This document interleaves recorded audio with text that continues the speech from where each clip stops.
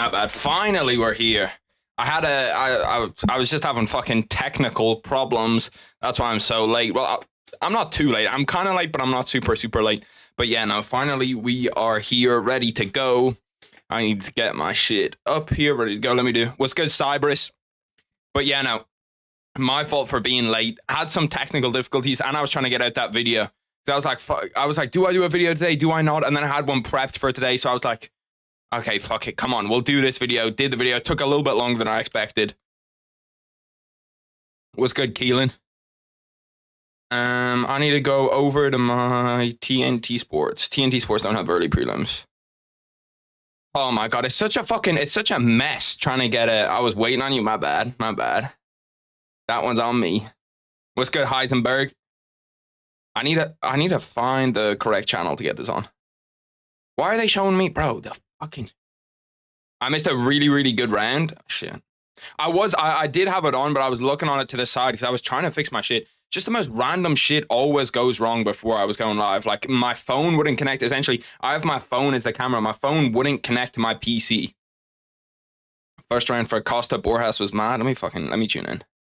Okay, we should be good now. Stanley Cup playoffs. That's not what I'm looking for. Come on, show it to me. Where is it? I do have an ESPN Plus subscription, so that's where we're going to get this. Especially, bro, why can you not get the early prelims if you're outside Ireland? That doesn't make any sense. That legit makes no sense. Like, I can't get the early prelims unless I'm in the fucking US. Why is that a thing? And now I can't fucking find it anywhere. All the channels that I usually go to. Okay, why are we showing the NCAA men's volleyball championships instead of the early prelims? What the fuck are we doing here? I'm in trouble. I'm mudded. Okay, where the fuck do I'm trying to figure out all the channels that I usually go to get it. It's not on it. Okay, let me just look up UFC 301. One of these will have it. It could end at any point right now. I'm trying to fucking get to it. Usually what I'll do is it'll just be like the first pay-per-view thing, and then it'll be right there. But it's not fucking there. I called Allo will come back for 301 at one of your streams. Really? Damn, I completely forgot about that. To be fair, like, Aldo coming back, I'm not like super hyped about it. Like, it's cool and all. Costa by TKO, we finished it. Round 2. Bro, fucking this UFC 3. Okay, where the fuck do I find the prelims? Okay, we're gonna have to go through all the pay-per-view tabs until I get it. Aldo, the featherweight GOAT. I think that it is arguable. I'd probably say that Volk is my featherweight GOAT, but it's close. Wasn't hyped enough. Yeah, I didn't see. It's because he didn't really go out as like a champion. You know what I mean? And there is other ones that didn't go out as a champion. But like, if Dominic Cruz comes back right now, I feel like people are like, what the fuck? Like, that's cool. Okay, why? Where is, like, bro? Surely fucking UFC 301 is somewhere. Why am I only seeing Tyson Fury? Tyson Fury doesn't fight for another 2 weeks. NCAA men's volleyball. Like, what are we doing here? I'm fucking losing it. Can I get something? Aldo realized the Merab loss wasn't that bad. Yeah, if you look at, I was talking about it in the preview. If you look at who the people that Aldo's lost to, bro, Aldo's lost to some fucking dogs, bro. Like, Aldo's lost to... Okay, here we go. Finally. We got it. We're okay. Alarm bells are gone. It fucking took me ages. Can't believe I missed that. Was it actually good? If the next fight's a dud and I missed that fight, I was eating a bagel too. Bagels are a god tier food. Like, for me, when I'm hungry all the time before, like, I do these live streams, I'll always bring food with me. So I've got 2 protein bars and an apple, and then I'll try eat some of them before it. And a bagel is just by far the best thing to eat before it, just because bagels fill you like crazy. I don't know what the fuck is in them. I don't know what they do for it, but bagels legit fill you unbelievably easily. Alessandro Costa. I still can't believe that fucking we had people in this fight here, in this main event, or people in this fight that fought Steve Erceg 2 fights ago. Like, Steve Erceg, it still blows my mind, bro. Steve Erceg has 3 fights in the UFC and he's getting a title shot. And it's not an Alex Pereira situation. 3 fights inside the UFC. He hasn't fought anybody that's in the top 10. And he's fighting for a title. Flyweight might actually be finished.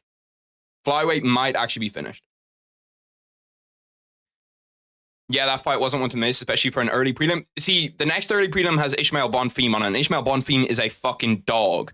So I wasn't going to miss that one either. I was definitely not going to miss that one. Bonfim's one of my guys. I actually really, really like the Bonfim brothers. Like, I think that they're good as fuck. And now they're underrated as shit too. Buy all the Bonfim stock that you can, bro. Because I promise you, them Bonfim brothers are legit. Okay, let's go over here. Now we're finally good. Actually, I have to tweet it out too. One sec. Vitor loses.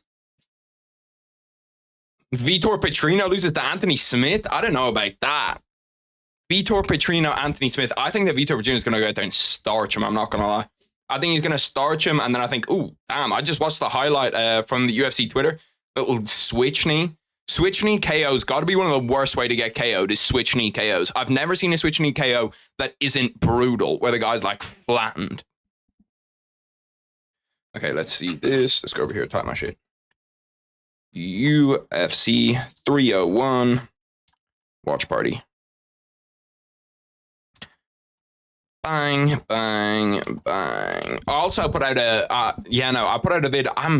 See, I never know whether I should put out a vid on the same day as like a 301 or a 300 or something, because I feel like people are just going to want to watch the event. But I still did it today. I put it up too late. That's the problem. My sleep schedule's fucked up. I'm going to fix it tomorrow. But my sleep schedule's just been so fucked up where I woke up at 7 p.m. today. Because obviously I have to stay up till 6 a.m. and then do a video after. What's good, Dominic? He trained with Sean Strickland. He's prepared for striking. But Sean Strickland, I feel like Sean Strickland's not even the guy that you go to. Because like Sean Strickland's good, but you need to train with like someone powerful. But what's this? UFC Fight Pass Invitational. I don't know any of those grapplers. Nicky Rod, actually do know. Nicky Rodriguez. Renato Moicano's on it. Money Moicano. Renato Canuto, his fucking brother. Yeah, no, I don't know any of the other people on that. Who the fuck are Kanan Duarte and Luke Griffith? Absolute. What is that weight class? Is that they call heavyweight? We got to start calling heavyweight in the UFC absolute. Imagine calling someone, oh yeah, for the absolute championship of the world. It's fucking crazy. Are the foam runners in the back new? No, I've had those for ages. They're just in like the casing below. See the way the casing's over here? They've got like different shoes in them. They were just in the one that you can't see because my shoulder blocks it. But yeah, no, I used to buy a lot of shoes. Now I don't buy a lot of shoes. They're like 3 years old. Probably 3 years old. Vince Pichel in the next fight. I actually don't mind Vince Pichel either. I think he's going to get smoked, but I don't mind him.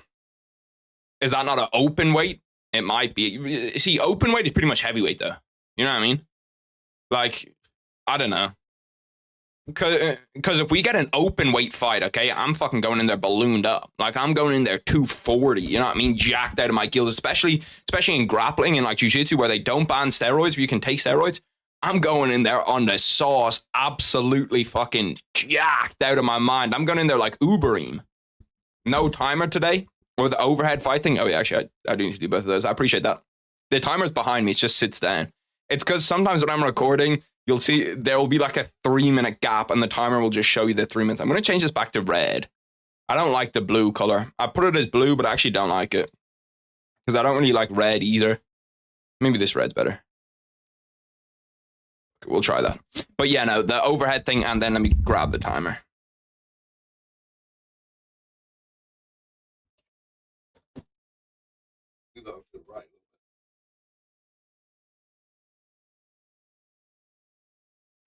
Where's the timer remote? Okay, I think this is it. Is this it? Yeah. I've got so many like random different timers because I've got a fan over here for the summer, which gets breaking. Is Canelo today? Canelo is today. Should actually put Canelo in the thumbnail too, because I'm not gonna lie, boys. When we get to that co-main, bro, when we get to that co-main, we're gonna be watching the Canelo fight. We're gonna be watching the Canelo fight. Fuck all the other bullshit. We're watching Canelo Jaime Munguia. Because Munguia is dangerous, bro. I should have done a breakdown for that too. Munguia is dangerous, bro. Dangerous. So I feel like a lot of people just they don't know the name, and it's difficult. Like if you don't watch boxing, I feel like boxing does a great job of promoting their like superstars, like Canelo, Tyson Fury, AJ, Terrence Crawford. You know, you got like Gervonta Davis, Shakur Stevenson, but then you get guys below who are like killers that are below them that you see them fight and you just don't know them. Like if you don't watch boxing, you're not going to know Jaime Munguia. If you don't watch boxing, you're not going to know like a ton of guys that are really, really good, but just don't get that limelight, don't get that shot until they're like a pound for pound number one. Like Terrence Crawford. Like the world didn't know who Terrence Crawford was before he beat Errol Spence. Legit, he didn't know. I want to see you commentate Aldo. I'll be locked in for the Aldo fight. See, I'm not sure what we're gonna do. I might have to do like a little double screen setup where I've got the Canelo fight over here and I've got the UFC here, or either way, depending on which fight it is. Because I don't know how it lines up. Because Canelo walkout times are always weird as fuck. Like they'll say it's like 4:30 walkout time, and you'll be like, okay, 4:30 walkout time makes sense, and then he'll be like walking out at like 6. So I really don't know what it is. It just depends what fight is on. Look at Pantoja, bro. Pantoja's getting mobbed in the streets in those promos. I love Pantoja. You paying for this pay-per-view? It's a bit of a federal question, sir. Are you a representative of the UFC? If Dana White is listening, or Hunter Campbell, or any UFC media person, I have legitimately acquired this pay-per-view via ESPN Plus. And just like I do every other pay-per-view, I get it through BT Sport, and BT Sport is a legitimate source. They're the people I need to watch it with for Ireland. Watching the early prelims on ESPN Plus. If you're not a representative of the UFC, you know, we can talk. But yeah, no, the Canelo pay-per-view, I'll tell you straight up, Canelo ain't gonna do shit. I ain't buying that Canelo pay-per-view. You're not gonna find me buying a Canelo pay-per-view when we've got one good fight on the card. I don't buy pay-per-views for one fight. No way. UFC pay-per-views at least aren't bad because you get 12 fights, 13 fights. Me spending $80 or €80 to see Canelo fight for 12 rounds against a guy who he's like a fucking 10-1 favorite to beat? No, we're good. We're good. Was just saying because I don't believe it's worth the amount paying for the pay-per-view. I don't think that there's any UFC card that's worth the amount paying for the pay-per-view. I'm not even trolling. Like maybe 300. 300 I tried to buy the pay-per-view. Okay, I'm pretty sure everyone was here, but I'll say it again. 300 I bought the pay-per-view for 300. I'm doing good, Ludi, by the way. 300 I bought the pay-per-view for 300.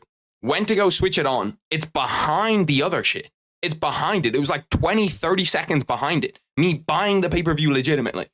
Like, who are these guys, bro? This is like the CIA. They've got the live feed. I was mind-blowing. You want me to buy a pay-per-view and it's like a minute behind? Crazy. I lost my mind, bro. I lost my mind. I was like, bro, the industry's finished. They've got some FBI guys running this. Tapped into the satellite. Crazy, crazy, crazy. But yeah, no, I don't think this pay-per-view is worth it. I don't think most pay-per-views are worth it. Just being real. Maybe big boxing fights. I'm trying to think. See, my thought always is with the UFC, and I'm going to do a video about it next week. But I think that you should make the pay-per-views a lot cheaper, bro. Like, a lot cheaper. Like, imagine you made the pay-per-views like 10, 15 euro. Then everybody that pirates it would be like, bro, it's only 10 euro. Let me just buy the pay-per-view instead. Let me just get like the 1-to-1 feed. Make sure that it's a lot faster. Make sure it's 30 seconds ahead. But if you make them cheap as fuck, I guarantee you the sales will make up for it. Instead of getting like whatever they get, like 200k sales on this. This will probably sell 200k, the Pantoja promo, or the 301 will probably sell 200k. If 301 was like 20 euro, it would sell like 2 mil. It would sell like 2 mil guaranteed. Because people will buy it just because it's 20 euro. They're like, fuck it, it's 20 euro, let me buy it. But pay-per-view in general, it doesn't seem like a model that makes sense to me. Like, if you're trying to grow your sport, it seems like the worst thing to do. Like, imagine the whole NFL season, okay, was just normal. And you got to the Super Bowl and they were like, yeah, no, it's 80 euro for the Super Bowl. You got to pay 80 euro to watch the Super Bowl. People will be like, what the fuck? What do you mean? What do you mean it's 80 euro to watch the Super Bowl? Like, it's the opposite in every other sport. Every other sport, the final is like free. You know what I mean? No matter what it is, the final's free. World Cup final's free. Super Bowl final's free. NBA finals are free. Why the fuck do we do it in the UFC where it's like, well, this one's UFC 300, so now you got to pay, 85 instead of whatever, 80 or what it usually is. Like, it just doesn't make any fucking sense. But I'm not running the company. If I was running the company would be a whole lot different. I didn't know about crack streams until you said it during the UFC 300. Dana White, I didn't say crack streams. That was somebody else. I don't promote crack streams. I don't promote the illegal use of illegal streams. Crack streams was absolutely MVP that night. I swear to God, I was ahead of you at all times. Yeah, it was... Bro, crack streams are different. They're tapped into the mainframe, bro. Like, they might be able to predict the future or some shit, because I don't know how they're so far ahead of everything. They're going to pay the fighters less. I feel like they couldn't. It's still the same thing. It's still like the same pay-per-view system. You know what I mean? Like, it's still the same percentages. You're just going to have way more. If they didn't do pay-per-view, I'd understand it, though. And, bro, the fucking card times. Why is this on at 6 o'clock in the morning? Like, it does not make any sense to me. Legit makes no sense. Can anybody understand why the UFC have just gone, you know what we're going to do? We want to build a global company. How do we make this company global? How do we reach out to regions and fan bases that we don't have before?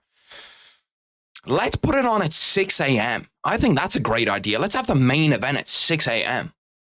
Yeah, I really like that. Let's make it accessible to one region around the world. That's a fucking great idea, you know? That's a really, really great idea. Yeah, there's what, like 500 million people in America? That's pretty much all of the world. It's not like there's another 6.5 billion people that could watch the UFC. Let's put it on at 6 a.m. Like, it doesn't make any sense. Does not make any sense.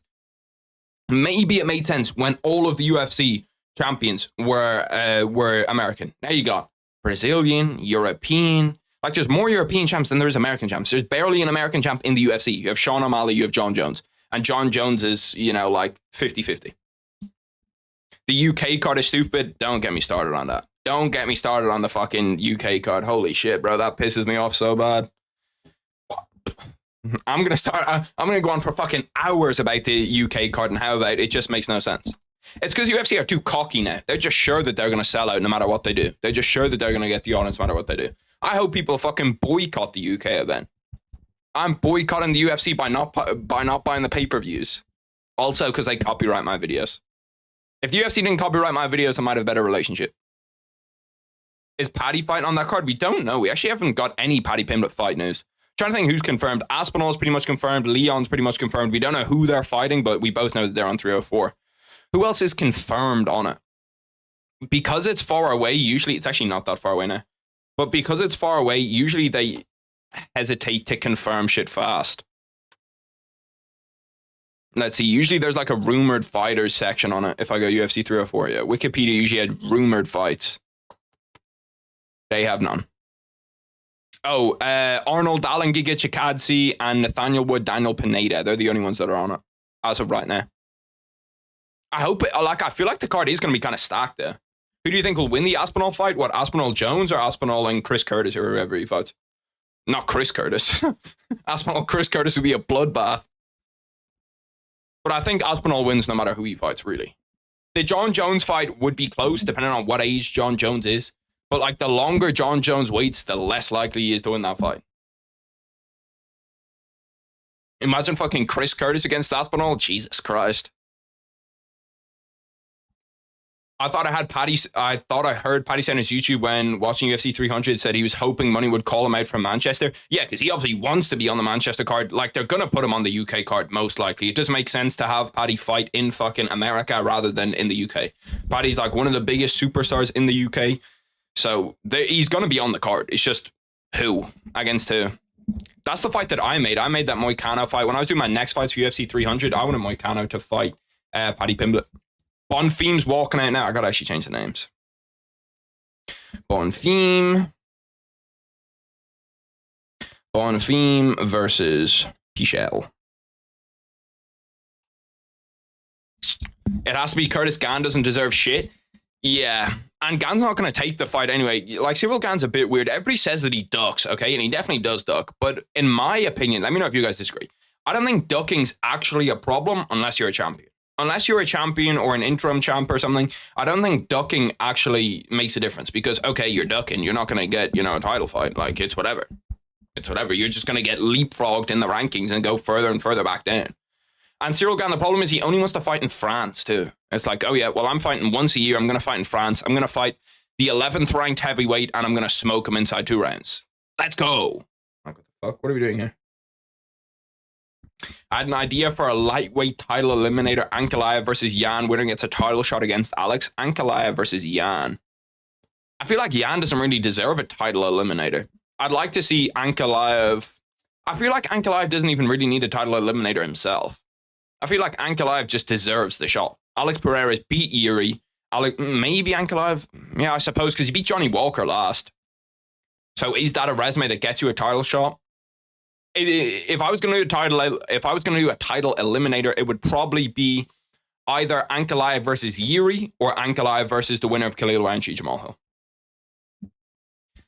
That's good from a business standpoint. Shit.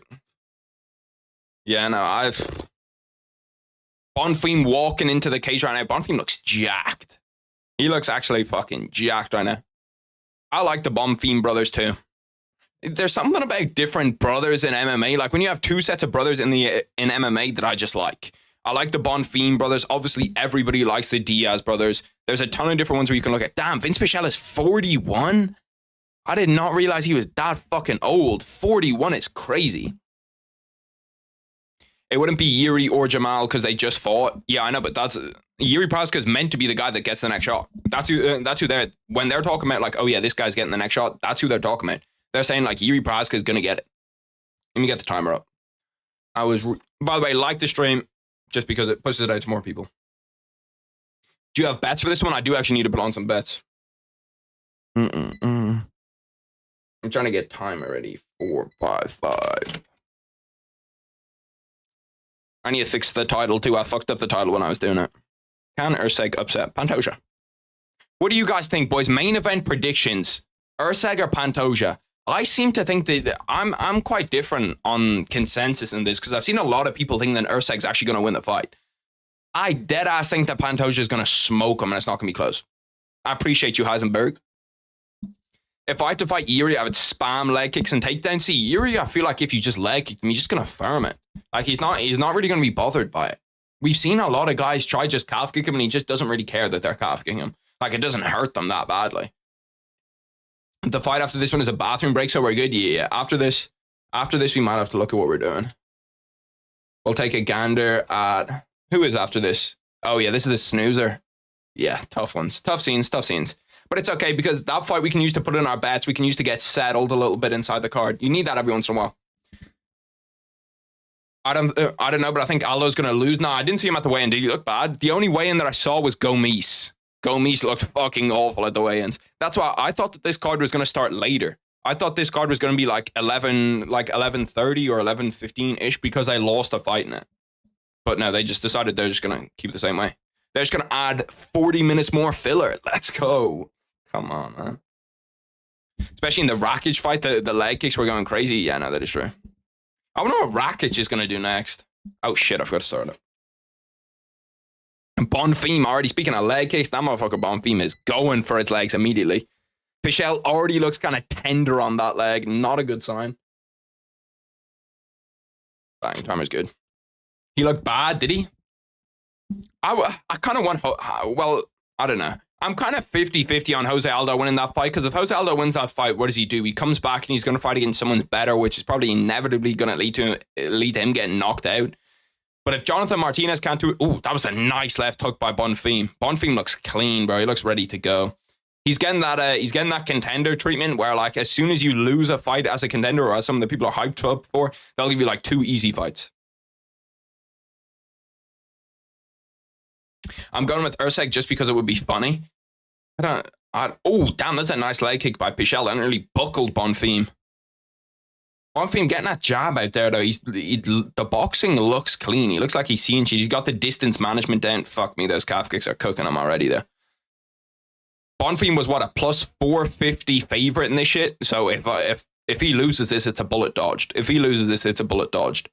I think he's going to win it, though. That was wild as fuck. Now he's okay. Now the technique's gone out the window a little bit. Now he's just swinging for the fences. We're really, really trying to keep it PG. What did you guys think about the Drake diss tracks yesterday? I was fucking, bro, I was going to bed. I click on Twitter because I was playing Madden. I click on Twitter. I see Drake dropped. I'm like, oh shit, Drake dropped. Then I see Kendrick drops 10 minutes later. I was like, fuck me, bro. Hip-hop's going crazy. If Rakic can make the turnaround, it wouldn't be a bad card for like 303. I feel like he's not going to turn around that quick because he just got knocked out. Like the Jamal Hill turnaround after getting knocked out, it's like, bro, Jamal, what the fuck are we doing? Like, why are we turning around this fast? Take 6 months. Yuri's a monster, though. He has a tough chin. Yeah, no, he does. And he's got insane recovery ability, too. Bro, these guys are fucking swinging. Swinging. Ain't nothing landing, but they're swinging. They're going for it. Can you explain the beef? I don't know anything. To be honest, it's a difficult beef to explain. I don't really know how it started. I know that Drake and J. Cole were on a track together called First Person Shooter. And then Kendrick and somebody else, Kendrick and Future, I think it is. Kendrick and Future made a diss track towards Drake, and that's where it started, essentially. The hair is what keeps Yuri alive. Yeah, no, bro. He's got one of the worst trims in the UFC, but it suits him. I'd love to see that trim on anybody else that isn't Yuri Prochazka, but it actually does suit Yuri Loki. But yeah, no, I'm just happy that like they're making music. They're fucking swinging. Bro, these guys are not like they're actually not holding anything back. Round one, just both going for it, popping them right in the chin. Bro, Vince Pichel's hairline is dusty. I'll be real. He's got that bald spot coming up top. He's got that bald spot up top. Yuri pulls it off somehow. I feel like Yuri could pull off most things, because who's gonna say to Yuri, "Oh yeah, I don't like your hair"? Like he'll fucking kill you. Imagine that on Alex Pereira. I feel like Alex Pereira would look even colder with it. Like, by their personalities, Alex Pereira being like kind of like this. Alex Pereira being like the guy that's like, what is he, Native American? What is his like clan from? What minute is it for you in the fights? It's back here. We're at 1 minute 2 seconds. 1 minute 1 seconds. What's good, G? What is Alex Pereira's thing? It's like Brazilian, isn't it? What's the word for them though? You don't call them like Brazilian Native Americans. What are they called? Fuck me, what are they called? They're not called samurai. I'm trying to think of their name. Somebody knows the name. Let me just look up what is Alex Pereira's tribe. What is Alex Pereira's tribe called? Tribe called. Trying to type with one hand is so fucking weird. Because I'm so used to just typing with two hands. It's called the Pataxo tribe. His name is Powhatan, which means stone hands in the Tupi language. Is Alex Pereira like from there? I feel like he wasn't like born like the Jungle King, right? What's that movie called? I'm 50 seconds late. Isn't it Aztec? Yeah, no, I think it is Aztec. Remember his original live view before you become famous? Yeah, I remember everybody. I remember every name. But I appreciate that. Yeah, no, it is something. It is some kind of like tribe. Aztec tribe. I feel like Aztec makes sense. I can't find the right word for it. But I feel like Aztec is what people call it. Aztec warrior. Yeah. But yeah, no, I feel like him being an Aztec warrior should have Yuri Prochazka's hairstyle. Have that kind of crazy hairstyle. And Yuri Prochazka being a samurai should have like the clean shaved bald head to be like more aerodynamic and shit. But yeah, no, Yuri Prochazka's training is some of the most fun training to watch on the planet. His hair fits him really well. I think the scar on his head is cool as fuck. Where's the scar on his head? I got you. He got the warrior genes. Yeah, no, he deadass does. Let me find the scar on. Is there a scar on Alex Pereira's head or on Yuri's head? Scar on Yuri's head. Why have I never noticed it before? Is it like on top of his head? Or is it like right here? I feel like I remember a scar like just under his eye. Every time I look it up, it is not coming up. It's coming up with TikTok. TikTok's scar girl opens up about viral fame. Her scar's not even that crazy. She's just good looking as fuck. Look at this girl.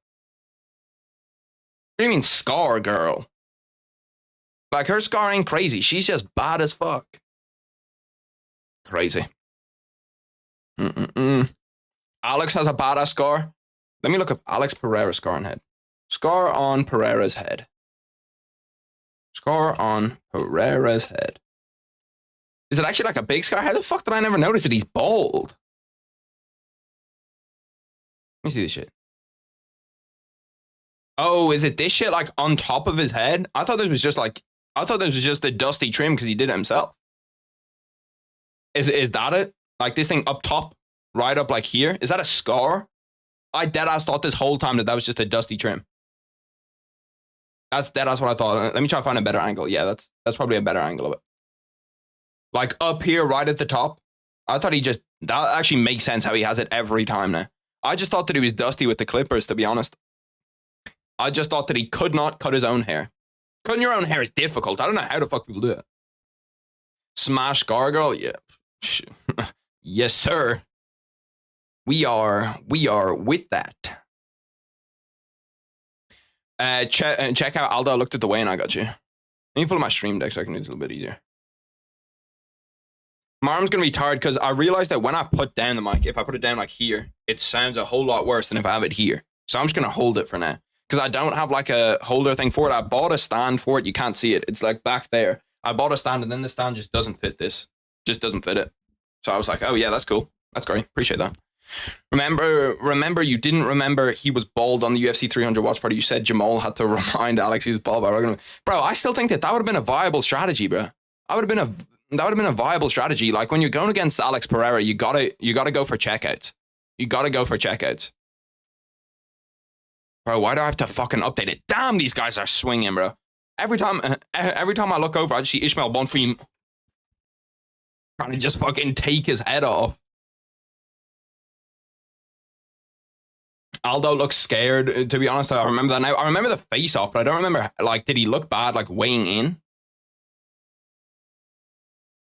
No, do not close the applications. Okay, fuck it, whatever, bro. Stop fucking doing this shit. Bro, just let me open up my shit. Why do I need to update it? I don't want an update. Thank you. Okay, we're good. What did you say? Aldo at the weigh-ins. Yeah, Aldo at the weigh-ins. My bad. I have to fucking... Bro, it was like, oh yeah, close OBS down to update this. I was like, no, I don't want to do that. And then he just kept on spamming it. Aldo at weigh-ins. Timer? Oh, shit. Did I forget the timer? Fuck me, that's on me. That is on me. I thought I did it too. Oh, I fucked it up. Bang. 1. Can you fucking work? Oh, damn. Bonfim's got him up against the corner, just fucking him up. How's Aldo at the weigh-ins? Let's take a look at this. He doesn't look terrible. Oh, no, we need to go UFC 301. I was about to say, he doesn't actually look too bad. He looks kind of young. Because it was fucking 5 years ago. Yeah, he doesn't look great, I'll be honest. This photo definitely doesn't look good. But he is weighing in too. Everybody looks shit when they're weighing in. So you can't blame him that much. Bro, Bonfim's just throwing these big-ass fucking hooks, bro, trying to clip somebody. What should Charles do from now on? I actually don't really know who Charles fights next. Like, because I don't want Charles to go down the avenue of where he's just kind of like a fun fighter. Where like, oh yeah, shit, Charles Oliveira's fighting, but he's not actually in contention for a title. So I think that Charles still is a legit title contender. But, yeah. If he does want to win a title, who does he fight next? Does he fight Gaethje coming off a loss? I don't think that does much for him. Maybe he fights the loser of Islam and Dustin Poirier. If he fights Gamrot, I'd like to see it. I'd like to see Charles submit Gamrot, because I don't like Gamrot. That Armin decision still pisses me off. Yeah, it's whatever. It's whatever. I just dislike Armin. Alex had the broken toes. Alex didn't take much damage. He could have made the turnaround. Yeah, no, if he didn't break his toes, he definitely could have made the turnaround. I was talking about that in the video today, how Moreno and Figueiredo did that, where Figueiredo main evented and then 4 weeks later just main evented again against a different fighter. That's fucking badass as fuck to do. If it's not Gamrot, I feel like maybe Dustin. Because if you beat Dustin after he loses to Islam, I don't feel like that gets you a whole bunch of credibility. But I do think that if you beat Mateusz Gamrot, it does. But he could lose to Mateusz Gamrot. I don't think he's going to lose to Dustin Poirier.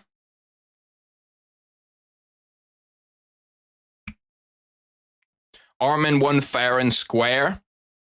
I think, like, it wasn't a robbery. Don't get me wrong. It wasn't a robbery. But do I think that to be fair, by the MMA scoring criteria, did he win? Yes. Do I think that, like, by my scoring criteria, did he win the fight? No. So my problem isn't with Armin. It's with the way you score MMA. If you score MMA correctly, Charles Oliveira wins that fight. But by the actual, like, I don't hate Armin Tsarukyan for it. Keep in mind, I'm a Charles fan. Yeah, I'm a big Charles fan. Because, like, if you think about it, Armin Tsarukyan really did nothing with his time on top. When he was, like, on top, damn, Bonfim's a minus 4,000 going into round 3. Ground and pound is more important with random shit. Like, Charles Oliveira had the 2 attempts to actually finish him. That's what damage is. Charles Oliveira fucking damaged his windpipe in that Doris.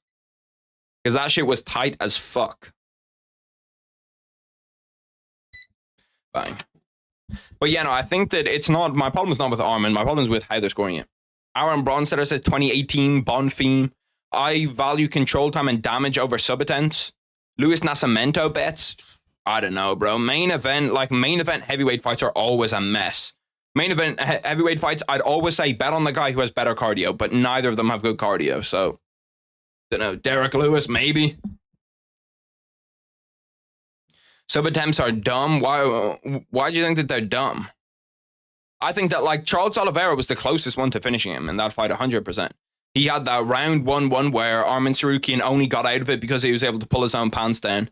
Then you had the round 3-1 where the Darce was legit, like, locked in. And, like, that's damage right there. Like, Arman Sarukian in the third round didn't actually damage Charles Oliveira. He was just on top. And then, so for, like, the 30 seconds that it was on the feet, it was, like, even. Then Arman Sarukian was on top. Then with, like, a minute 30 left, Charles Oliveira reverses it, gets a Darce, and then, like, holds that Darce for 30 seconds left. Holds that Darce for the last 30 seconds.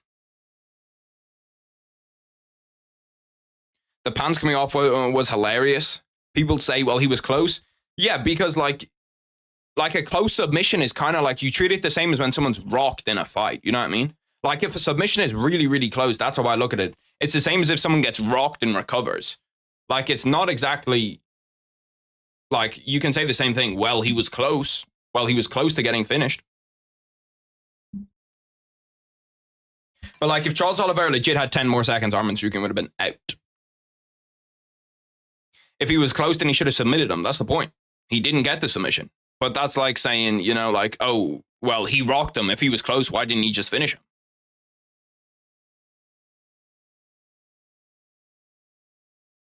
But I do think good defense should also be looked at.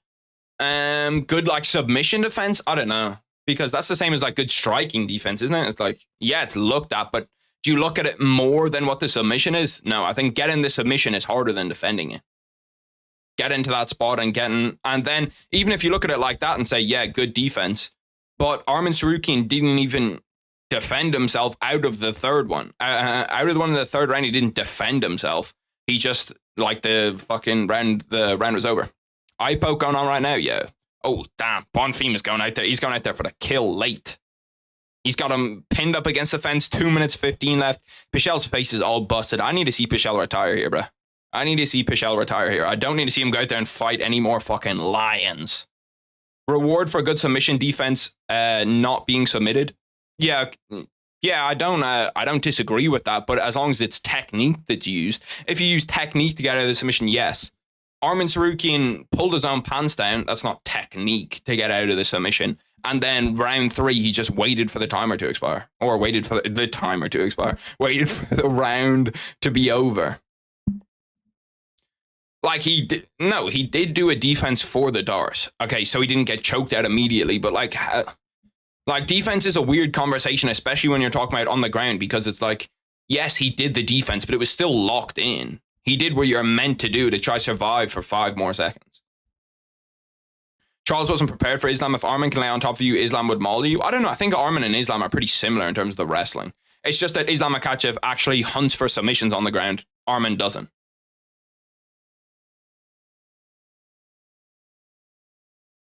He sprawled, grabbed the leg, and pushed the elbow. I can't remember the finish in that much detail, but he did sprawl, I remember that much, and he got his belly down to the ground, which is what you're meant to do. He was able to, like, take the pressure by going, like, deep into the ground, trying to put his head onto the ground to try to take the pressure away from it. Arman looks for control, Islam wants to finish, yeah. And it's why people like Islam Makhachev and dislike Arman Sarukian. Because Islam's actually going out there. Every time you watch Islam grapple, like, you're thinking, like, round 1, if he gets him down, like, oh shit, is he going to get a finish here? Vince Pichel nearly had a triangle. For like half a second, he had a triangle there. I was trying to do triangles this week in jiu-jitsu, bro. They're so difficult to do. Like, it looks so cool, though, when you pull them off. If you pull off a triangle off your back, it's so nice, bro. I rewatched that Darce a couple of times, but why Charles didn't manage to roll Arman on one side like they tell you to do with the Darce?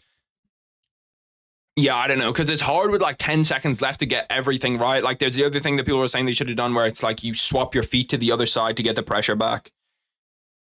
The thing is, Islam would beat Charles again. I don't know.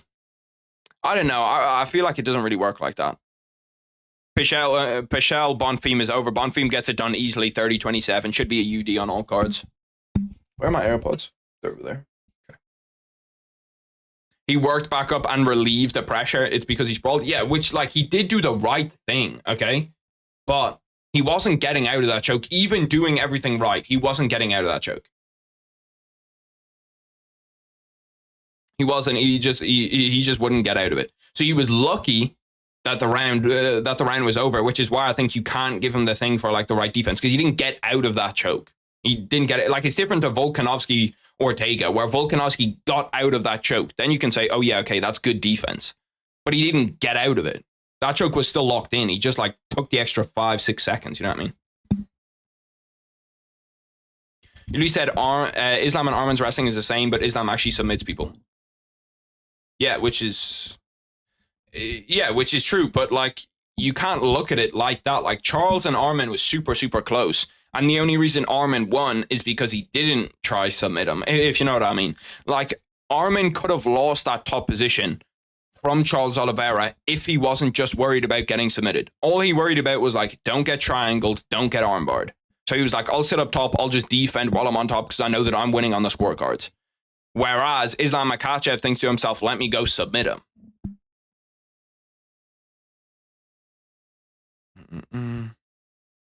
You can roll a guy from turtle position before to lock the full Dars like Prime Tony did. Yeah, but that's what I mean. It's like, it's 50-50 on like, does he know to do that immediately? Like, does he do that immediately? Was he hunting for something else?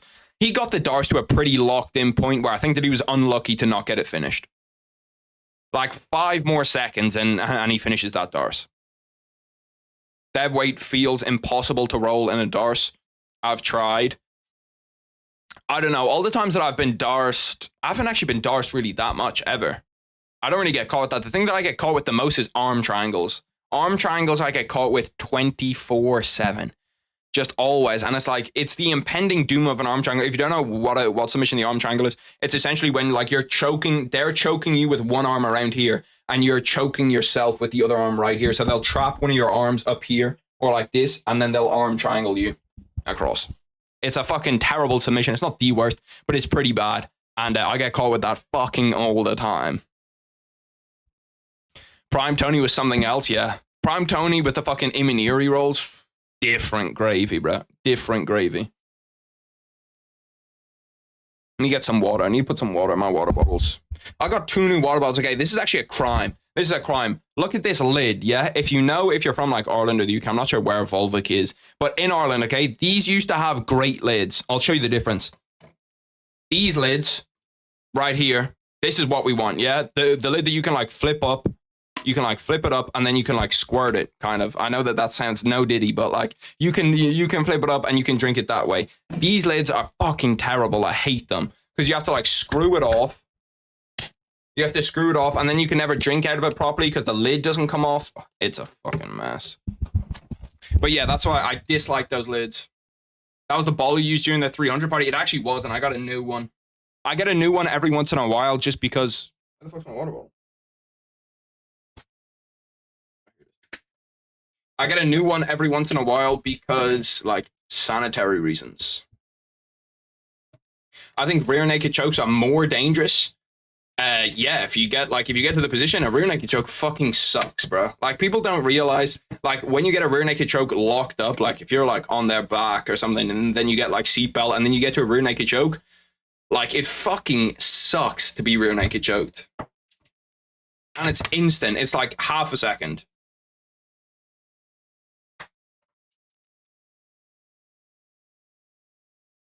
If anybody doesn't know, I'm not peeing. I'm not peeing, YouTube.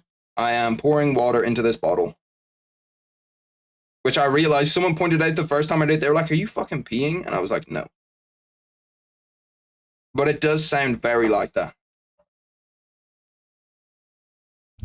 But if you're determined enough, yeah, that's the thing with the new bottle caps. Pretty much trying to stop with the bottle cap littering. But if you're determined enough, you'll rip it off. See, the thing about that is, okay, once you rip it off, they've done it to like a point. I'm not sure if they did it intentionally. I'm not sure if they're smart enough to do it intentionally. But once you rip it off, the bottle like never closes properly, so you can't use it because it'll just leak. Which, it's just the fucking worst.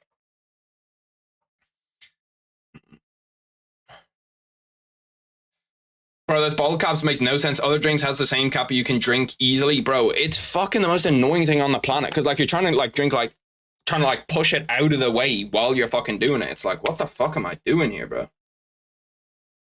So, yeah, it's a piece of shit, I'll be real. But I was only going to get this one, but then the guy at the counter was like, oh, yeah, you can get 2 for €4 or something. The first one was like €3, which I was like, €3 for this? This is crazy. But it was right before I was going into jiu-jitsu, so I was like, okay, well, I need some water there. Europe has some whack designs for everyday items. This is new. This isn't a fucking...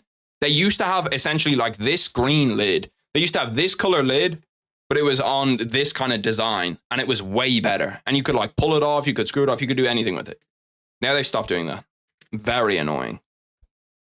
Very. I need them to bring it back.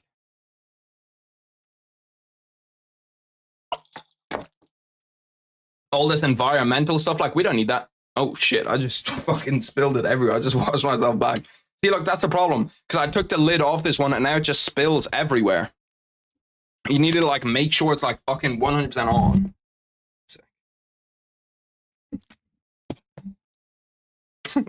That's the problem with it. Okay, I think we're good now. I think we're good now. Do you know the dead man's arm defense for the Darce? Yeah. It's just like it's pretty much what it says, where like you just use your arm like that. I think I've only been shown it once though. Like if you asked me to do it right now, I don't think I'd be able to do it. I need someone to show it to me before I did it. And now you've actually peed. Good one. Now there's water on the fucking mic too. Nasty shit. Alexander, bro, Pantoja's only a -185 favorite. We might have to hammer this Pantoja money line. Speaking of that, let's get some bets in. Let's spice up this card a little bit. Get some bread on it. This women's fight, I'm not sure if we're gonna. I'm not sure. I'm not sure if I trust myself to put money on these women's fights. Because women's fights are just a dodgy way to go. You know what I mean? Like you don't know what you're doing. Anybody that tells me that they're 100% confident that they're gonna get a women's fight right, like you're just lying to yourself. You're just lying. Okay, let me go over here. I need to actually top it up really quick. Yeah, my name is Kodak, but you know that already. Bang. I do it more. I do it more than the sprawl out. Anytime I don't even. I'm trying to think the last time I got caught in a Darce was. Like, it was fucking ages ago. Like, people don't even really attempt them against me. Most of the time, I just don't end up in that position where, like, a Darce is on or, like, where you could do a Darce. But arm triangles, bro. Fucking arm triangles. Like, I know when the arm triangle is coming, too. I'm just going to need to get my arm triangle. If I got my arm triangle defense 100%, where, like, I wasn't going to get triangled, I'd be fucking so good. See, I try to go with the bet on the body theory, and the bet on the body theory works more often than it doesn't. But you get to some stages where there's no body, and then you're screwed. And it's like, okay, well, bet on the body. And it's like, bro, both of these girls are fucking 4s. Damn, fucking Karakati's tall as fuck. Either they've done Barbosa just dirty in her little like photo shoot thing, or Karakati's a fucking giant. Okay, let's go over here. How long does it take to be blue belt? It depends, really.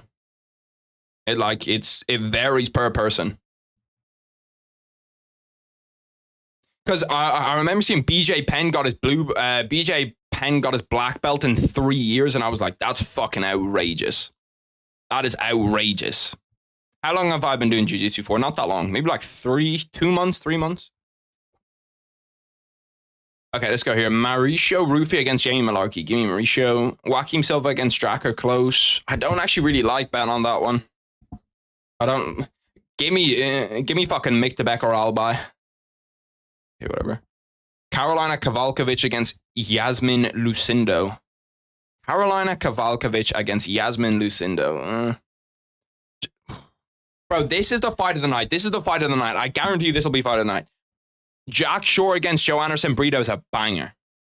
Bro, Paul Craig, Kyle Bryo, the odds are this wide on it. I'm not gonna bet against Kyle Bryo because that's legit one of my guys. But 5.5, bro, that's crazy. 5.5 is fucking ridiculous. For Paul Craig to beat, like, Paul Craig could definitely beat him. He could just catch him with anything. And new Steve Erceg? Shit, I don't know about all that. I'm smashing that Pantoja money line. Give me one good reason why Steve Erceg is going to win this title. And BJ Penn was a legit black belt. You think you could be a BJ Penn and be a BJJ champ in 3 years? Hell no. BJ Penn's way too talented. Well, I might be able to. If I did it like twice a day, every day, maybe. But like BJ Penn definitely was like doing jiu-jitsu 3 times a day, every day. Karakate's like 5'8". She looks fucking huge.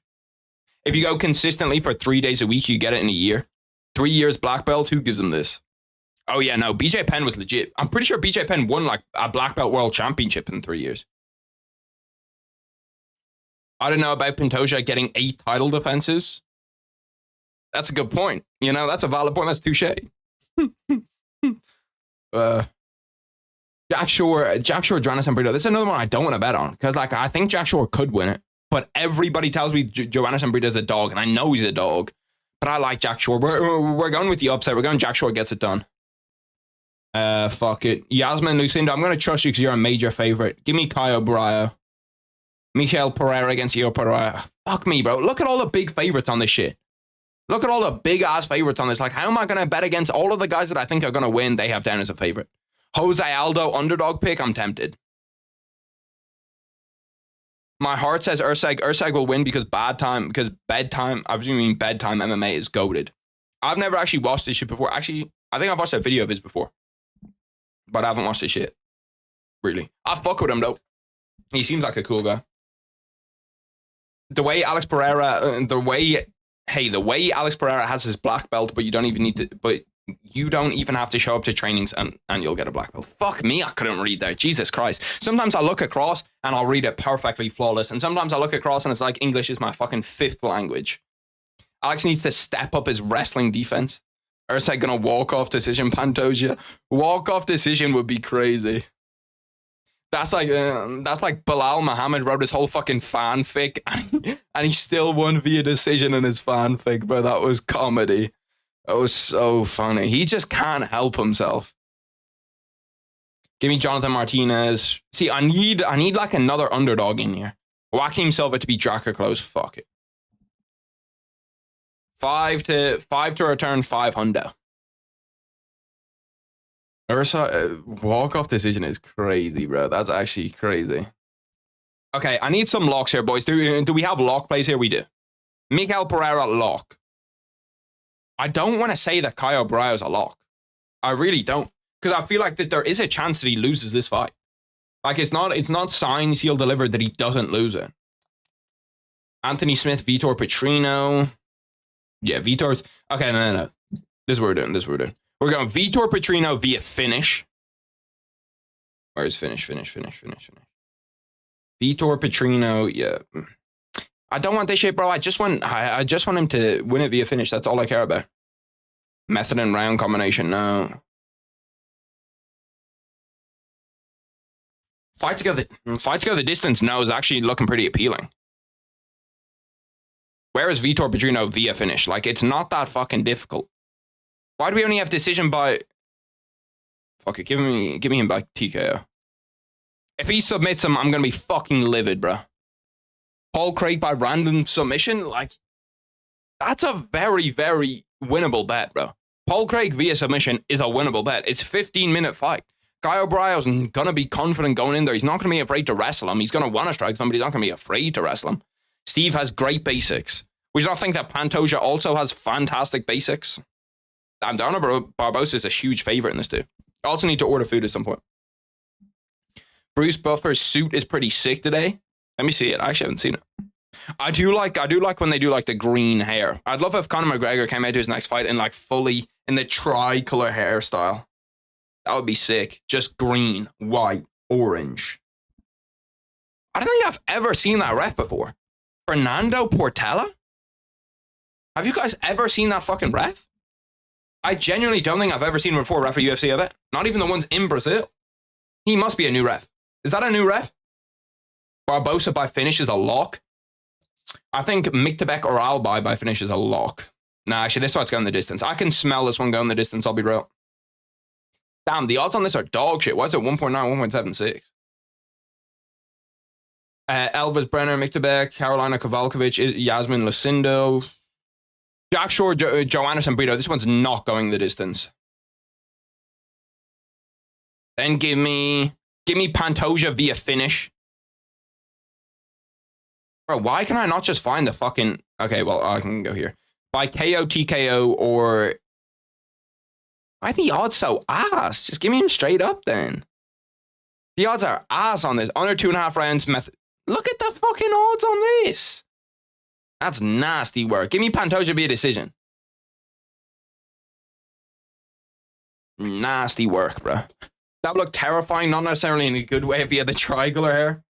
They're going to get regional refs for the prelims, bro. I swear to God, I've never seen that motherfucker in my entire life, bro. Never once have I seen his ass. Never once. Okay, let's put this on. Let's go 5 on it. Okay, it's got to return 100. So 5, what is it? 520? I'm trying to... 515? 5. No, not 5.5. Am I the only one that when they bet has to do this shit? Like, I have to get it over a certain amount. Okay.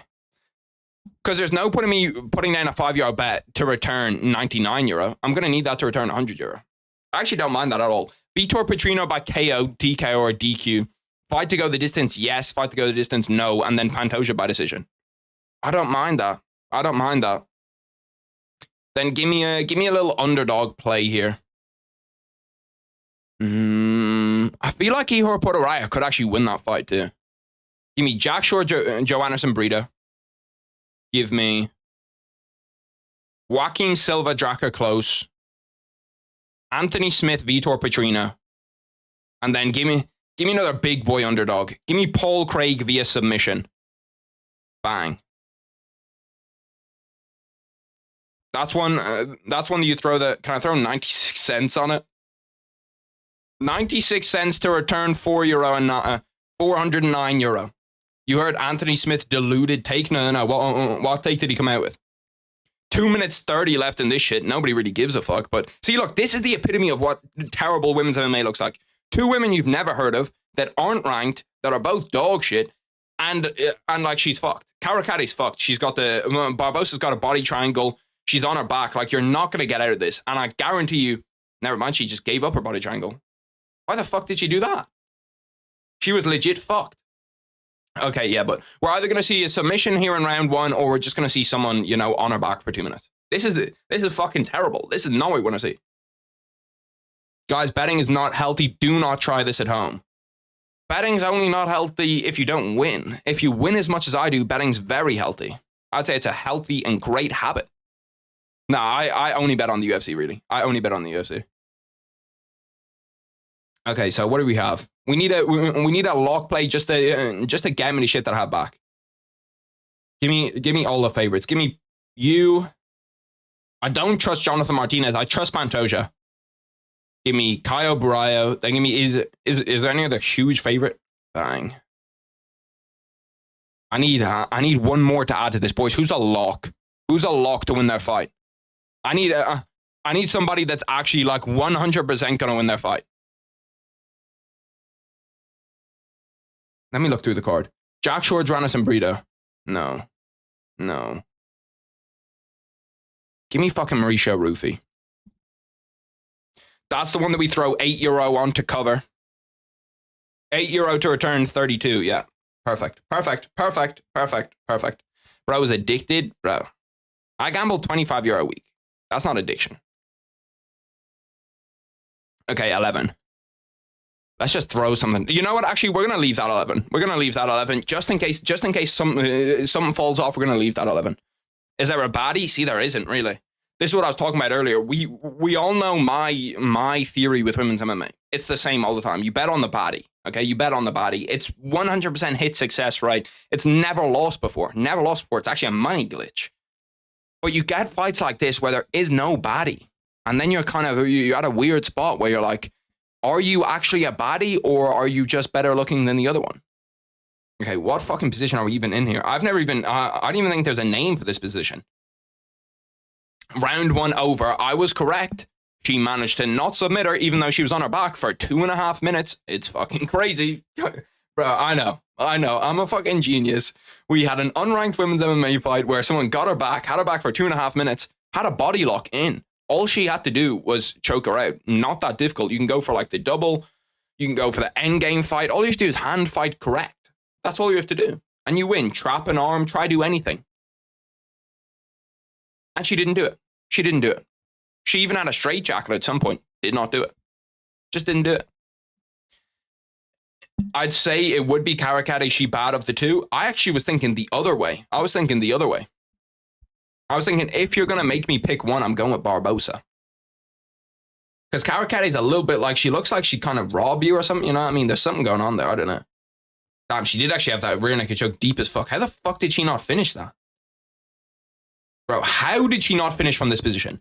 Bear in mind, in the replay what they've just showed there, if you've ever done jiu-jitsu, you know, she had her back, yeah? She had one arm trapped, the other arm around the neck, and somehow did not finish it. Like, what? Doesn't make sense. Doesn't make sense. Does not make sense. Now, during the walkout, she was looking bad. Well, she ain't looking too bad now, I'll be real. She's not looking bad, she's looking shit. And that's a nice little fucking cross. Nice little cross over the top. She's got this lanky ass build, holy fuck. I feel like she in another lifetime had crazy knockout power. Crazy knockout power where she just flatlined people. Oh, spinning elbow. Oh, she hurt her bad. She hurt her bad. Hello? What are we doing here? You just landed a spinning elbow on the chin and now you're chilling? Back to the wrestling. Yeah, back to the wrestling. Like, is this what we need to do? Is this how you gain yourself fans? You just hit someone with a spinning elbow right on the chin and now you're trying to wrestle her? What the fuck are you doing? What are you doing? What are we... Bro, this fucking... It does not make any sense. It does not make any sense. Let me do the timer. Fuck it. I'll do the timer. 3:50. We also need to order food. Any suggestions on what food we should order? 3, 4, 5. Up. Timer's there in case any of you boys are actually watching this. Crazy cake batter mixing skills at past life is crazy. Cake batter mixing skills is crazy. No, that's actually out of order. Bro, you see, bro, there are some women that do that though, and they are strong as fuck, bro. Like, have you ever actually tried to like mix cake batter hand, like do it with your own hand? Bro, that shit is difficult. I was trying to like grate cheese the other day because I was doing it for like some pasta sauce. I was grating the shit out of some cheese, bro. My arms were tired, bro. Where I was like, fucking, I needed to swap arms halfway through. Like, it's a different skill, bro. You gotta be a different breed to do that shit. Tacos. I'm not sure I can actually get tacos right now. I'll give you my options. My option is burger, milkshake, Chinese, kebab. One of the three. All the other stuff is kind of dookie that's around, I'll be real. Because like it is kind of late. I don't know why restaurants aren't open later on Saturdays. Like we should be open pretty late here. We're not, but we should be. So it's one of those three options. Bro, what is going on in this fight? Barbosa's on her back. Karakade's leg kicking her for the last 40 seconds. My brother in Christ, please step in and get them up. I'm going to lose my fucking mind. We are going on 40 seconds with Diana Barbosa on her back and Karakade just calf kicking her. 50 seconds. It took him 50 seconds. 50 seconds for him to stand them up when Barbosa was on her back. Not there was no threat of her getting her guard passed. She was just getting calf kicked on her back, and it took him 50 seconds to get them up. 50. Good Christ, bro. Somebody fire the cunt already. This guy's just a spectator. He was pretty much the same as me, just looking at them. Like, it's your fucking job to get them up, brother. It's your job, please. Okay, and I'm trying to see what food I want to get. Feel like kebab could hit, you know. Feel like a little bit of kebab could hit. Little plated kebab. It's not bad. Wouldn't be bad. Gian Street Food. Gian Street Food is the place I usually get, which gives you enough food where like you're happy to, you know, like you're gonna be full. I think it's the place to go, low-key. I think it's the place to go. It's the place that I ordered from last time. Shawarma? I could get kebab. Kebab might hit. I feel like this place is better than the kebab place, though. Look, I'll show you it. I don't want no Rari. I'd rather have a Chevy. So this is the order I'm thinking of. Spice bag, which is just like chicken spice. Throw in some extra chicken in there for the boy. Then, so spice bag, extra chicken. Then we have what? I need one more thing. Maybe the chicken balls or something. I had chicken balls last time. They were fire, bro. Chicken balls were different gravy. Crispy chicken balls. What is this shit? See, like, when I scroll through their menu, there's some shit on here. Warm, fluffy bread made by hand and freshly steamed each day. That don't seem bad. Spring rolls. Am I the only one that doesn't really like these, bro? Like, I think they're just kind of mid. Like, they're alright. Don't get me wrong. They're cool. But I don't actually really fuck with them that much. Like, I think that they're mid.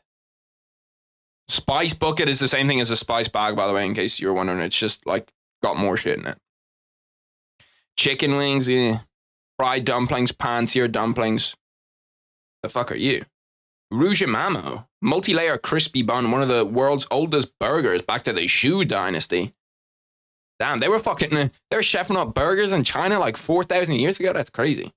I got these the last day, bro. These are fucking fire. Golden crispy buns with condensed milk. Ooh.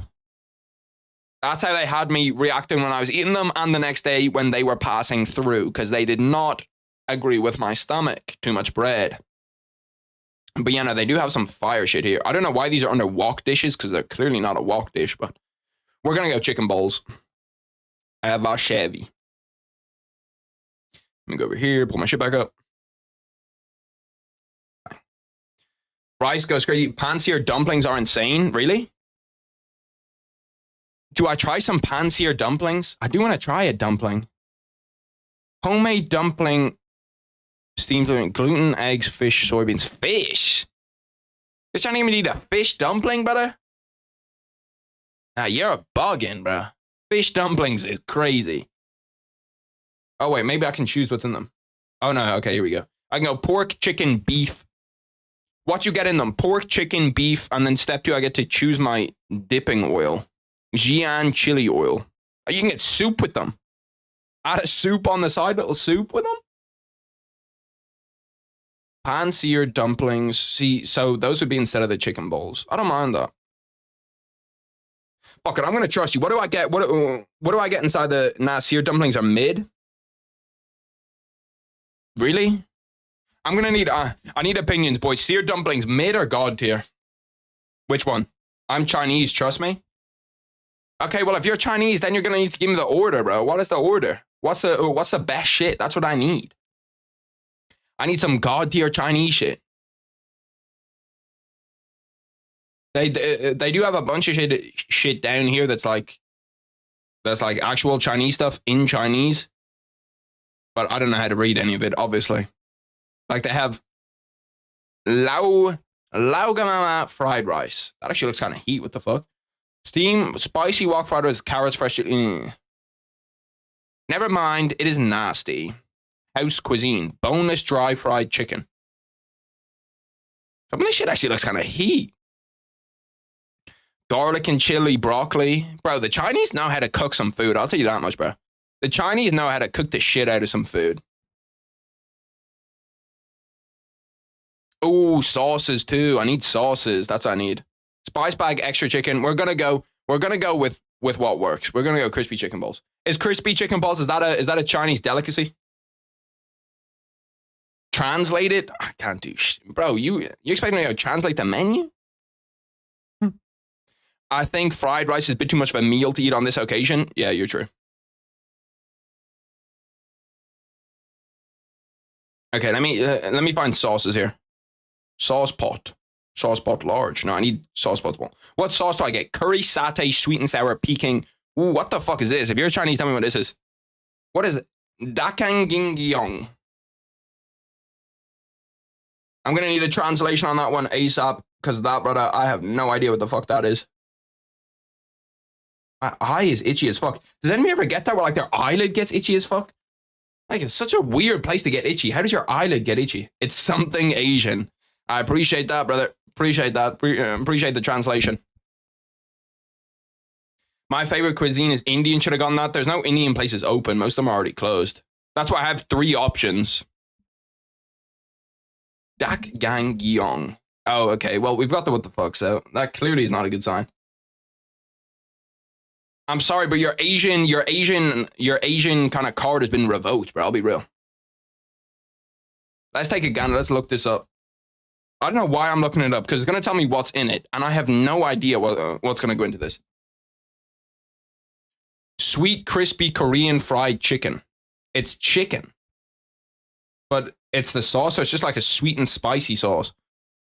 That's a risk to get instead of curry. You know what? I'm a risk taker. We're getting dak gang gyeong. That's what we're getting as the sauce. Let's whack a decent tip on here. A little €4 tip. Then let's order it. Get it ordered. I don't want no bread lately. I've been getting Becky. You can get 2 fortune cookies as well. Let's go over here. Bang, bang. And we are ordered. Okay, now we can lock back in. And guess what, boys? That was 15 minutes. We made it through. We made it through the women's fight. It's a miracle. It's a Christmas miracle. We got all of our bets in. We got the food ordered. And we've made it through the entire women's fight. Like, you wouldn't fucking believe it if I said it.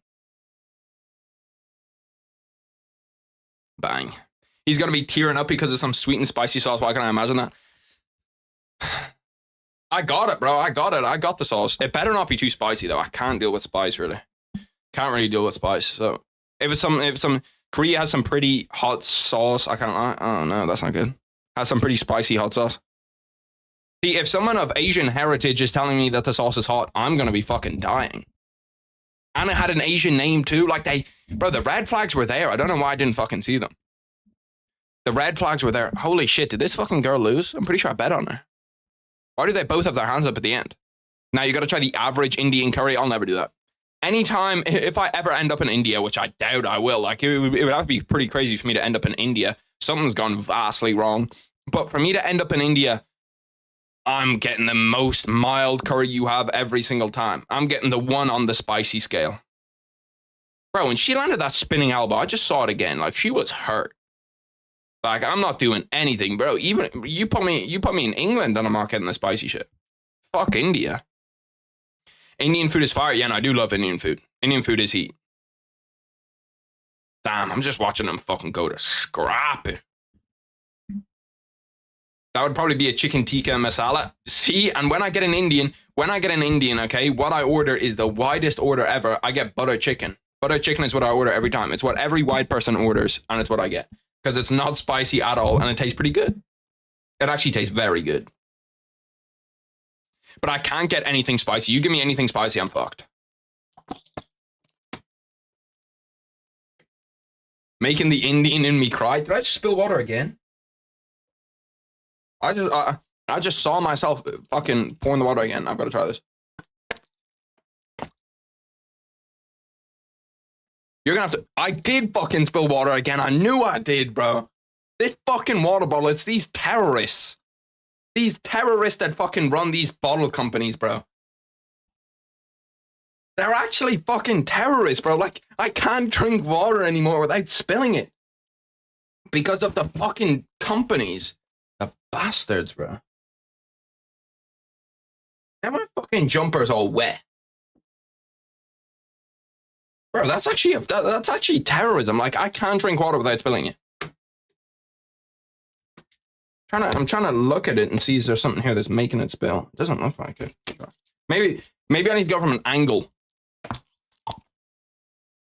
Fuck this bullshit. I'm done, bro. I'm done. Robbery, was it actually? To be honest, I was not paying that much attention, Sven. I'll be real. Let's say gander at UFC Twitter. Let's see what people are saying. Like, actual robbery or not? Because from the first round that I saw, it did not look like a robbery. I watched a lot of the first round, and Barbosa was on her back for probably 2.5 minutes. Bro, Alexa Grasso's in the crowd. Alexa Grasso's too different. Okay, everybody's saying robbery. Okay, fair enough. I believe Barbosa looked out there. She had a good round 1, and they must have gave her round 2. Okay, let's see. Everybody pretty much is saying robbery in this. Pretty much everybody. That was a shockingly good fight. Was it actually a good fight? Not sure about the UD. Good fight. Great debut for both. Win, lose, draw. They'll both be better. Thought the other girl won that. The other girl won that is crazy. Casey O'Neill. She's fucking in the UFC. Stop giving me UFC footage, please. Jaime Munguia Canelo. Let's actually take a gander. I need to take a gander at when that fight starts. When's ring walk times for Canelo Munguia? I know that they're not going to be accurate anyway, but usually when there's a UFC event on with them, they don't want to go head to head with the UFC. So they'll have Canelo fight a little bit earlier. They'll have Canelo fight around the UFC. Or they'll do the same with the UFC, where the UFC won't put on a fight if Canelo's fighting.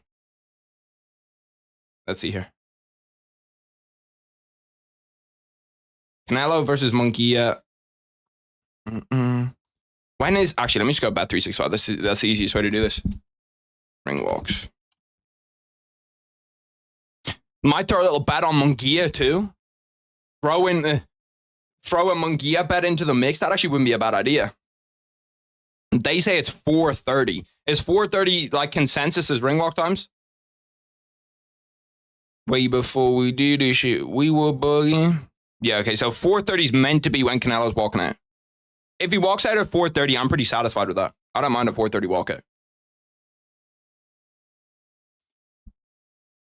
That's a common opinion. The first bit, not the second. 6 is the consensus. If you find a hot UFC fighter, they majestic. Oof, brother. There's some of them that are different. There's some of them that are different gravy. Alexa Grasso. Trying to think. Who are the other ones that are... Who are some other bangers inside the UFC?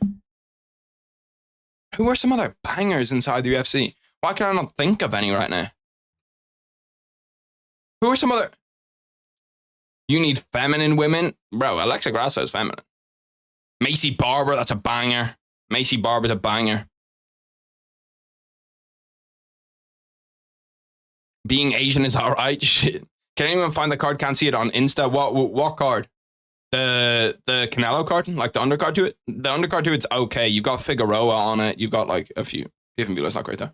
They hit you with a light bit of terrorism, bro. That's the type of shit that's when they're seeping in with terrorism right there.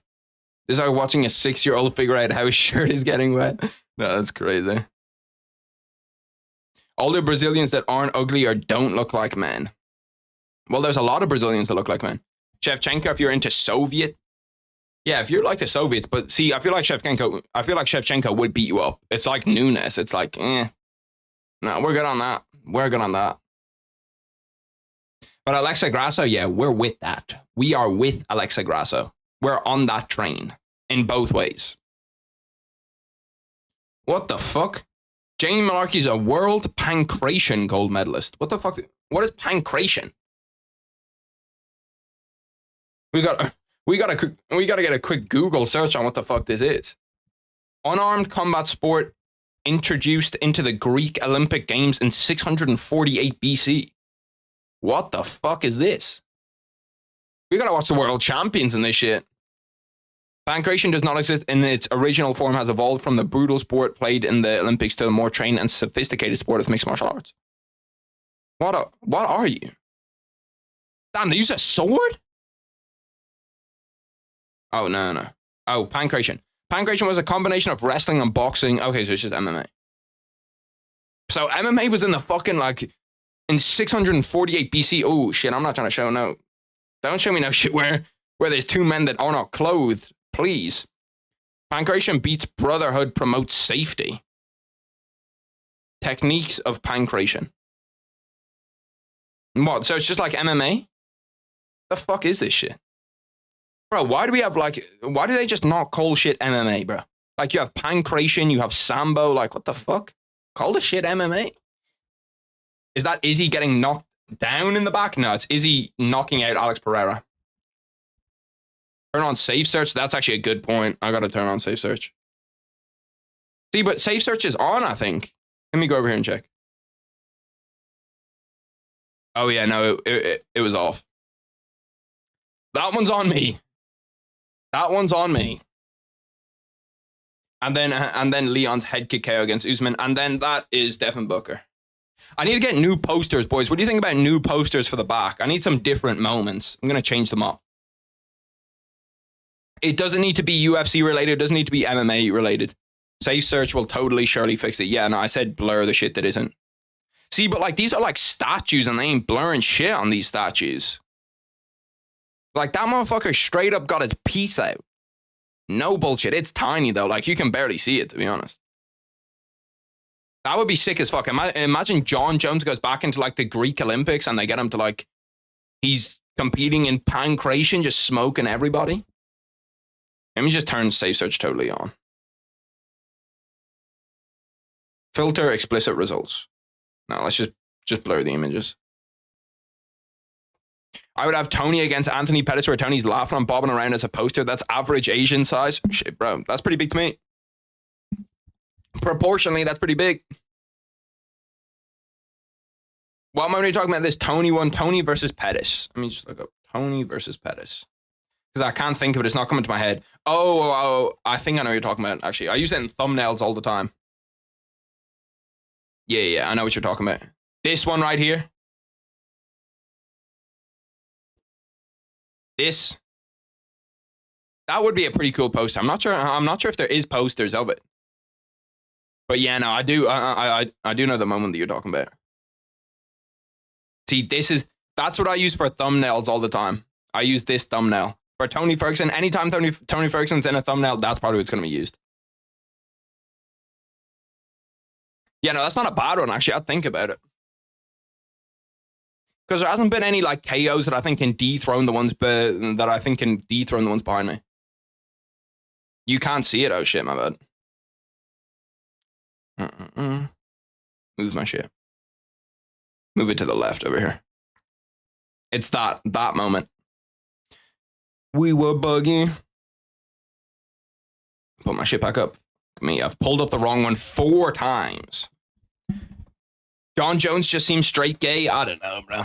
To me, MMA Guru could be gay, bro. MMA Guru cares a lot about John Jones' sexuality. He's done hours and hours of research into John Jones' sexuality.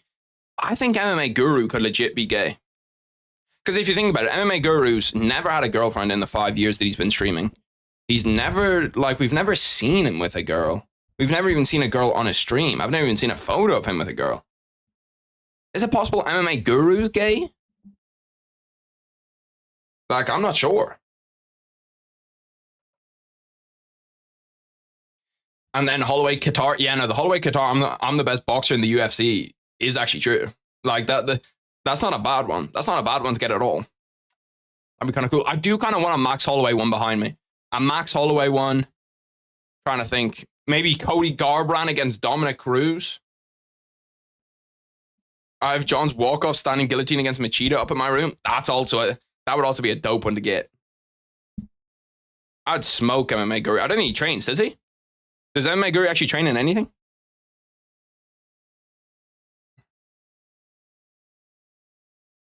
But you can't get that record still. As far as I'm aware, Harry's super gay. Damn. How did you find out? Who told you? That's not true. That is not true. John Jones versus his wife on the same card. John Jones versus his wife. It would be an interesting matchup. I wonder what the odds would be for John Jones versus his wife. I reckon that they're pretty good because if you think about it, John Jones' wife could catch him with something. You know what I mean? She could like lull him into a sense of security and then bang, punch him. She has a lot of experience against him. That's true. John Jones' wife is the person that, you know, she's fought him 10, 15, maybe 20 times. So you've got to think in one of those, like, she's starting to learn a little bit more bit by bit now. She's fought John Jones more than anybody else. She could beat him. She could catch him. Like, imagine she's seen that right hand before. Lord knows she has. She's seen the right hand coming over. She slips into a little uppercut. She won by arrest. That's another way to do it. You know, it's not the nicest way to do it, but John Jones getting arrested, it's not out of character for Bones. Okay, let's go over to my bets. Let's take a look at how we're going. If we're still live on all of them, we're not doing too bad. We are still live on all of them because nobody has fought in them yet. This fight does matter for us though, because we have Mauricio Rufy in like 3 different bets, so I gotta lock in a little bit. JBJ against Connor in a coke snorting contest. Give me Connor. Give me Connor. Connor wins via TKO. Via TKO 7 lines through. You're gonna duck every shot and snatch up a rear naked choke. Yeah. Transitions to the back. Ooh, it was a nice right hand by Malarkey. Mauricio rolled well with though. I love to see that when fighters roll with punches well, it just looks so clean. I have Pichel in my round robin. Well, you're fucked, brother. You're gone. I'm sorry to tell you. John Jones snorts Connor and Jax. That's the thing. It would be kind of cool to see something like that. John Jones and Connor, like who can take the more addictive drug and still be a good UFC fighter? Like John Jones on heroin, can he still win inside the UFC when he's on heroin? Conor McGregor on Angel Dust, can he still do it? Conor McGregor on PCP.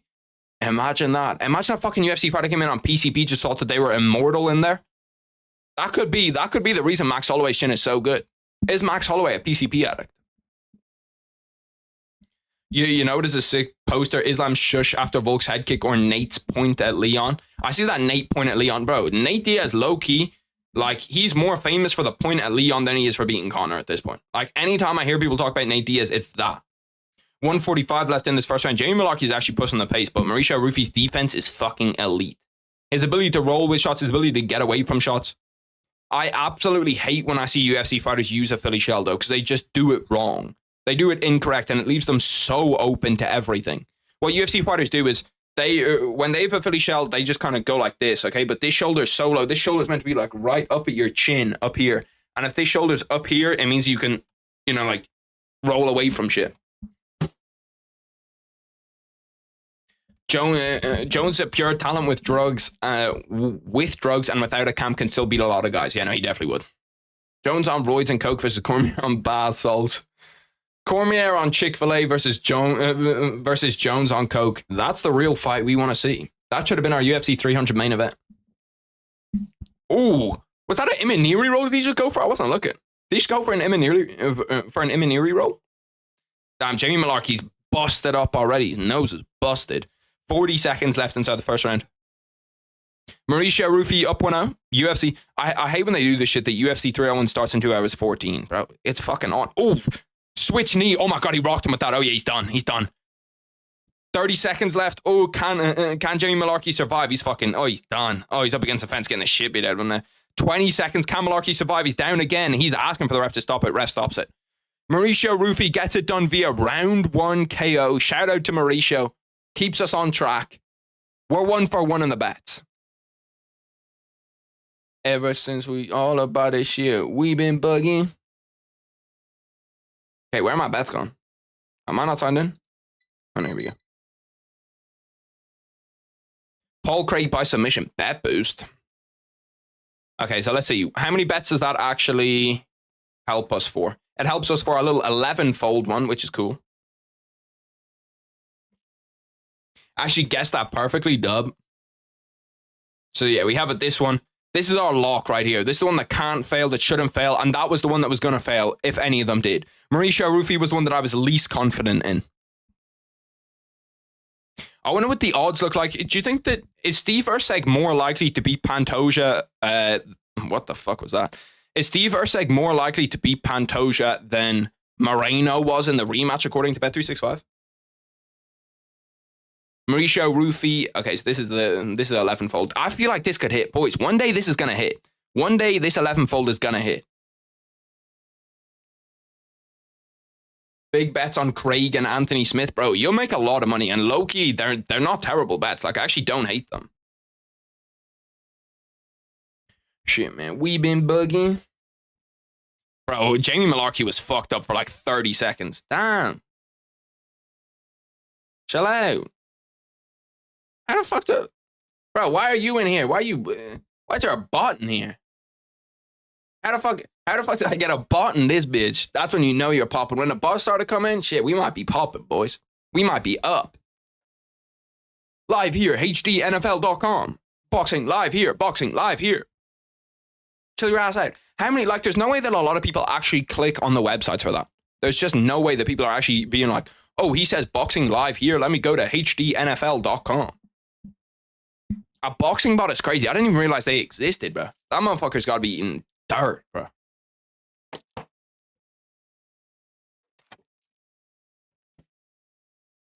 I just fucking spilled on myself again. It's this fucking bottle, bro. Like, I'm actually going to sue Volvic. I'm going to sue the people that did this shit. The bottles don't work anymore. You were Joe App, by the way? The fuck does that mean? Joe App? You were just a... Why does the motherfucker have glasses on there? Yeah, no, it is kind of crazy. It kind of shocked me, too. He just walked out. Bro, they're all wearing the glasses. They're all wearing the same glasses. Is it like a... It's like a ritual or something? Is it one of the Brazilian things? Like they all have legit the exact same pair of glasses on, too. Where Joe at? Yeah, you think that you're funny, bruh. You think that you're funny, huh? Joe Mama. Last thing you know, your dad is in North Korea. Yeah, the Russians know everything about you. As soon as you click on that links. Oh, Joe Rogan? Oh, that actually makes sense. Joe Rogan doesn't do pay-per-views outside the US. If they're inside the US, he'll do the pay-per-views, but he didn't even do pay-per-views in Canada. So they always have to take him off. Which kind of makes sense because Joe Rogan has way too much money to be a UFC commentator. Like, he is fucking... he's unbelievably rich.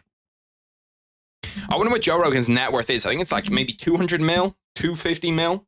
Like, brother, stupid money. Let's look up Joe Rogan net worth. Joe Rogan net worth. Joe Rogan has a net worth of approximately $200 million. $200 million. Yeah. That brother's living good. He's living good. He's living real nice, real comfortable, yeah? 2 mil? Nah, yeah, there's no way. 2 mil is a... He might make 2 mil a day, no bullshit. Like, he probably makes that a day. I wonder what Joe Rogan's house looks like. Let me fucking look it up. Why does he need all that damn money? Leave me some dead ass, bro. Joe Rogan, shit. Joe Rogan, help me out a little bit. Toss me like 50 G's. Let's see, Joe Rogan's house. Inside Joe Rogan's 14.4 million. Damn, Joe Rogan, you were too... Okay, his house is actually nice as fuck. Yeah, his house is dope. I'll be real. Look at this shit. Look at his house. Bro, how are you back? Can you see those messages?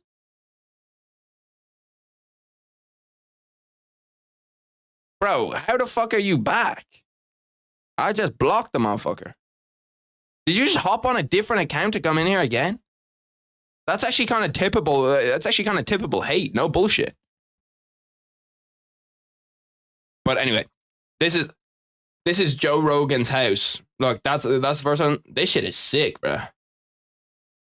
Popular 14.4 million Joe Rogan house in Austin Lakeside. That's just his lakeside house too. Like, look at this shit, bro. This shit is heat. We gotta take a gander at this bitch.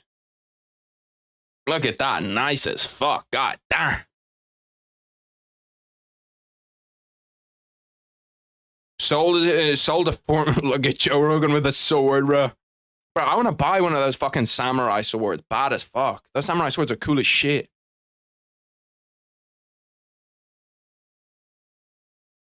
Bro wanted another free trial. Free trial is crazy. You need a moderator.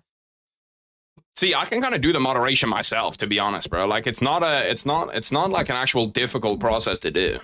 It's just kind of like that's the first time a bot's ever. Well, no, it's not the first time, but like a bot really never comes in here. I need to figure out how to ban them though. Here we go. Bro, I'm trying to do it. Here we go. I nearly fucking added the bot as a moderator. How do I just fucking block the cunt? Hide user on this channel, is that it?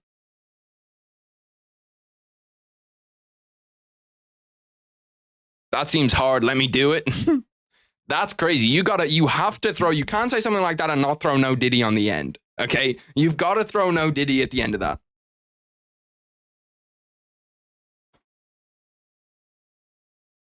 Me and Heisenberg, 3 of us. Shit, maybe I'll do a little contestant.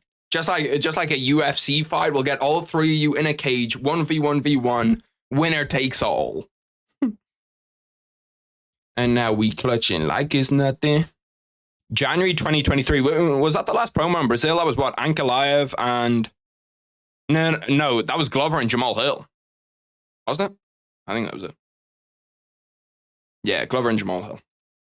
Because I remember that was a weird pay-per-view. It was on a weird time. There's something that I had to wake up for that pay-per-view or something. My order is on track to be here on time. It says my estimated arrival is 1:10 to 1:30. I actually don't mind because I'm not super hungry right now. And the food that they give you a lot of food.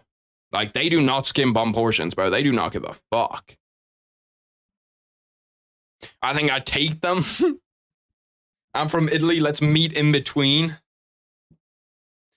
See, for having all the Brazilians at 301, look at Charles Oliveira in the fucking promo and that little Gucci shirt, bro. Charles Oliveira be dripping.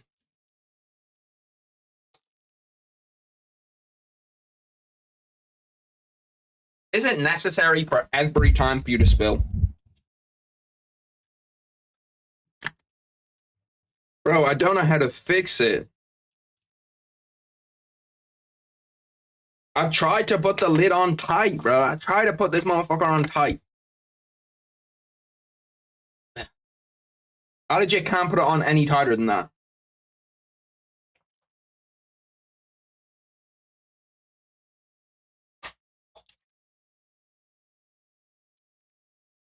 Hold on, that worked. I think we're cooking, boys. I think that worked.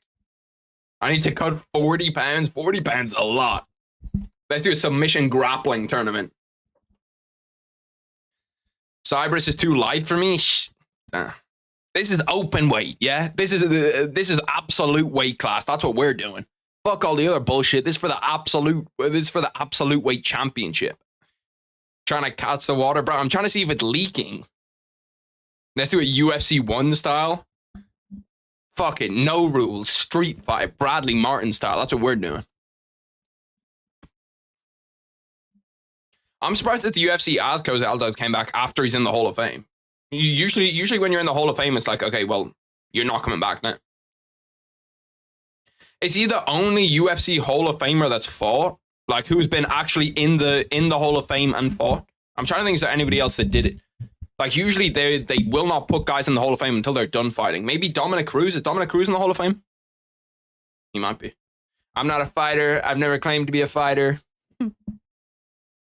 I've had over 500 street fights in my entire lifetime. I'm a fighter. I'm not a fighter. I've never claimed to be a fighter. Can I bring firearms as an American? It's an integral part of me. If you can sneak them in the country, I will allow it. I will allow it.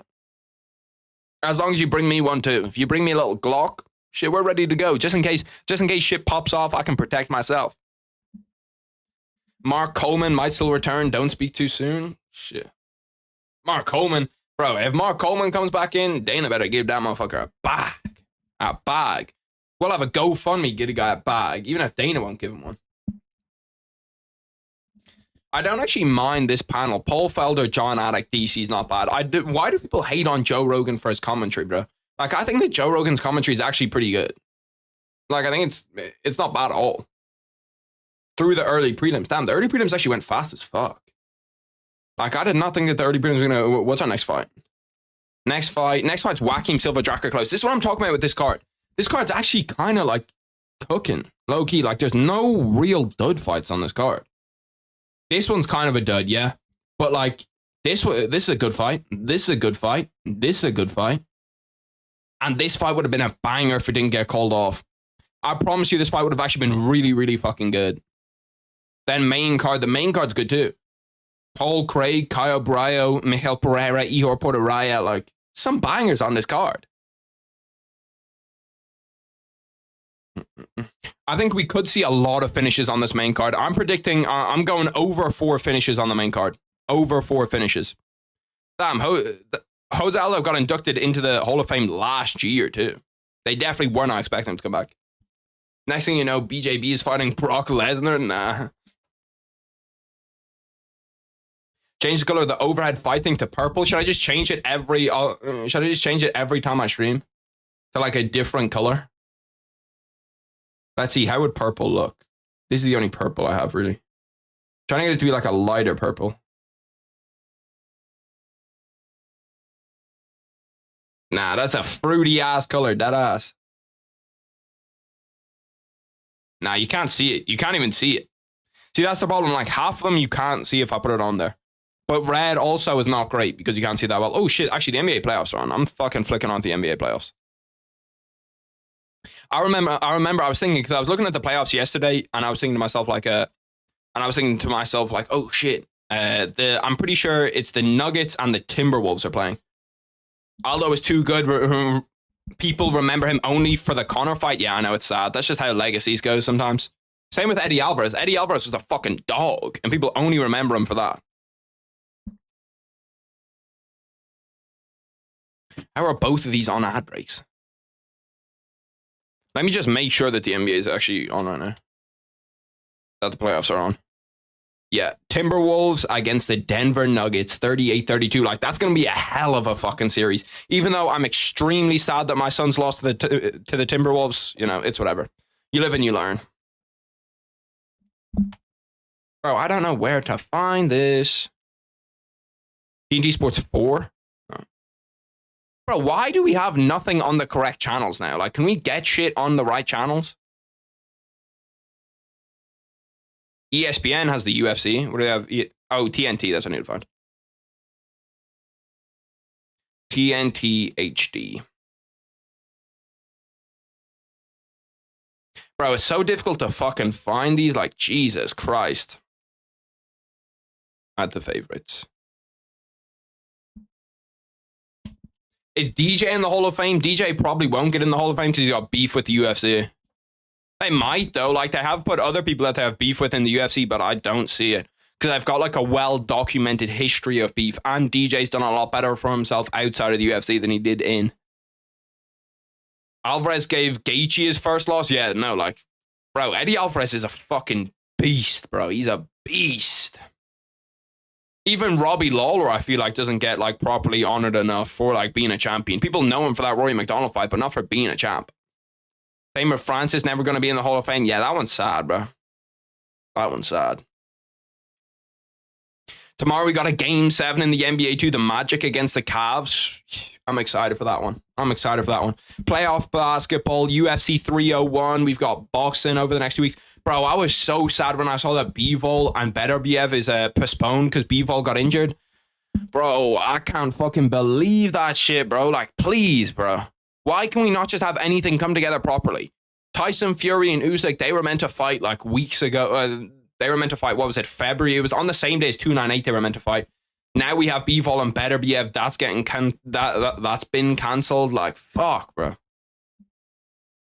Which Francis and Ghana. Alvarez too, even crazier thing is how bad Conor made him look. Yeah, and that's how everybody thinks that Eddie Alvarez is now. That's just what people think Eddie Alvarez is. Is like that fight that they saw in the Conor fight, but that's not who Eddie Alvarez is. Eddie Alvarez is a fucking dog, bro, like an actual dog. One of my favorite fighters in the UFC, like one of the guys that I think is one of the guys that I think is most underrated by consensus UFC people. Because most people just think he's like a bum. Like, I don't know. I think I'd probably put Eddie Alvarez over Dustin Poirier all time. Best arena for numbered events. I think anywhere, like, I want to say MSG, okay? And MSG is cool and all. But the atmosphere when you go outside of America is sick. Like, when you go to the UK, the atmosphere is always sick. When you go even Paris, the atmosphere is always crazy.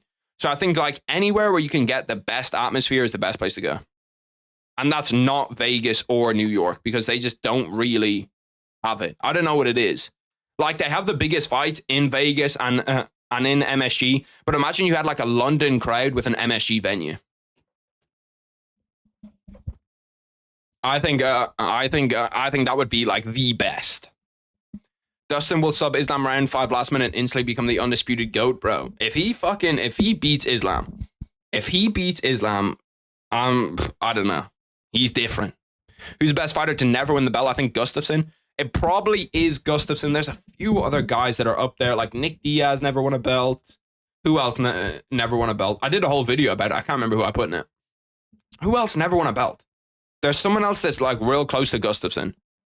Uriah Faber never won a belt. Well, in the UFC, never won a belt. I'm trying to think. There's somebody else in my head that never won a belt. Well, Poirier never won an undisputed belt, I guess. It depends. It depends if interim, or if you're talking about interim or just undisputed. Undisputed, the best one to never win it is probably Dustin.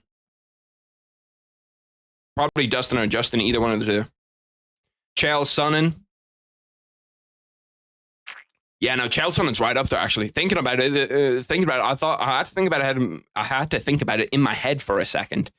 But he's actually up there. Probably top 3, Chael Sonnen. Wonderboy's up there too. I feel like Wonderboy's a little bit below like Chael, Gustafsson, Dustin, but he's on that tier just below.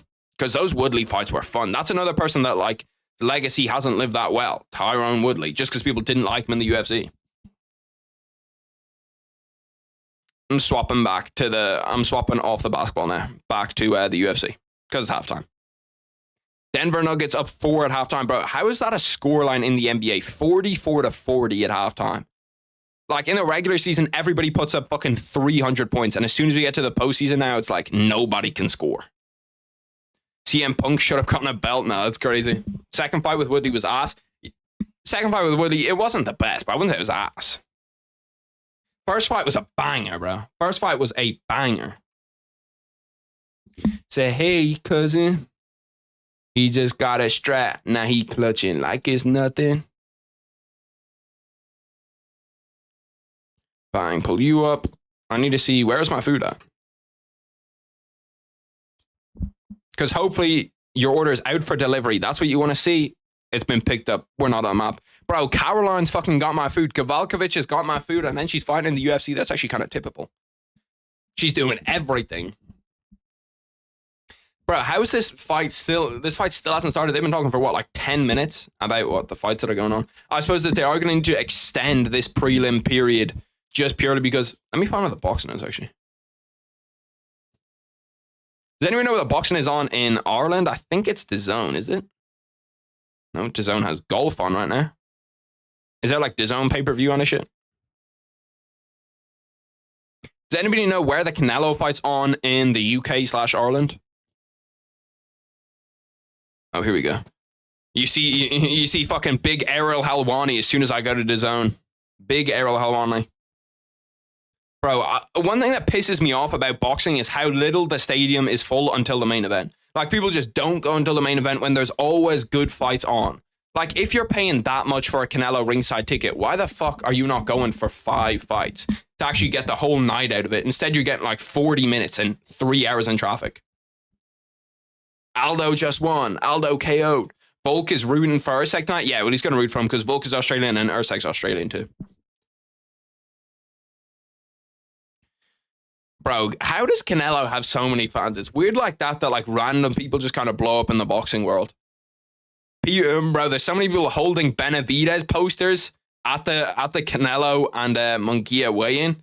Bro, and have you ever seen a Canelo like comment section on IG? It's legit all people telling him to fight Benavidez. They're all saying fight Benavidez, fight Benavidez, fight Benavidez. You won't fight Benavidez, ducking Benavidez. Like, it's crazy. It's 10 times worse than any John Jones comment section that you're going to see. Legit 10 times worse. Like, there's no comment. There's legit not one comment being like, oh shit, Canelo, good luck in your fight, or you're going to smoke Jaime Munguia. It's all fight Benavidez, fight Benavidez. You won't fight Benavidez. Fucking DAZN is just as bad. They're showing promos too. Jesus, I can't get away from it, bro. Have you heard the story behind it? What, the Benavidez fight? Yeah. About how Canelo won't... Canelo's been ducking Benavidez for years, though, bro. He's been ducking Benavidez for years. He was hoping that Benavidez was going to lose like 3 years ago. Oh, yeah, about him not wanting to fight Mexicans? Yeah, no, that's all bullshit. He didn't want to fight Mexicans, so then Benavidez was from... So then Benavidez said, well, I'm from Arizona, so let me fight you. And now he's fighting a Mexican anyway in Jaime Munguia. It's like, what the fuck are we doing?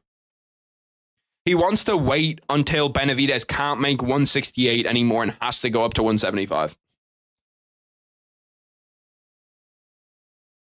The fight with Stipe doesn't make sense. It's like Silva fighting Dricus for legacy. But that doesn't make any sense either. That example makes no sense. John Jones fighting Stipe makes sense. Because Stipe is an active UFC fighter and is the heavyweight GOAT. He's the #1 contender in the division. He's not the interim champion, but he's the #1 contender. The fight makes sense.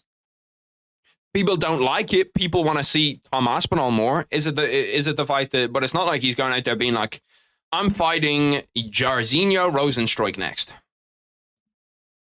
Nah, Stipe's definitely high up the UFC rankings. Let's take a look at it. UFC rankings. Stipe is. Let's see this. Tom Aspinall. Stipe is 5. Damn, he's that low? I did not realize he was the 5th. I thought that he was like #1, #2 guy at 265. They didn't even inflate him for the fight. That's crazy. I actually was sure that he was a lot higher than that. John Bones Jones versus Stipe will sell more than John Bones Jones versus Tom. Nah, it won't. It won't, but it makes a lot more sense for John Jones in terms of legacy-wise. Like, John Jones is where it thinks he is. John Jones is legit only fighting for legacy. The belts do not matter. Stipe hasn't fought in years. Yeah, that's kind of... But it's because he wants to fight John Jones, too. Like, Stipe's not taking a fight against Tom Aspinall. But nobody's like to Stipe, oh, Stipe, you're ducking Tom Aspinall. You're ducking Tom Aspinall. And now he just started clutching like it's nothing. Like, it's an easier fight, but it's a fight that makes a lot more sense. Kendrick Lamar dropped another diss. Bro, the whole Kendrick Lamar Drake like beef is crazy how much people take sides. Like, people don't appreciate that, like, it's just good music from both people. Everybody's just kind of like, Kendrick is the greatest ever, or Drake's the greatest ever, and Kendrick Lamar's a bum, or Kendrick's the greatest ever, and Drake's the worst ever. Like, look at Drake, he's just terrible. Like, people are like getting all fucking crazy about it, bro. The internet's going crazy. That was my entire timeline yesterday was just that. Even if it's for legacy, it's not the right thing to do. The UFC is the best fighting the best. But then why has Alex Pereira not defended against Ankalaev? Why did Sean O'Malley get to defend against Cheeto and not have to defend against Murad right away? Like, the UFC, you can say the best is fighting the best, but it's to a certain extent. Like, why did Conor not have to rematch Jose Aldo? Realistically, the UFC is a business, and if John Jones goes out as like the superstar, it makes more sense. What's good, Oliver? My food is 2 minutes away. Started clutching like it's nothing. Stipe walks with a cane at 41 years old. Yeah, but that's because he's been fighting for 20 years. I'm sure that John Jones is fucked up too. Whenever you see John Jones like walking around, bro, John Jones' body is broken. He's been in training camps for 20 years. I'd say that John Jones has actually taken more damage on his body than Stipe has. Draco close Joaquin Silva. My food is 1 minute away. Let me find something to whack on really quick. Speaking of Joaquin Silva, we just started clutching like it's nothing. Let's go over here. Ryan Garcia took PEDs. My analysis. Let's hear this.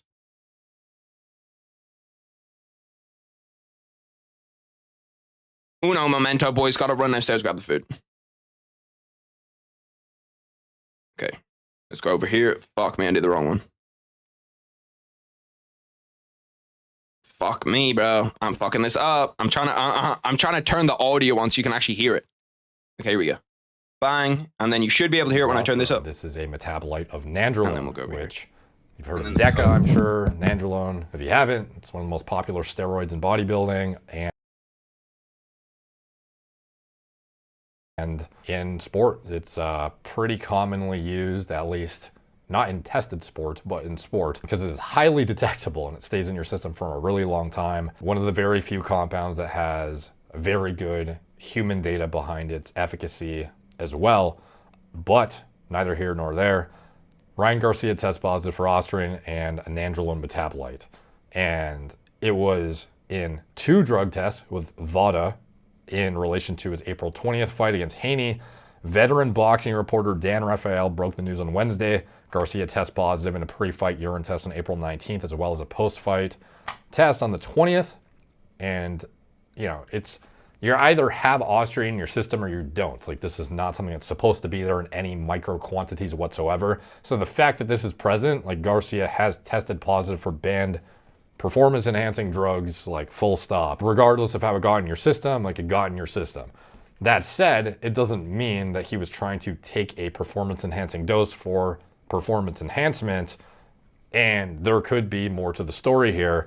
But one thing I do not see talked about, again, like I said, is the nandrolone metabolite 19 norandrosterone, which was screened positive but not confirmed, a metabolite of nandrolone and blandione in his April 19th sample, which is pending further analysis via isotope ratio mass spectrometry. And we'll get into why it is pending further analysis, but quick high level before we get into the nitty gritty on it is you actually produce nandrolone endogenously. A lot of you guys don't know. That's Derek. More plates, more dates. He's actually a pretty good YouTuber. No bullshit. I actually fuck with his content. And he breaks it down well. My dog's sniffing around me. I can hear her.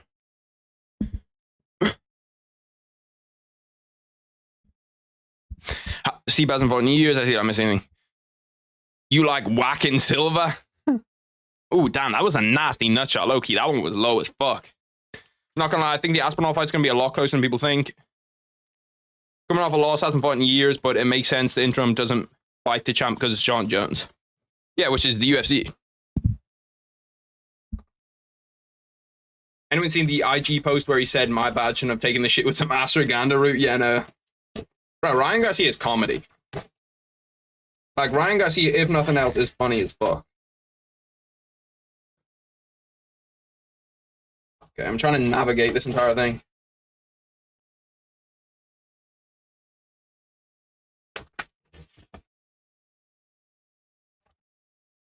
Correct.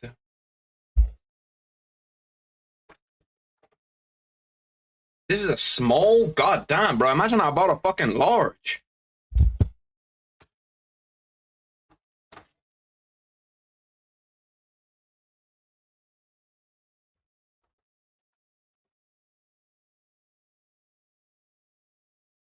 It still hits, boys. It hits every time.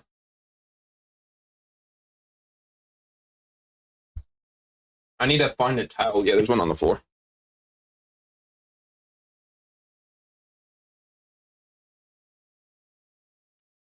I'm a little bit scared to try the sauce because it's like a weird color. It's not the normal color that sauce is, so it kind of makes me a little bit, you know, weirded out by it. But hopefully it's good.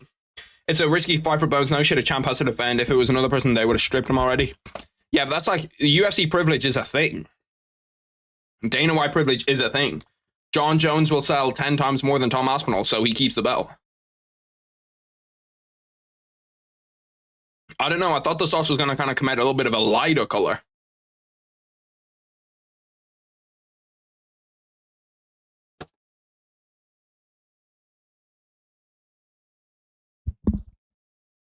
I will give you that if John Jones beats Stipe and then doesn't defend against Tom, then we can have the conversation. But for right now, he doesn't really like... He can defend against Stipe. He's earned the right to defend against whoever he wants. That's what being a UFC champion for like 20 years gets you. Where people are like, okay, he can defend against who he wants to. Probably soy-based. Brother, they filled this motherfucker up. I can't remember who I bet on in this fight.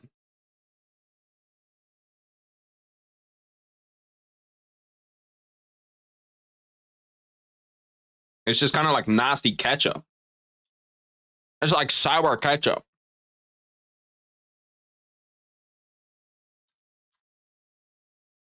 I think it is the right thing. Realistically, like, the UFC is a business. It's not like the Olympics. If it was the Olympics, then I'd be like, yeah, okay. But the UFC is not the Olympics, so therefore, like, it makes sense. Keep your superstars as superstars. Pretty sure you betted Silva? Yeah, no, I need to try. Imagine MMA in the Olympics. It should be there. Sambo's not in the Olympics, but it's like, it's pretty close, isn't it? Or is Sambo in the Olympics?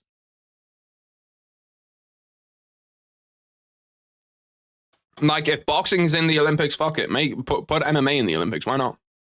It'd be cool to see some prodigies coming up too with like gold medals in the Olympics. The UFC just signs all the guys that get gold medals in the Olympics.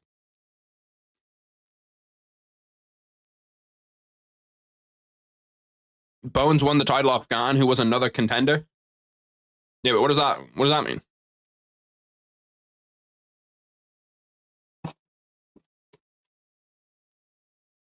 The sauce is actually kind of fire. I'm not gonna lie. It's growing on me a lot, the sauce. Now I feel like I need it. Now I feel like it's heat. 25 seconds left in this first round. It's been a good first round, to be honest with you. When I said these guys were gonna go out there and scrap, I was not lying. These are both like I can sense a scrap. When I look at a UFC fight, I look at the records and I look at the styles. You can just kind of feel when a scrap is coming, and I felt that with this fight.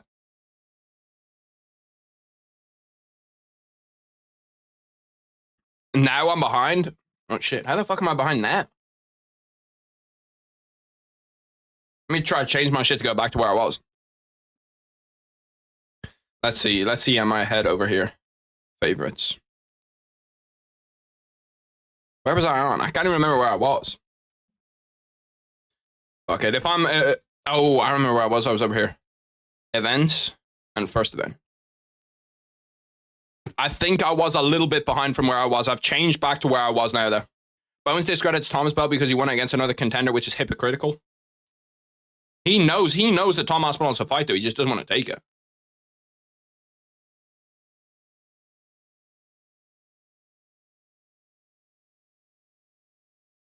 This fight is fire. Yeah, no, it is actually good as fight. They're trying to get people hyped up for the card, like Jonathan Martinez 4-fight win streak, but brother. See, like, yeah, that's another one. Like Bilal should have a title shot right now, 100%. But there's a point where like you get to it where you're like, listen, it makes sense. It's like what I was saying. If the UFC was the Olympics and they didn't make money off it, or like they weren't, like it wasn't like a for-profit business, then I'd understand. But the UFC is for profit, so they have to put together the fights that make the most money.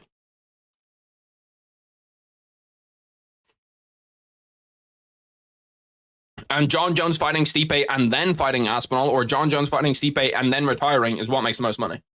And also, since John Jones has made them a shitload of money, he can say, hey, listen, I don't want to fight Tom Aspinall.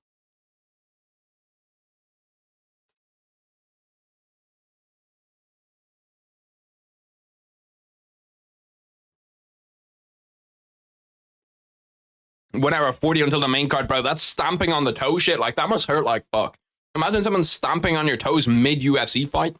Like, nah, that's nasty as hell. I'll be real, boys. This spice bag is hitting. I'm not sure if a spice bag is in every country, if they're only in Ireland, but if they're only in Ireland, boys, you are missing out. You are missing out.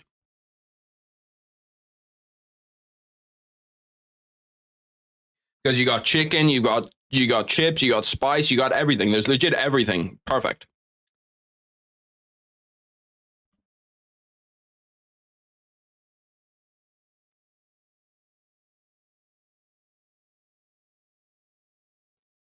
Three minutes left inside round two. So what if they said like, oh, Tom Aspinall, I don't know. Like, there's a bunch of different times where we've seen it, and if it's for your favorite fighter, you're going to be like, oh, it's good, and if it's not, you're going to be like, it's bad.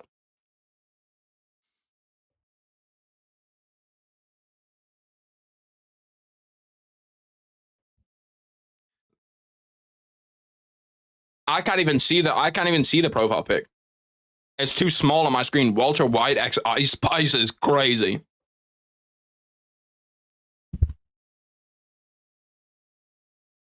Does the mic audio, does it get fucked up if I put it down here? Like, does it sound a lot worse? Because I know the first time I did it, it sounded like shit. It sounded like shit when I put it down. Does it sound a lot worse even if I like crouch into it? Because I kind of want to use both hands to be able to eat this. And not have to like pick it up. Not have to pick my mic up.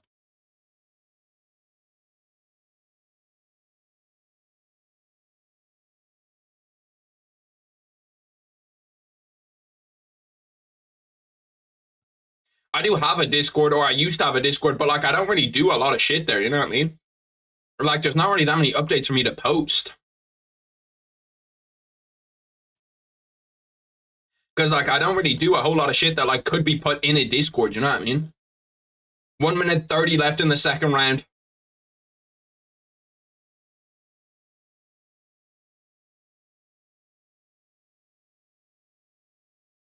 Like this second round's been mediocre. I'm gonna be real. It's been a mid second round. First round was a banger. Second round's been very wrestling heavy. It's just been kind of clinch work, and clinch work is not what you want to see inside a UFC fight. It's like wrestling, clinch work, then striking. That's where it goes in the boredom tier.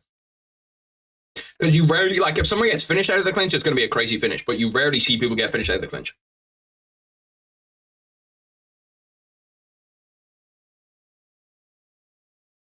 You talk about new vids. What do you mean? Like I could like ask for ideas? Smaller takes that don't need a vid. I suppose I could use it to like gauge opinions on videos. That would be pretty good. Yeah, no, I'll think about it. I'll think about it. Bro, Jacker Close has 3 minutes 38 control time. 3 minutes 38 is crazy.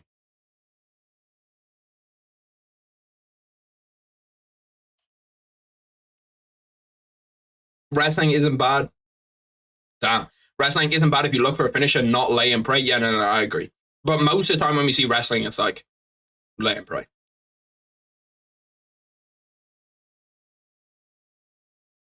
I have a server. You can join it, but let me find it.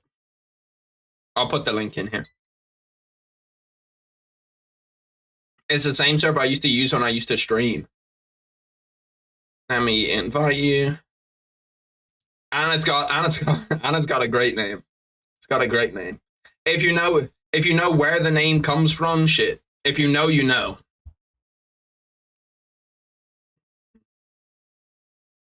That's the Discord name.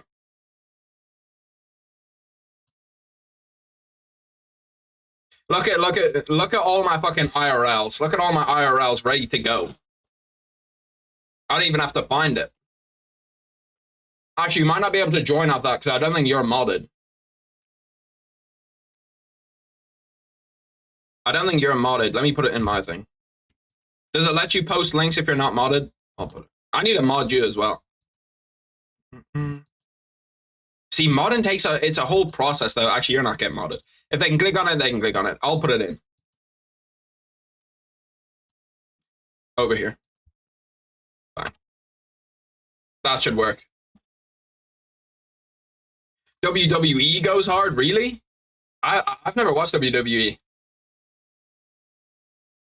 Or I have, but not recently. What, you like the name? I thought it was a dub name too. Round 3 has started.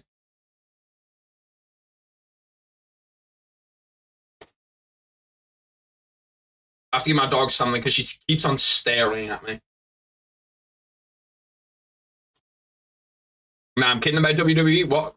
To be fair, like I thought about watching like when WrestleMania was on, I was gonna flick it on and see what it's about.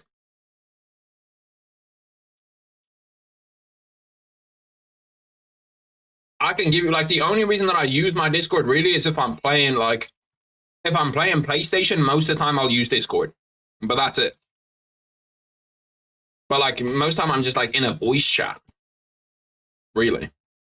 And even like during the stream I can't be in a voice chat because it'll make my PC crash. My PC just cannot fucking hold itself. As soon as I join a voice chat, it's just like, no, you're not doing that.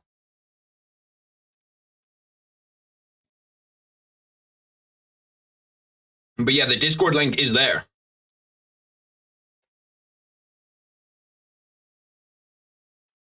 We all are Cybers. That's why we're here. That's why we're here. 3 minutes 30. Bro, Joaquin Silva's actually going at their scrap and no bully.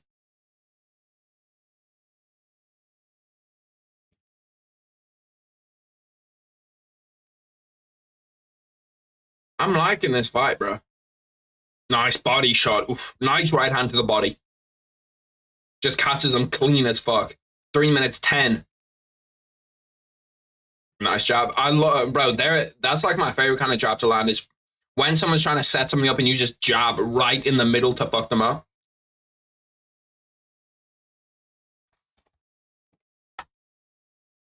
I used to po a foe, now I po a hole, does he? Bro, I've been listening to so much old Kendrick Lamar, or not old Kendrick Lamar, old Kodak Black. I've been listening to a lot of old NBA Youngboy. But I need some new good songs, bro. Give me some new good artists and good songs I should listen to. Because that's what I'm looking for. I need some new bangers. Steve Erceg's on an 11-fight win streak. Is a channel name? Bro, if you know, you know. You ever listen to Drizzy?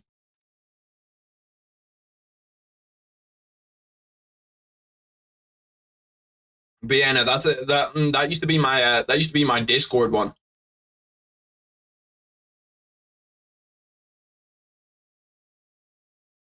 Cardi B is crazy. We gotta save you. Ooh, damn, he's deep inside that. Oh, he is deep. That is deep as fuck. That guillotine is deep. No, he got out of it, Bro, it feels like nobody ever finishes a guillotine anymore. Like, if you jump them, it does not matter because you will not finish one. Pause. No Diddy.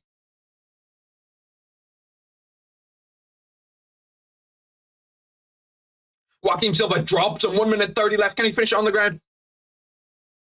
He hurt him bad. From the guillotine to drop him in 2 seconds. This could be a fucking 10-8. Oh, he's going for it again. He's not going to get that one. That one's not tight. He's going to be able to pop. Ooh, he does have his hooks in. He could have. If he got his other foot to the front, he could have thrown up a triangle there. Draco Close now has his back, trying to drag him over to the cage. Yeah, he's lost it. He had an arm lock for a second. I don't know how you let your arms get broken apart that easily. To be fair, they're both probably fucking wrecked. 14 minutes into this fight, 1 minute left inside the third round. Scrapping. This has actually been a great fight. It's been a really, really good fight. Caught him over the top. This is fight of the night so far. 100%. This is fight of the night so far. Nice knee to the body. We're closing out with a fucking bang. Saying Cardi B then that is deep as fuck is crazy. Yeah, no, deep inside that was crazy from me. He was deep in that bitch though.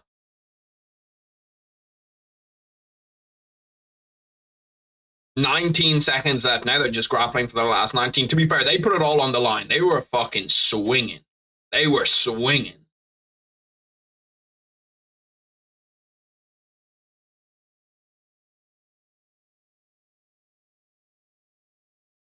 Spinning back kick to the body. Damn. Bro, these guys are fucking going for it. They went for that fight. Shout out to them. They were fucking scrapping, bro. Like, scrapping.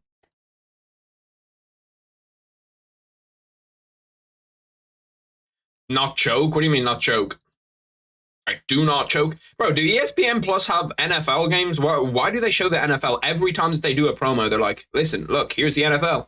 Here's the NFL. Here's the NFL. Like, every fucking time, no matter what. Whoa. I used to po a foe. Now I po a hole, doesn't? I need a... They do? Damn, I didn't realize that they did. What, do they show like the Monday night games or something? That's annoying as fuck too. To be fair, the NFL are starting to go over to like a pay-per-view type model where it's kind of pay-per-view. It's pay-per-view-y. I wouldn't say it's actually pay-per-view. But it's got pay-per-view vibes to it. Pull my shit out. This spice pack's nearly done, low-key. I've crushed this motherfucker fast.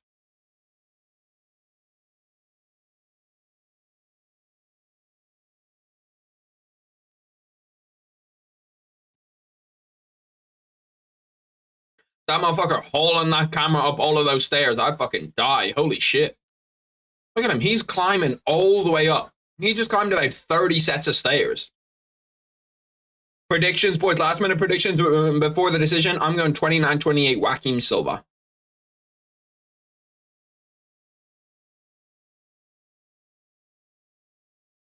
How old are you? I'm 20. You're 20?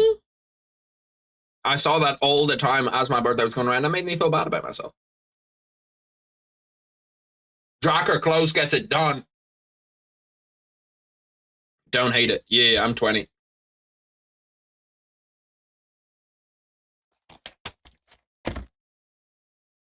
That's only 2 years old. That's not too bad.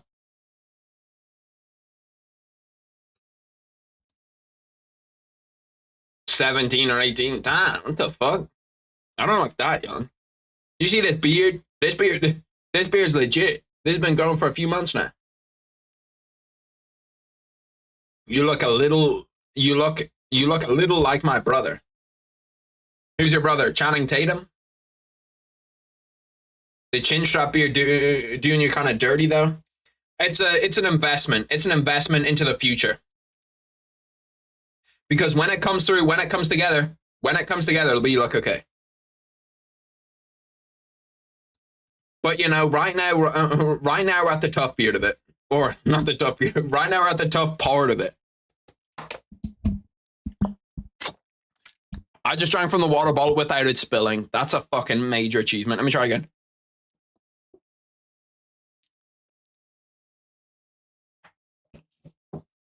I'll take 40 over 17. I'll be real. 40's better than 17. I don't mind looking old. Shit. I just spilled this shit everywhere. The sauce kind of hits, though.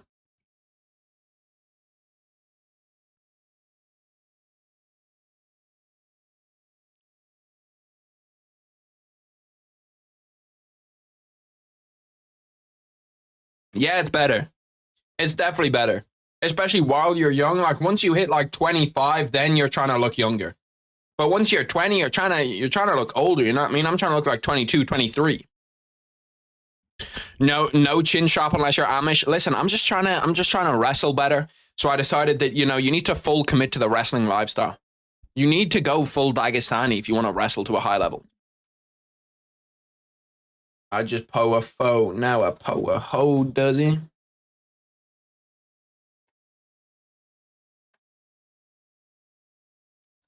You say like 25 is old?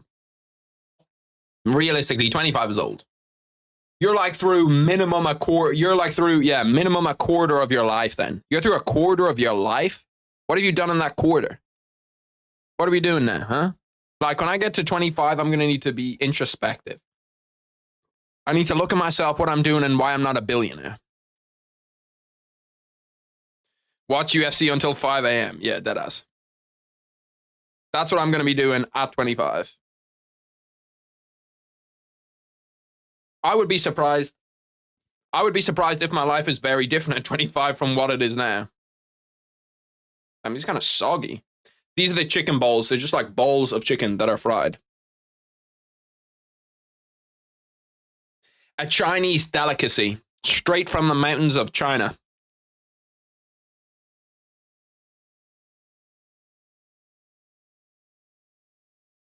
They're fire. They're fire. They hit every time.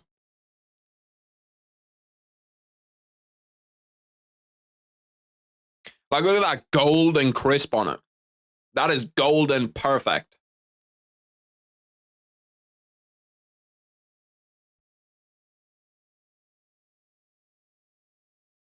Steve Erceg's cauliflower ear is insane, though. Yeah, it is insane. To be fair, like, it's rare to see a UFC fighter that doesn't have insane cauliflower ear. Like, there's so many of them that do.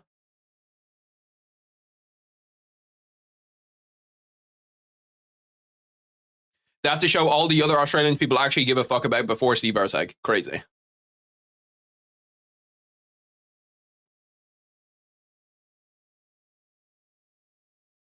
Damn, look at Steve Erceg getting all them submissions.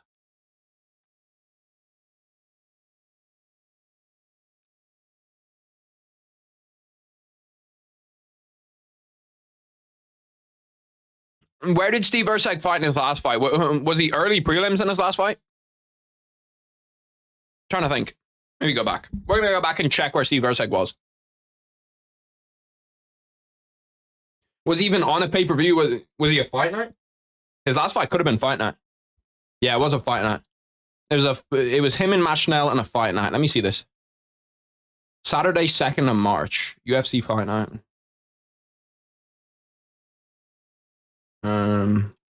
March 2023 UFC. So not only that, but he's taking fucking ages off. Was he on this one? What did I say? March 2nd? Was it this year? No ways, that's why it was 2022, right?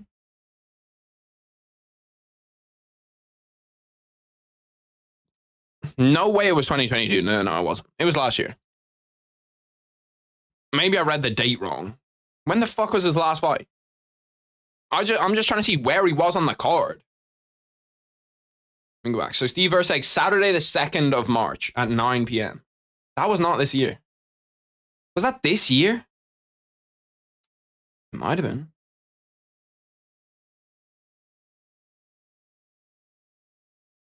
Let me look it up. I'm bugging. Was it actually this year? I think it was in the Apex. Yeah. I know it was in the Apex, but it was this year. It's fucking crazy. Yeah, here we go. Saturday, 2nd of March. He opened up the main card on a fight night, bro. Like, come on. We can't take this brother serious, bro. We can't take this brother serious. He's fighting for a title now. He just opened up the main card on a fight night, bro. On a fight night, he opened up the main card, and this is who you guys think is going to beat Pantoja? The only way he's beaten Pantoja is through, like, I don't know, through your fucking delusion. If he can channel your delusion, I don't know how the odds are that, like, not wide. He's, what, 8 weeks off that fight? Yeah, dusty.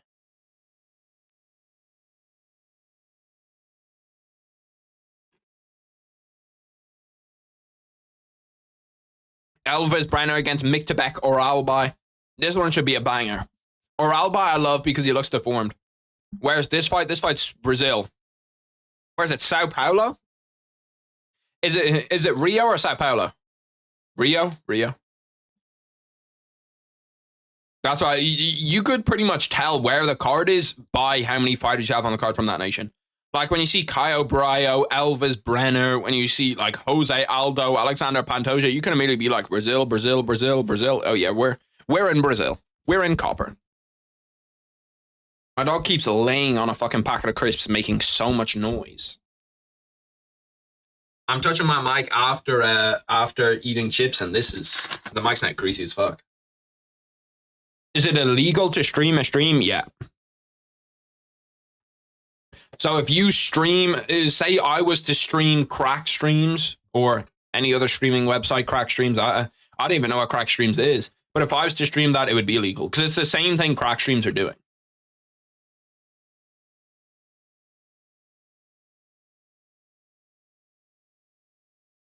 Otherwise, I promise you, bro, we'd be watching the UFC events here. If that was legal, we'd be watching the UFC events, play by play. I wish the UFC did that where, like, because I see NFL content creators can do it. Where if you're an NFL partner, you can watch the games with people where they're legit watching the games with you. I think that shit would be sick.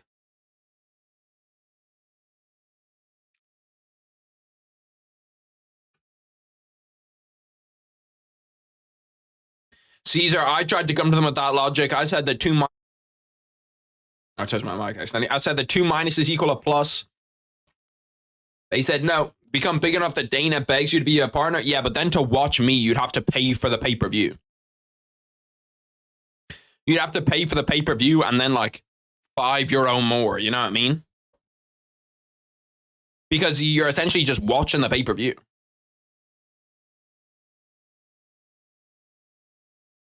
Get your name on fighter shorts. Imagine just fucking Harry 101 on the back of Sean O'Malley shorts. That'd be crazy.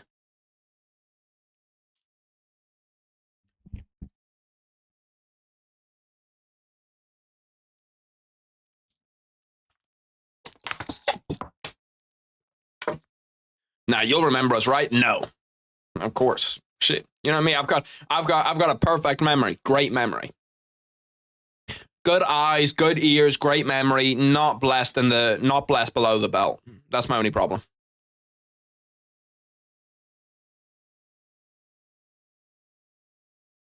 I'm a very loyal man.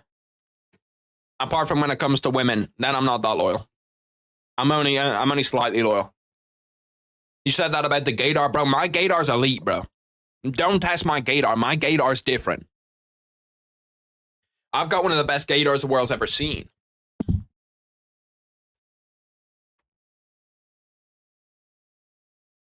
I'm telling you, bro, when MMA Guru comes out as gay, then you're all going to come running to me. Then you're all going to come running to me and say, listen, you said it. You said he was gay. Oh my God. You said it. And I'll say, I told you so.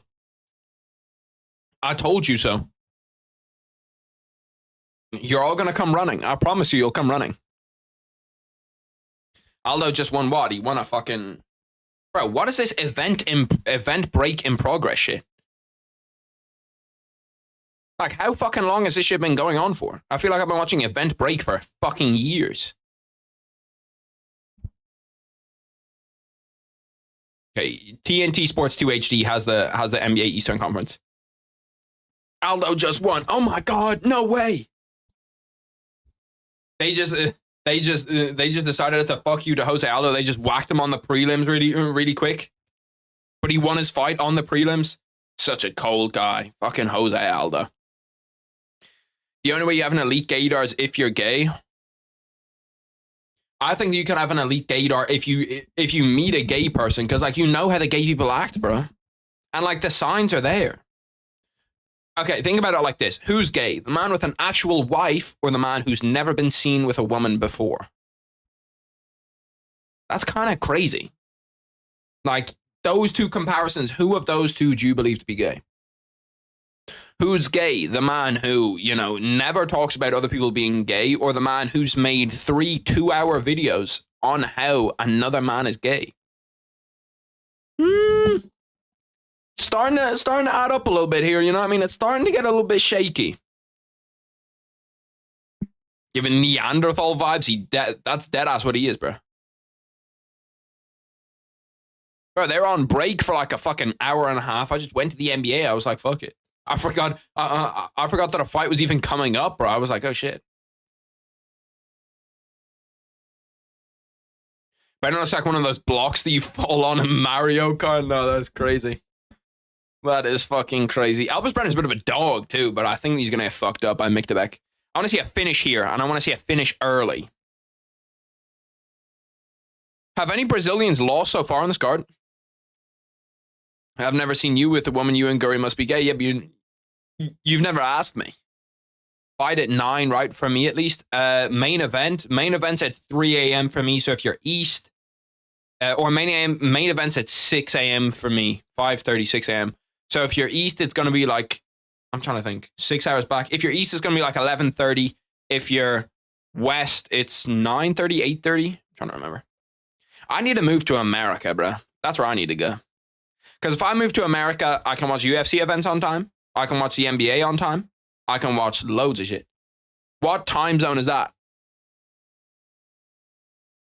Go to Florida? Florida's kind of stanky, I'll be real. I'd like to fight a guy in Florida just kind of once, or maybe like fight an alligator or a pigeon or something. I don't know. Do they have pigeons over in Florida? I feel like they've got some exotic ass bird. Maybe I'd like to fight a crab or something. The caveman is going to win. Respect my guy Miktebek. Respect Miktebek. He's a baller. Alligators everywhere. I'm not sure if I'm fucking with an alligator low-key. If I can just take the alligators back, though, and I think I could submit them from there. Do alligators have throats? Like, is there something for me to choke out on an alligator? Because I think I could choke out an alligator legit. Like, think about it. If you sprint up on him from behind, you could catch him. You could catch the alligator lacking for sure. Ooh, I'm knowing this what you want me to do. Kill it. Bang. Might get DMCA because that was such an accurate representation of that song. 3 minutes 49. Look at Elvis Brenner immediately jumps Gilly. Loses it. No surprise. This is probably the only actual wrestler on wrestler fight that we're going to see today. Like, both these guys have heavy wrestling bases. Everything else is pretty much striking. So you know what? The event isn't great, but that's a dub. You've got to you've got to give that one to the UFC. That's a dub. Alligators kind of taste like chicken. Have you eaten an alligator? What the fuck? No, you could not. It would break all the bones in your leg, then tear it off. Yeah, but what if I get its back? How's it gonna like? What if I put it in a body triangle? If I put it in a body triangle, then manage to flip it over, what's it gonna do? It can't reach its hands to the ground.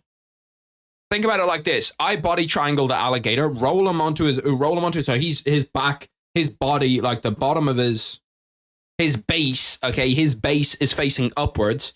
Then he can't get off it. I took my head in behind his like his head, his shoulder. Then he's fucked. I'm just holding him there.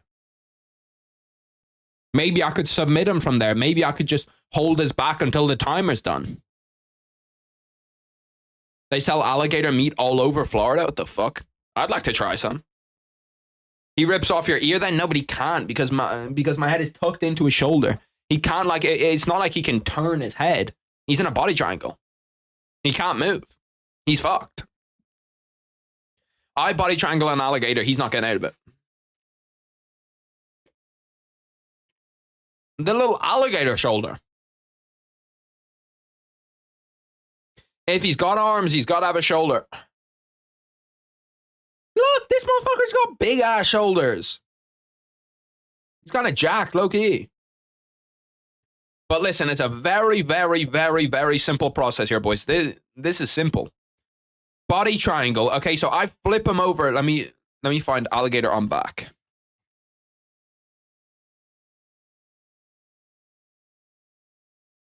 No, show me an alligator that's like on his back. You fools. Here we go. See, look right here. Perfect picture. Alligator's here. I body triangle across here, above his legs, right here, above his little flippers. I body triangle here. Then I get my head, tuck it in right here where his eye is. I tuck my head in there. And I just hold the seatbelt here. Like, he's not getting out from that. He's not getting out of my body triangle. And even if I can't body triangle, I'll just take the hooks on his legs. Like, he's never done jiu-jitsu before. The alligator's cooked. What's the alligator going to do? He's on his back. He's done for. Like, how does an alligator do that? An alligator cannot get up from that. Getting to the body triangle might be kind of difficult, but once you've got him in a body triangle, the alligator's fucked. Unless the alligator knows to, like, roll you over a bridge or something. I don't fucking know. Ain't none beating an alligator. I'm beating the shit out of an alligator. Even from there, I could go with some ground and pound. Once I get the body triangle, my arms can be a little bit more loose. I can start elbowing them, gouging them, you know, doing really whatever.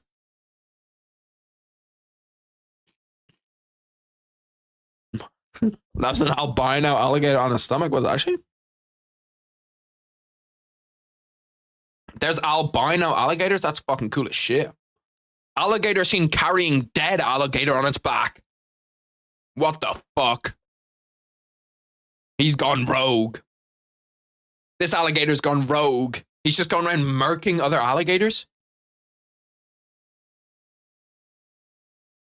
Look at him, bro. He's hoisting that motherfucker. He's using him as bait. See, like, that's some elite shit right there. He's making sure he can't get attacked in the front or in the back, because if they try to attack him from the back, they're going to see an alligator. And if they try to attack him from the front, they're running into him. That's some elite shit out of him, I can't lie. Let me go alligator on its back. To find an actual... But the process is still the same. See, even look, right here. Body triangle, like this one's even small. Body triangle, seatbelt, dip your head right into your hands, hide your hands with your head, and then you're good to go. Like this motherfucker, that's not an alligator, is it? Is that an alligator? Big as fuck. That's a big boy right there. See, that might be a little bit more difficult to body triangle, because I don't know how you're getting your legs around him. But if you give me a non-huge alligator, fuck me, look at that cum, bro. That crocodile's going for blood. He's gone fucking rogue too. Look at him. He fucked up this alligator. Now he's gonna fuck up you. Wait, he might actually be different. Oh, shit. Our Albi's fucking hurt him on the feet. He's came out. Oh my God, cracked him again. Mick the Beck is fucking coming, bro. He's channeling his inner strength. He's channeling the strength of 4,000 years of non-evolution. Timer work.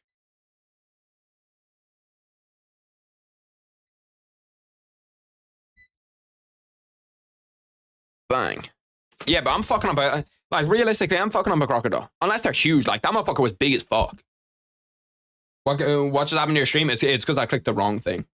I clicked half and half. Half and half is not what I meant to click. I'm knowing this what you want me to do. Which animals could you theoretically submit? I could submit a deer. I could submit a... It depends. Do I need to find my way to the submission? Anything that has a neck, I can submit. Anything that has a neck, realistically. I'm trying to think, what other animals are submittable? A bear I wouldn't be able to do. A bear would fuck me up, I'll give it that.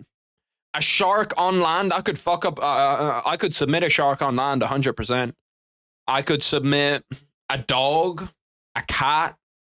I could submit, I'm trying to think of something that's a little bit bigger than me, that's a little bit hefty.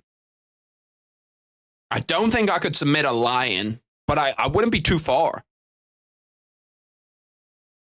I don't think I'd be too far off submitting a lion. Like, cinching up a rear naked choke wouldn't be too bad. Deer I could definitely do. Maybe a smaller bear.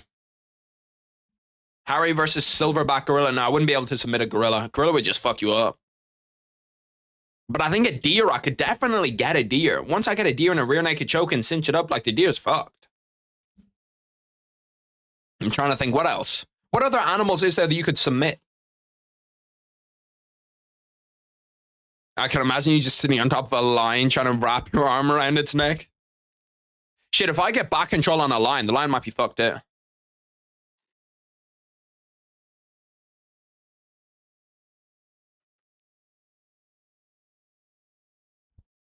Lion might be able to wriggle its way out, though. Yeah, lion could be a problem. I can see the problems with a lion if I was to fight a lion. But alligator, I'd fuck up. I'm trying to think what else I could... I wonder if I could submit a bird. Do birds have, like... Do they take an air? No, I feel like the snake would submit me. The snake would get me in a choke and fuck me up. What's a wold? A wolf? Oh, no, a wolf I'd fuck up. A wolf, like, if the wolf has to stay in the confines of an area, he can't run away. I'm fucking up a wolf. Think about it right now, okay? Wolf comes towards me. I jump over the wolf, yeah? Leap over the wolf. As I'm coming down, grab the wolf's leg, trip the wolf, yeah? I'll trip the wolf and then grab the back. Once I have the back, it's done. Once I have the back, it's already done. Wolf ain't doing shit. You underestimate its size? A wolf is pretty small. They're not big.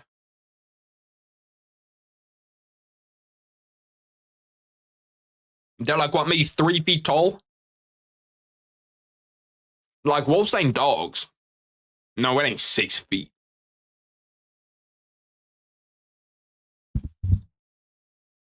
A wolf ain't 6 feet, bro. How big is a wolf? Let me look this shit up.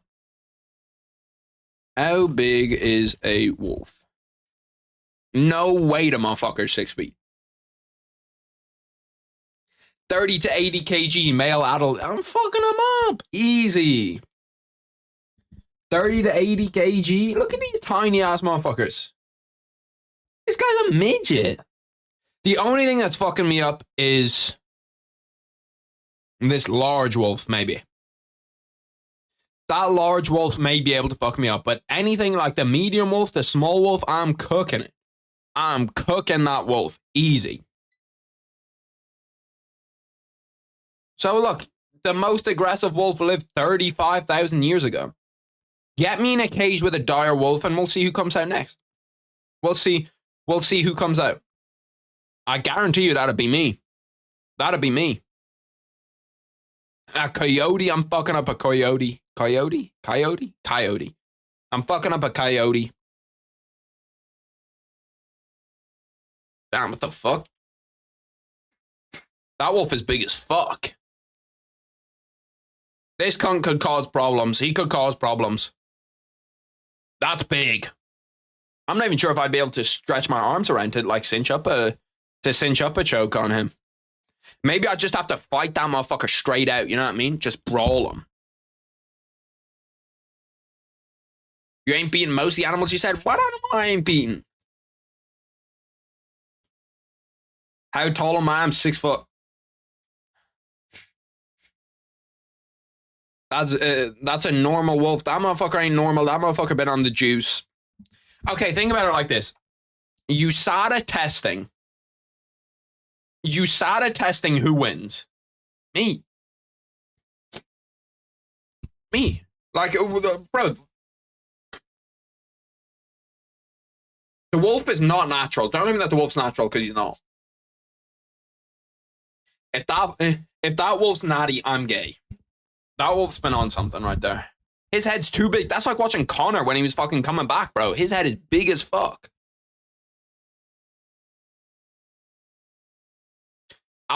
Jones versus Alex Perez, Stipe versus Tom Aspinall. Winners fight each other. What do you think? Yeah, I don't mind it. Shit, fuck it. Let's make it a tournament. Let's throw another fight in that bitch. Ankalaev versus Curtis Blade. Shit. Winner versus winner versus winner.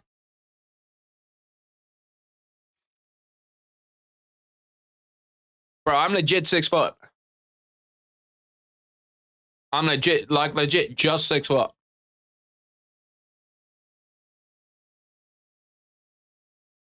Who does Uriah Faber train out of these two? I see Uriah Faber over there in the corner. Is it Miktabek?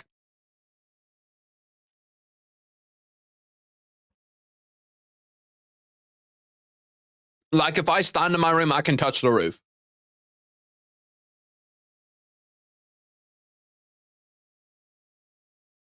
Three minute 30 left inside this round 3. Brenner has his back. Miktabek needs to fight out. To be fair, he stood up. He needs to break that body lock. Ooh. Yeah, he broke it. On the cage now, in the clinch. Nice knee to the body from Miktabek.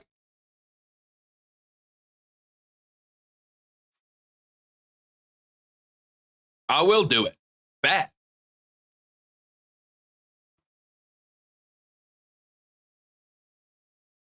You're going to see me touch it with ease. Like, you can see how tall the stuff behind me is. I'm way taller about that. Do you know about the Cage Side Convos channel? Nah.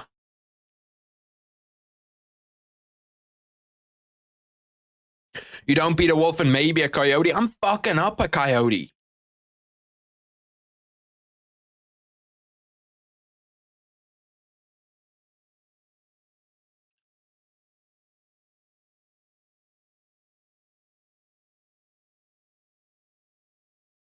Bro, what do you mean I'm not fucking up a coyote? Like, it's not even easy. Or it's not even hard for me to fuck up a coyote. Coyotes are small. It's like a little dog.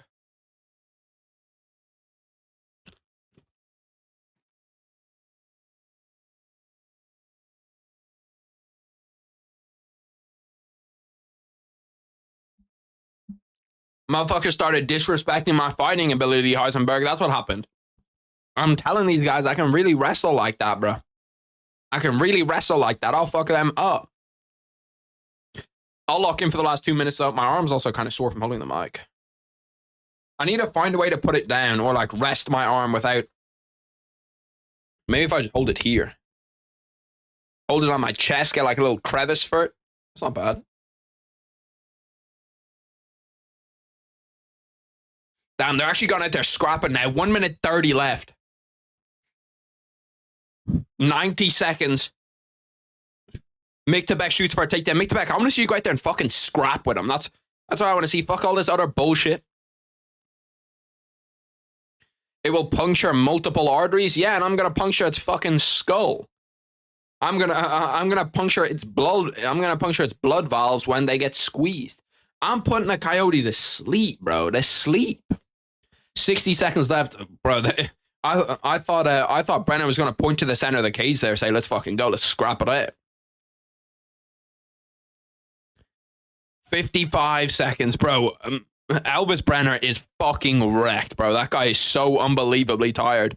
Mick the Beck looks kind of fresh. He looks like he's ready to go. Mick the Beck, put the pressure on a little bit. Oh, nice 1-2 from Mick the Beck.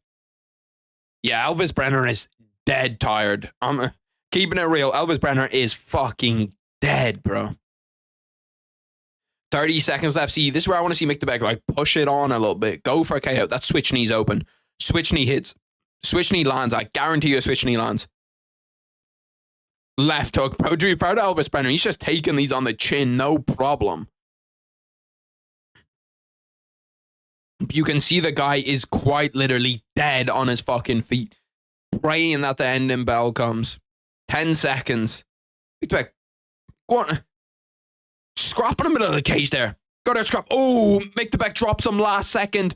He's not going to get the finish, but Mick the Beck, I would probably say he wins that. I'd say he wins that via decision and with relative ease. 29-28 or 30-27, boys? Which one?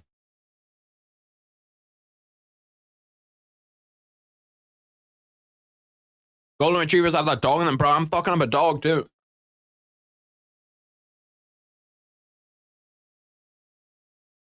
My dog just started looking at me after that. She just started staring at me like, the fuck do you say, bitch? I'll fuck you up right now.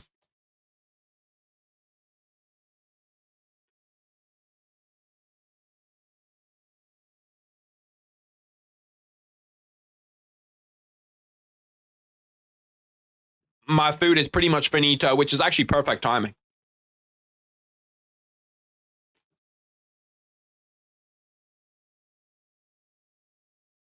It means that I can go back to locking in on the fights.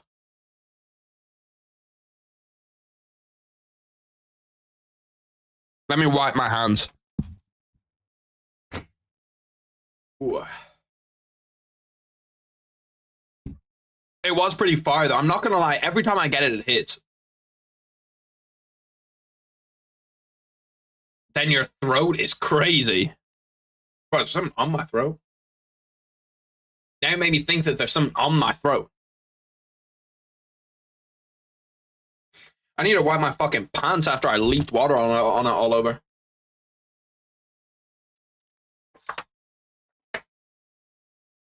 Look at Mick the Beck hanging on to that fence. He's doing whatever he can to win. That was the most obvious fence grab on the planet, and they just let him away with it. Look, you wanted me to stand up? I'll show you right here.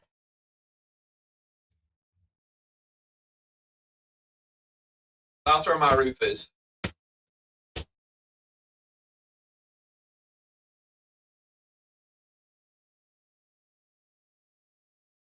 A Tiberian Mastiff is my favorite dog. I don't really have a favorite dog breed apart from my current dog breed.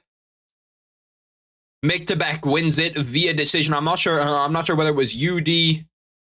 Damn, Charles Oliveira and Uriah Faber in both of the corners. Nobody out of shooter box does well other than Charles Oliveira. Like, it's actually a fucking phenomenon. Small ass roof. I didn't know the roof was big, but you know, I'm 6 foot. And there was a point deduction. Oh shit! Did he get a point deduction for the fence grab? I didn't even fucking see that. I'll be real. I must have been unlocked as fuck. That must have been when someone told me that I couldn't beat a wolf, or couldn't beat a crocodile. We were unlocked for that. My dog would like to leave. Ooh, I'm knowing this what you want me to do.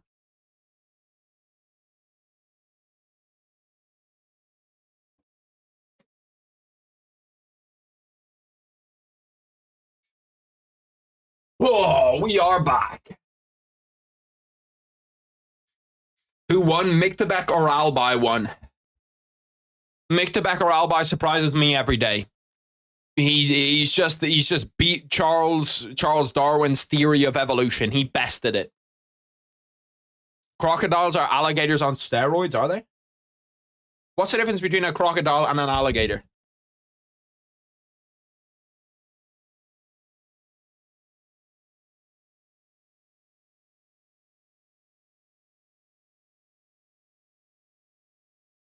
Is that it? Snout shape is it?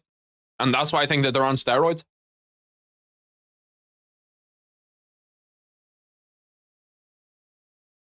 What, a crocodile's more aggressive?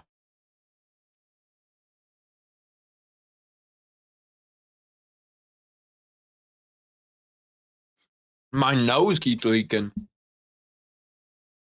Let me Google this really quick. Alligators mostly eat fish and small mammals. Gators are more aggressive. Are they? Damn. I thought the crocodiles would have been more aggressive. Surely if you're like bigger, you're like, fuck it. Let me go over there and fuck that boy up. But sports smiley face, what's that section? Okay, let's go over and watch some NBA basketball. Crocs usually go after larger mammals, water bison and stuff. Water bison is crazy. How the fuck you taking on a water bison? See, that's a guy that I don't think I could fuck up. Like a horse. I don't think I'd be able to fuck up a horse. They're too big. But like, think about it. If you were able to get a horse on its back, yeah, you could fuck one up. Definitely. It's just, how do you keep it on its back? Like a cow. Imagine, I'd fuck up a cow. A cow is big as fuck, but I'd fuck it up.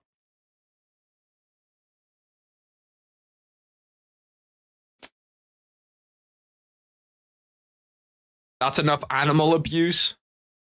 Shit, I ain't actually tried fucking any of them up. I'm just saying I could. I'm just saying I could. I could fuck every single one of them up. Let's take a look at what the UFC subreddit is saying. They're definitely tweaking. They always have the fucking funniest shit on this subreddit, bro. Well, they'll just come out with the most heinous fucking opinion you've ever seen. Like, you've never seen an opinion on the on UFC so bad until you click on this subreddit. It is crazy. A little Reddit read. First thing is about John Jones being gay. John Jones will not fight Alex Pereira or Tom Aspinall, so he started this Twitter bait to stop people stop talking about him being gay. Jones is embarrassing himself. This shit is sad. Bro, look at them, bro. Like, look at them. This is exactly what I was saying about John Jones just like trolling on Twitter. Bro, look at this shit. First 3 posts, all John Jones. John Jones, John Jones, John Jones. TIL, Khabib married his cousin. Hold on, let me see this. The name of Khabib's wife is Paddy, Matt. Dog shit name, but it's whatever. She was born in the same mountain village in Dagestan as Khabib. It's a small village with 200 inhabitants. That's already a dodgy game. That's a dodgy game, bro. Very dodgy. 200 inhabitants? And your wife in one? Like, it's probably your second cousin. I'll be real. Khabib shows what the village looks like on his Instagram page. Paddy Matt was his first love. They sat at the same desk at the village school. Khabib was in his second year in high school. His family decided to move to Kiroval, a more sizable village. See, that's a better decision, bro. That's a better decision. You've got to, if you're in a town with 200 people, you're in trouble. Was a distant relative. She had the same surname. Damn. Your own dad said that? Your own dad said that that it was a distant relative. She had the same surname? Families have known one another for generations? Khabib, brother, you might be cooked. I'll be real. Khabib might be cooked. Khabib might be a cousin shagger. That is crazy. Max Holloway, medium Holloway is crazy. I've never even seen that motherfucker before. 1, 2, and 3 were clear Reyes rounds. I actually don't think that this was as big of a robbery as other people think. I think that John Jones, like, it was a close fight. Reyes could have won it, definitely, but Dustin's last title shot, 2019. Damn, his last title shot was 4 years ago? 4 years ago was his last title shot. It's crazy. One of the most iconic photos in sports history. What does this say? Dear Max, this image, much like your performance, speaks volumes of your dedication, skill, and the heart you bring it out. Jesus Christ, that motherfucker is dick riding like crazy. Holy shit. More than just bounce out foods. Brother, this guy's dick riding. Holy shit. AI powers. That motherfucker's dick riding like crazy. I need to get a tissue out to blow my nose.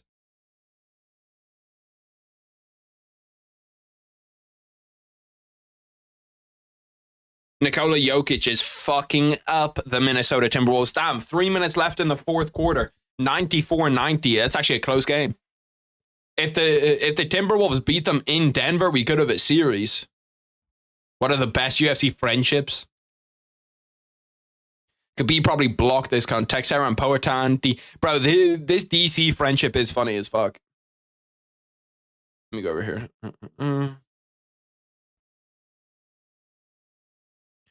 They riding hard, thinking you could beat a wolf, bro. I could beat a wolf, bro. I could beat a wolf. Inbred is the best base for MMA. You're not wrong, bro. I'm just saying the stats are pointing to the fact that you could be correct here. AI needs to be stopped. This photo is crazy. Why is he holding him like that? What is this pose with his hands, bro? Is this photo real? Is this photo not generated? Is this photo not artificial? Because, like, it does look real, you know what I mean? Like, I could see it being real, but fuck me. Why is Wonderboy posing like that? Zesty-ass pose. The fuck? Real zesty. Is it only me or this looks like a fight night type of card? Can't believe it's a pay-per-view. I did say that it's like a cross between a fight night and a pay-per-view. Like, it's just like the level in between fight night and pay-per-view. But I don't think it's an actually terrible card. Like, I think that the card's actually okay. Bro, wolves are not that big, bro. You're tweaking. Pantoja versus Erceg. Nah, that's crazy. Steve Erceg made his debut 1 month after Bilal Muhammad's last fight. He never asked for dollar shot and got it before Bilal. Bro, we gotta stop disrespecting Bilal, bro. Bilal's actually getting disrespected like crazy. Steve Erceg made his UFC debut 1 month after Bilal Muhammad's last fight. Never asked for a title shot and he got it before Bilal. Bilal's got to fight back at some point, surely, right? Surely he's got to fight back at some point. Not knowing Mauricio Rufy is crazy, bro. Look at this guy. Spanker's 85. Doesn't know Mauricio Rufy. You need to brush up on your history, buddy. Oh yeah, Fabiano should be there because it is a Brazil card.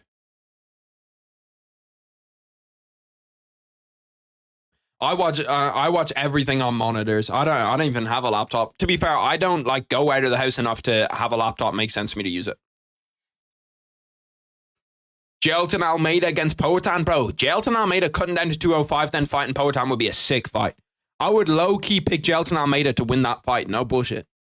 If he was a big underdog. Just like straight up, I'm picking Alex Pereira. But if Gelton Almeida was a big boy underdog, I'd pick him to beat Poatan.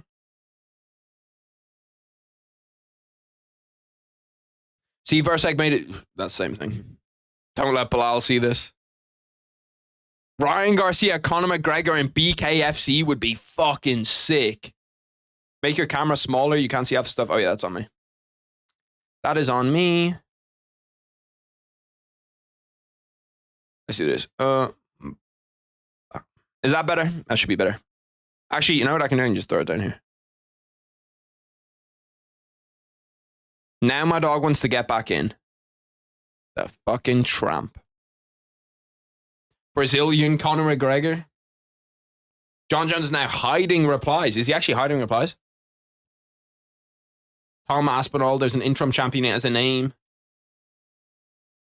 Ah, I didn't realize he was actually hiding them. Hiding them must mean it's at least slightly getting to him.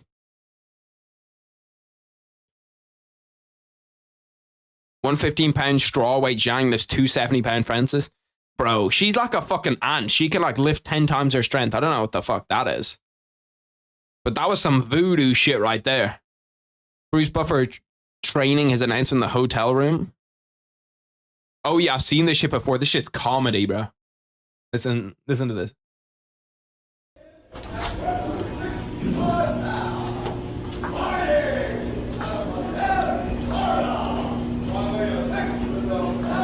motherfucker Brucey B's crazy. Please just retire or fight Aspinall Scrooge McDuck looking ass. You had your opportunity to be great. This motherfucker got a Samsung. Nah, Samsung is crazy, bro. Look at him. He didn't even crop the screenshot to his nasty ass. Samsung didn't crop the screenshot, bro. That's dusty. Strickland fighting with a fake mustache again today. Oh yeah, I see this guy's art all the time. Ross Bain's art. His art is just super expensive though, bro. His art is super expensive. That's the problem. John Jones and the team devising their next excuse to not fight the interim champion, bro. John Jones is actually getting torched. Is that actually announced? No, this fucking... See, like, I hate pages like this. Like, what the fuck are you doing, Ruben Carter? Oh yeah, this fight's been announced. The Minnesota game is in fact over. She can lift Shaq? Damn.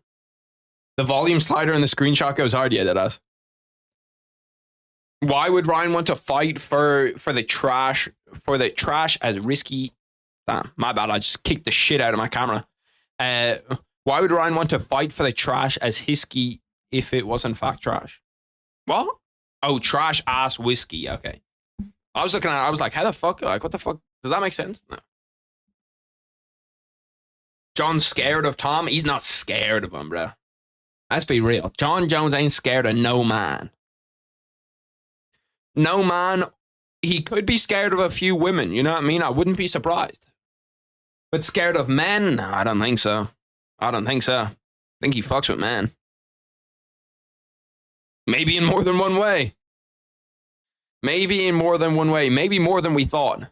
Oh shit, it's round 2 of this fight? I didn't even realize. I didn't even have it on. Carolina Kovalkovich. Actually, you know what we haven't checked in on? We haven't checked in on the bets yet. Let's see how the bets are going. We've definitely lost at least one so far. Hey, listen, okay?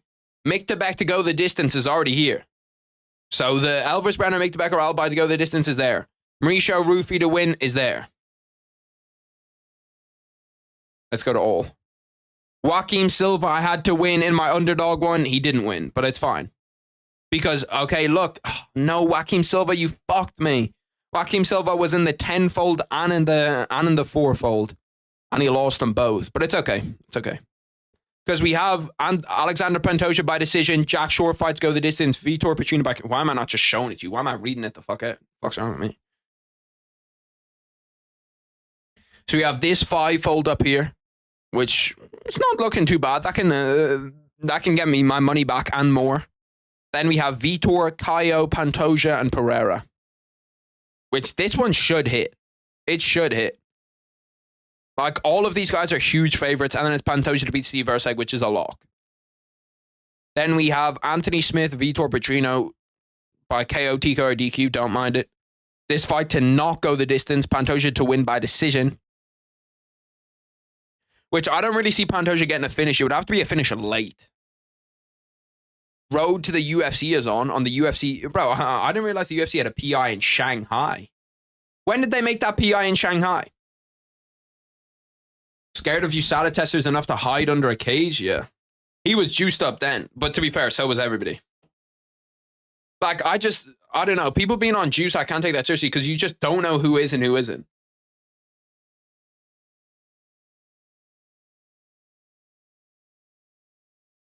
These girls are low-key kind of scrapping a little bit. What does that mean? U something R big. I don't know what Tenno means, but I presume EU does not mean Europe, and it means like U or something.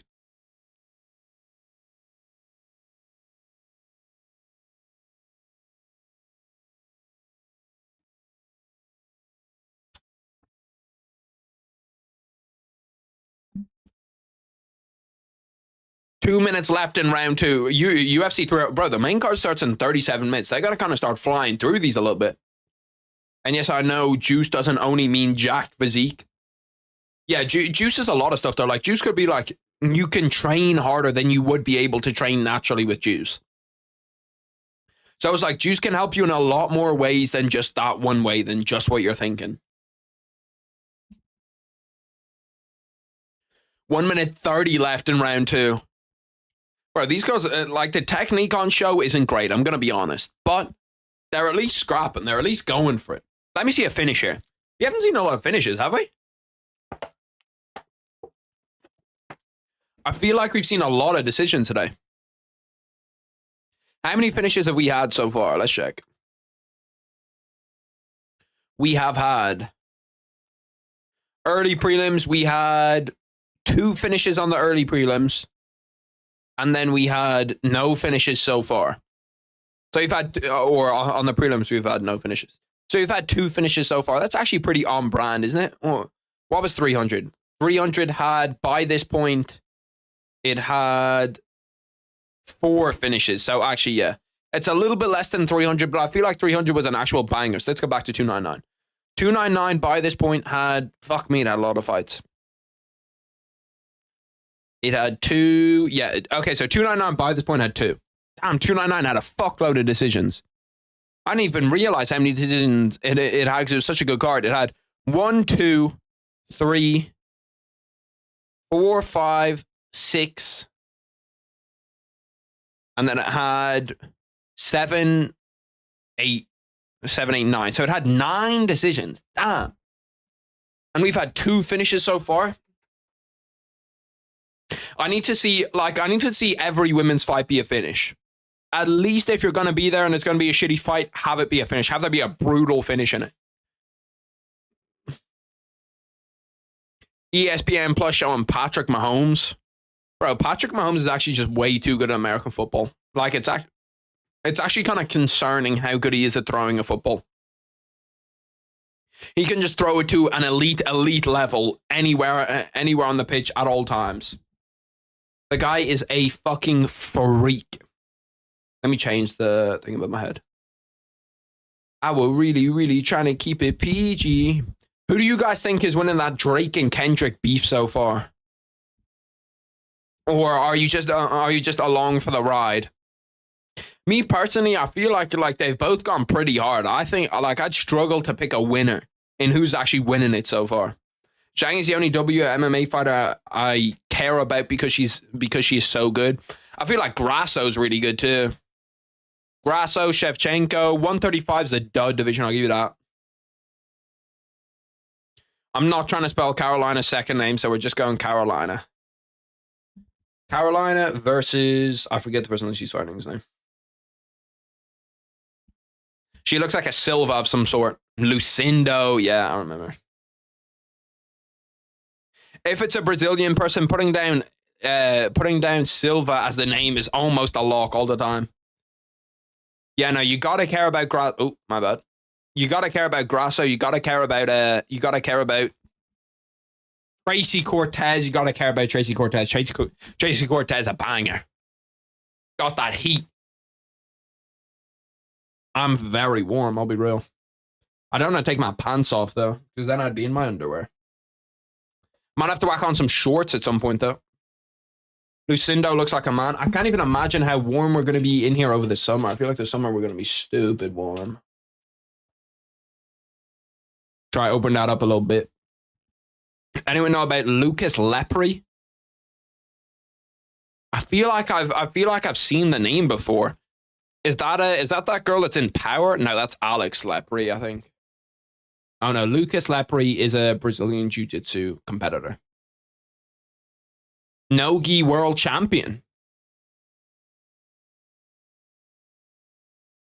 Where does he train? Oh, he trains in Charlotte. Lucas Lepre Jiu-Jitsu Academy, Charlotte, North Carolina.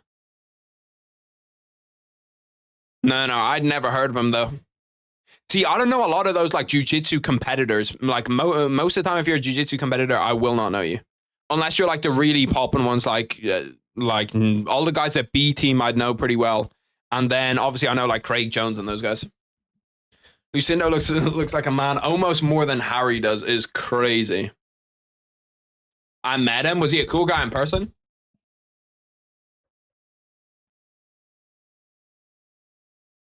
He's one of the GOATs, is he? Damn. I probably should know his name then. I don't. I didn't realize he was actually like that. Like he was one of those guys.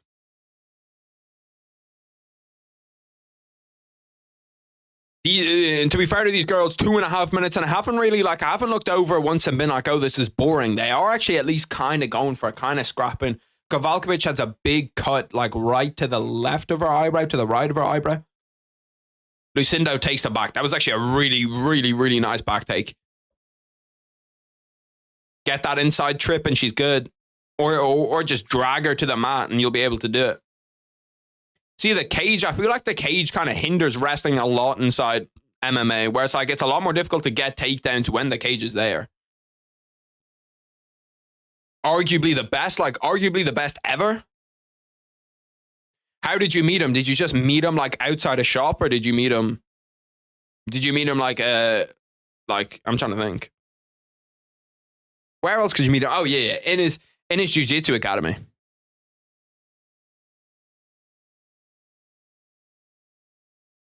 I didn't realize he was one of the GOATs. I probably should know his name then. I knew that I'd kind of heard it somewhere, but like I didn't think about it. Inside my jiu-jitsu gym. The fuck was that noise? Like my mic was speaking back to me. Did you hear that? That was weird as fuck. Oh, what, he came to teach like a seminar, or do you train in his gym? There's no real good like Irish jiu-jitsu competitor, so there's no one really to come across and do seminars in Ireland, but shit, I'd take it. My instructor's got him to fly out. Damn, that's dope.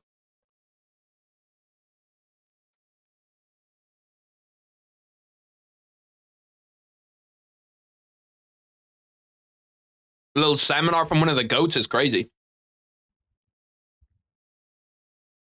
This fight is painful to sit through, I can't lie. Yeah, I haven't been locked in at all, I'll be real.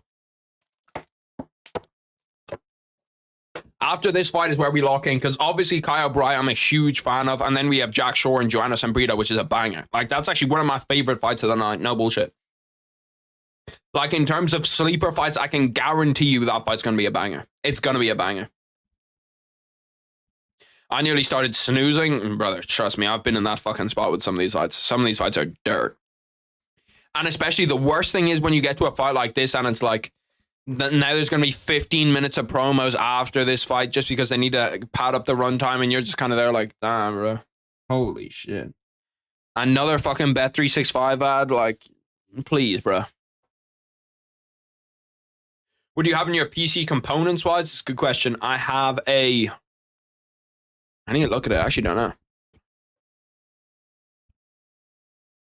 Wait, we're 30 minutes away from the main event? No, we're not. We are like 2.5 hours away from the main event. We are 30 minutes away from the main card.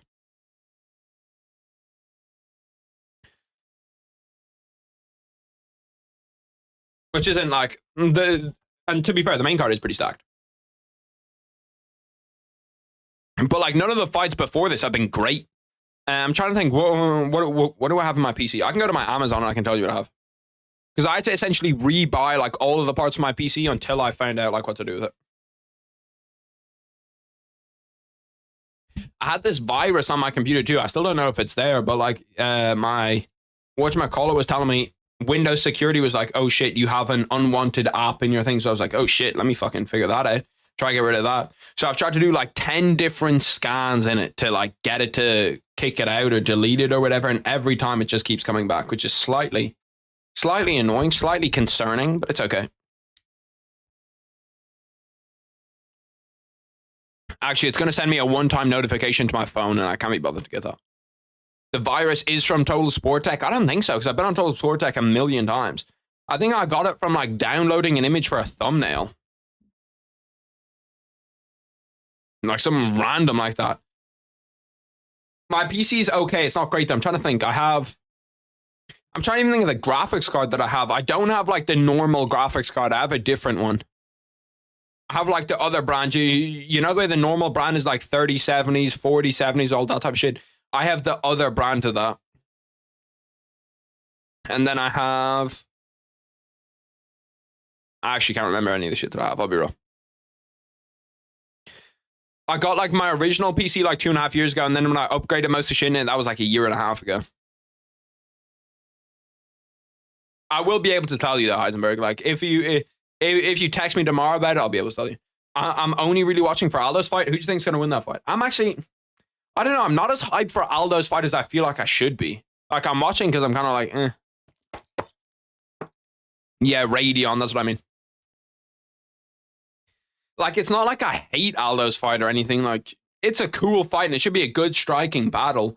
But I'm not excited for it like I would be for any other division, for any other anybody else that's as well respected in the UFC, that's as high on like a GOAT tier list in their division in the UFC. If they're coming back to the UFC, then I'm like, holy shit, this is hype.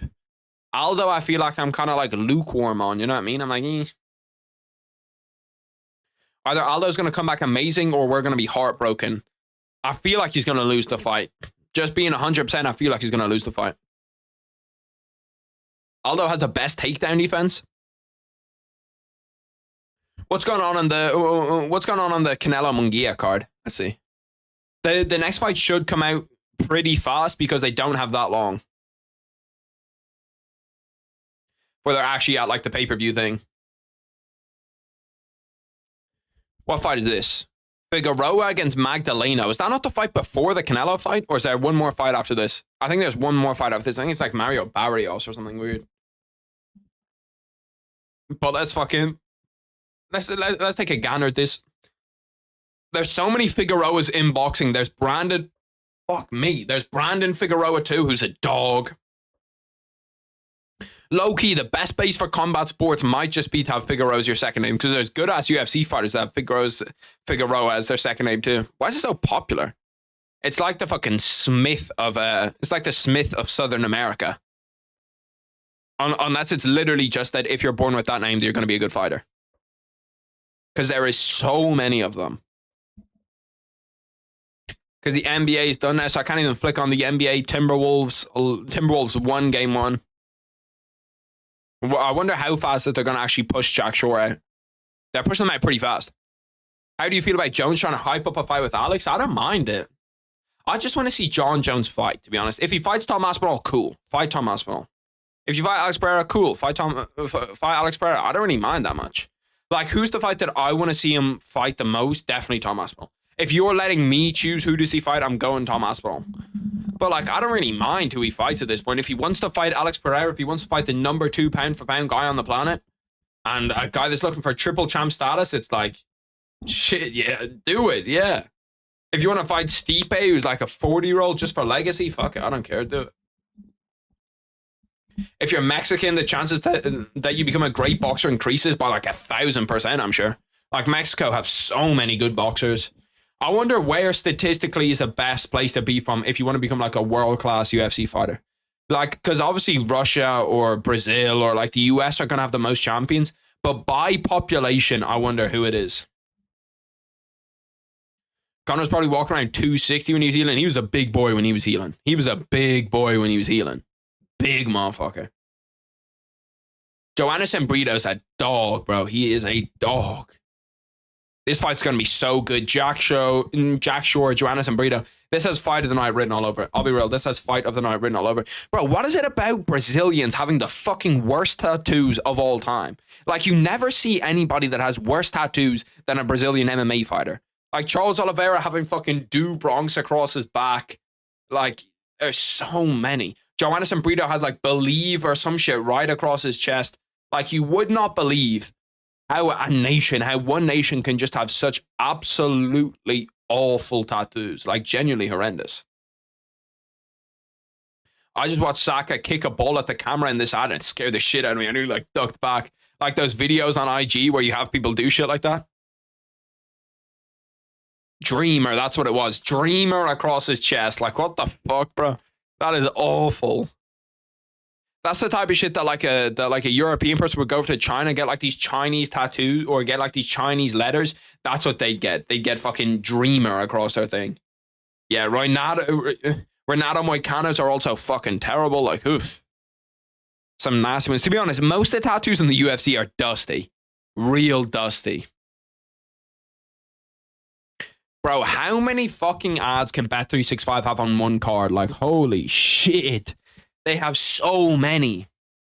Brazilian slums and backwater Russian villages, definitely the best spawning points for a great UFC fighter. What do you think of Roundtree against Jamal Hill? I don't like it. I do not like it. I'm going to keep it 100%, bro. I think it's just a bad fight in general for Jamal Hill. Like, why are you going up against a power puncher? What is it? Is it going to be 2 months? It's going to be, what, 2.5 months, maybe 2.5 months after he got knocked out cold by Alex Pereira? I don't know. Like, it wasn't like TKO. Like, Jamal Hill was out. You know what I mean? Yeah, no, I don't like it for Jamal Hill. I always think off KOs, you should take minimum 6 months. Minimum 6 months after a KO, and then we can talk from then. We can work from then. But a minimum of 6 months. Gaethje's before dishonor tattoo is sick. Let me see this shit.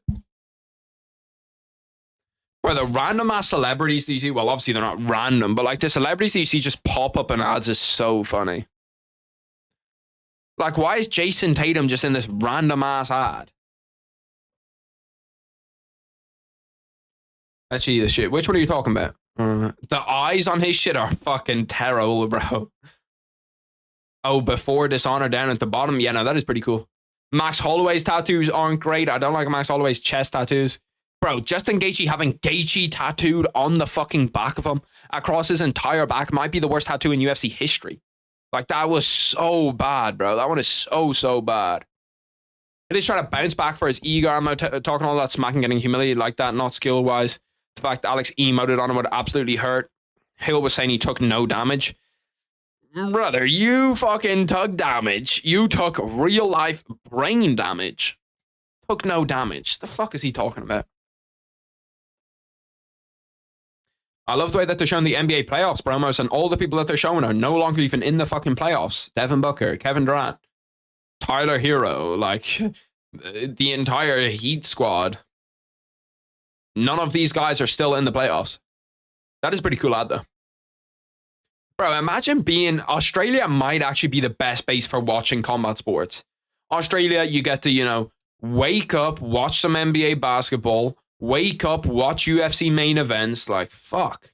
That's an elite place to live. 8:30 in the morning, you just wake up, turn on the UFC. Tony and Max legit have the exact same tattoo on their backs. Do they? Max Holloway just walked into the tattoo studio. Give me the Tony Ferguson. Or the other way around. Whichever way, whoever got it first. The fuck was that emote from Joe Anderson Breeder? He just goes like... My perfect world for Alex would be he defeats Magomed, beats a newly crowned middleweight champion Adesanya, concludes the trilogy, then moves up and at least puts up a good fight against Tom, a GOAT. I don't know. He's not making 185 again for me. He's not making 185. And Ankalaev, I think, is a terrible fight for him. I think Ankalaev is a really awful fight for Alex Pereira. And then Tom Aspinall might be even worse. Brazil dominate football and MMA. They don't dominate football, that's for sure. Like, when's the last time Brazil won a World Cup? What was it? Wasn't 2006, wasn't 2010, wasn't 2014, wasn't 2018, wasn't 2022. When's the last time Brazil won a World Cup? That's a great question. Wasn't 2002? I think they won 2002 because they had like R9, Ronaldinho, all those guys. But 20 years have gone by. They're not even the best team in South America right now. When did England last win? Forget Ireland, even while Ireland aren't good at football. And England are fucking bums. Every single day that England lose in football is a great day for me. It's a perfect day for me. There's nothing more that I love seeing than seeing England lose. Okay, fight has started. We're 20 seconds in. Let me get timer. We're locking in for this one, boys. We're locking in for this one. 4, 3, 0. Joannis Brito's jab is so fast, bro. It's so fast. It's legit like lightning quick. Bro, Jack Shore just does not look like he can fight, bro. Like, he does not look like he'd be a good fighter. Like, he's the type of person that you go up to, just immediately think you can fuck up, and then all of a sudden he just busts out like a spinning wheel kick on you and just cooks you. I've thought about this recently. GSP and Jones's comeback fights were pretty similar. Yeah, apart from the fact I think that John Jones had a more impressive performance, but GSP fought against a better fighter, so Alex needs to seriously improve his takedown defense. Yeah, he does, especially before he goes against Ankalaev. Oh, I thought Jack Shore nearly broke his leg checking that kick. His leg like flopped back weirdly. Jack Shore has him up against the cage though. Has one underhook. Does he have double unders? No. He has one underhook. Joanderson Brito has the other. Flips the position on the cage. Super smart from fucking Joanderson. Jack Shore and something Brito. Both came back from a controversial win, reclaimed a second belt, and did nothing with it. Yeah, and Dana White hated GSP for doing that. He don't hate John Jones for doing it, though. Nah, GSP doesn't have a better legacy than John Jones. Definitely not. John Jones has the greatest legacy of all time. Look at who GSP beat. Look at who John Jones beat. You can probably name like 3 GSP defenses. You can name 10 John Jones defenses. Joanderson Brito out-wrestling Jack Shore was not on my bingo card for this fight. He's just got him bullied up against the cage, holding him against the cage. Jack Shore just can't do anything. Let me try to think how many John Jones defenses can I list here. No, that's actually a terrible idea. I'm bad under pressure. I'm terrible under like quiz pressure at like naming shit. Halfway through the first round, Joanderson Brito has pretty much dominated the entire first round. When they got to the fence and started to clinch, he dominated that, and obviously he's the better striker of the two. Nice overhand right, catches him. Now he's starting to blitz. Jack Shore does well to defend himself and then push him up against the cage. There's definitely some fence grabbing from Brito there. I can't see it sometimes because where the little heart is, I can't see. To this day, Dana still resents GSP for leaving when, yeah. To be fair, like, I can kind of understand where Dana's coming from with it because it is slightly annoying, but like, I don't think it's enough to be like, fuck him, we're never working with him again, the guy's a bitch. Like, he actually really, really dislikes GSP, whereas I feel like he shouldn't.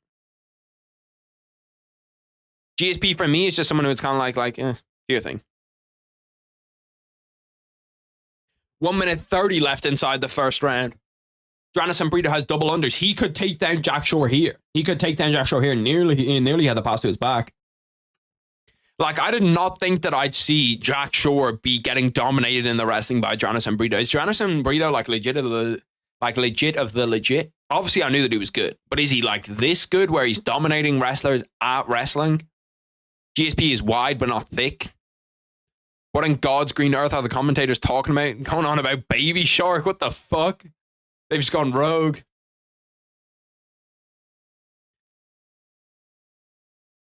I'm autistic. It's crazy. 50 seconds left in round 1. Now Jack Shore has him up against the fence. Jack Shore could get a takedown here. Does get a takedown. They're kind of in that weird position. I forget what it's called. Where you're like both on the ground, one hand on each other, and you fight for it.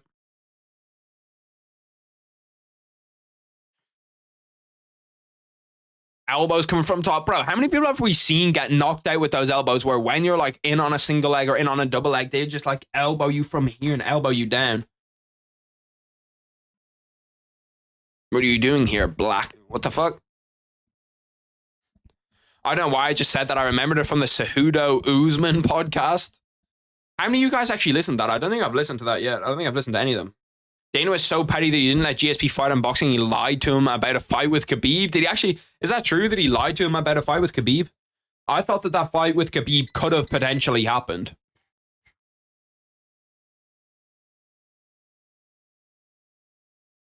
Bro, these Australian MMA ads are low-key kind of sick. I've seen Robert Whittaker. I've seen fucking Israel Adesanya. I've seen Jason Tatum. I've seen like all of them in here. Why does food in ads outside of like the UK and Ireland, like American food in ads, Australian food in ads, looks fucking unbelievable? At BK, have it your way. You rule. I don't know why the fuck that came to my head. Steve Erceg, 11-fight winning streak. How many of those are in the UFC, huh? How many of those are in the UFC, you fucking bums? You pagans.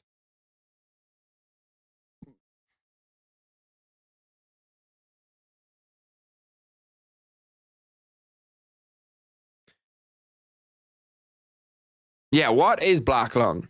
I don't know what that is. What is it? Is it like a TV show character or some shit?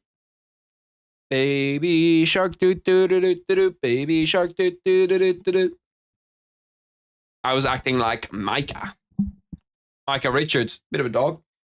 Damn, that fucking that overhand right from Jack Shore was fast. Whatever he threw. A timer.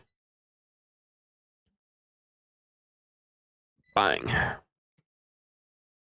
Joanna Sambrito, once again, bro, for a fight that I thought was going to be a banger, there's been a little bit too much wrestling for my liking. When I was sure, I was like, this is the fight, bro. This is going to be a heater. I promise you, this is going to be good as fuck. DJ deserves the Hall of Fame, but Dana resents him. Yeah, no, he does.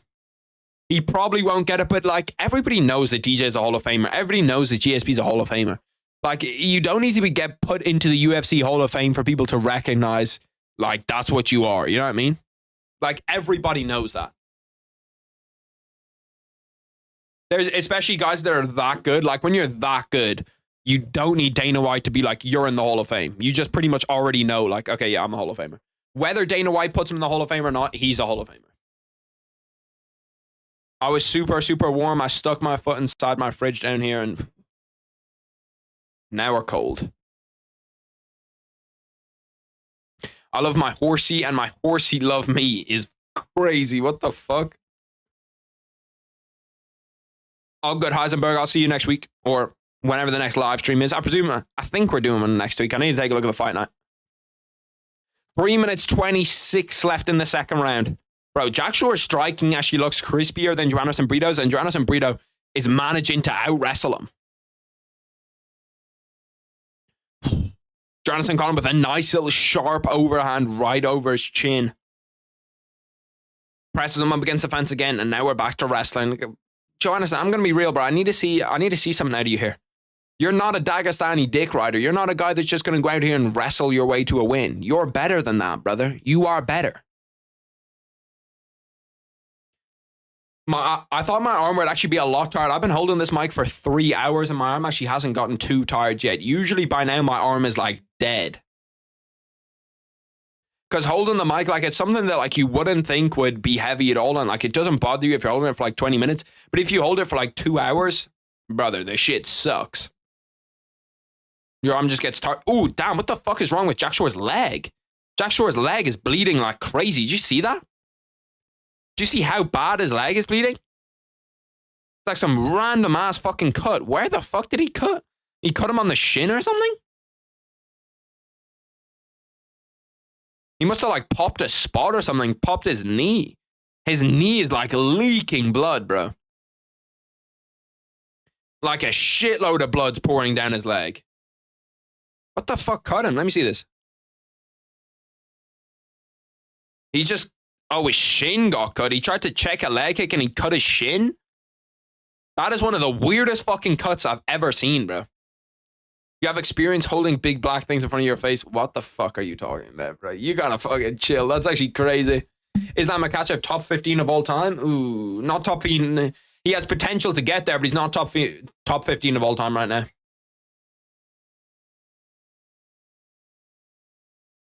Jonathan Brito is trying to punch his leg. He stopped. Oh no, it's a timeout to wrap up his leg because there's too much blood coming from his leg. I didn't even know you could do that. A timeout for the cut.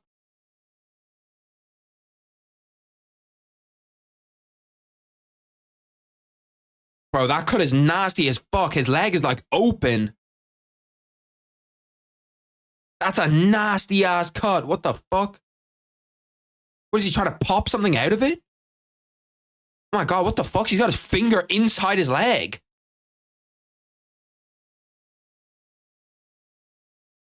They called it off. They called it off after that. They waved it off. That's a DQ. What the fuck? DQ finish. Jack Shore, Joanna Sambrito. Joanna Sambrito wins via, or not DQ, but he wins via TKO, I guess. What the fuck, bro? Random ass fucking way to lose a fight. That's the only time I've ever seen someone lose a fight via that.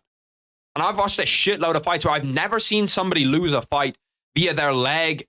Like his shin like fucking exploded. What the fuck? What did he hit? He tried to check a leg kick and then his leg just starts bleeding. His leg just like immediately starts bleeding and starts like fucking bleeding profusely. Bro, that was weird as fuck. I don't know what the fuck happened there. Is anybody that's listening to commentary, are they talking about it? Let me get my AirPods.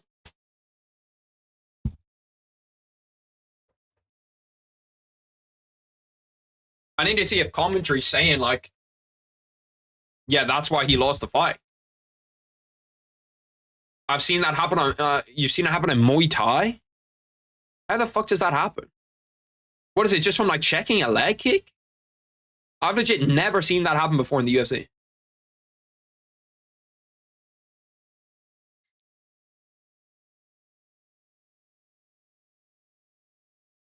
It's common when you check leg kicks. It's just bleeding from your leg. Bro, that cut looked deep as fuck. That cut looked fucking unbelievably deep. If it got worse, a bone might pop out or something. Yeah, I don't know what the fuck was happening there. Bro, when he had his finger inside his leg, like poking around, that was so fucking nasty.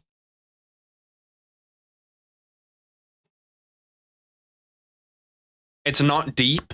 It looked pretty fucking deep, bro. What the fuck?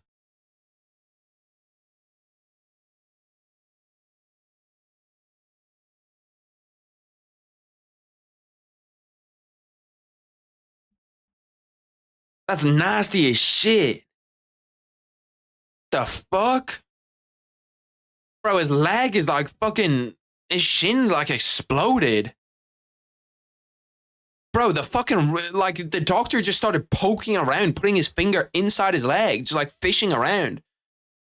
Like he was trying to fucking get something out. Bro, that girl in the crowd is nice. Is fucking unbelievably good looking.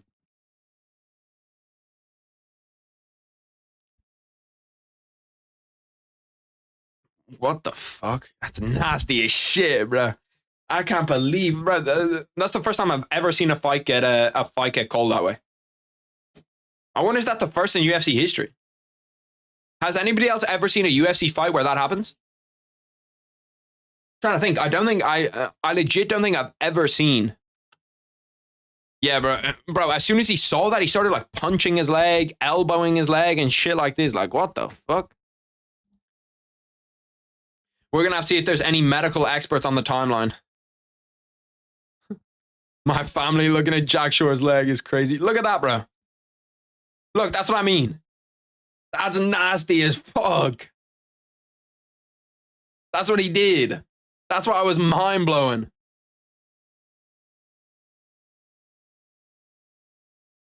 Whoa, whoa, whoa, whoa, whoa, whoa, whoa, whoa. Let's chill out here. Let's chill out now. Let's chill out now. I don't want to see no UFC footage. 4-0 for Brazil in the early prelims, 2-2 in the prelims. Damn, we had fucking 8 Brazilian fighters on this.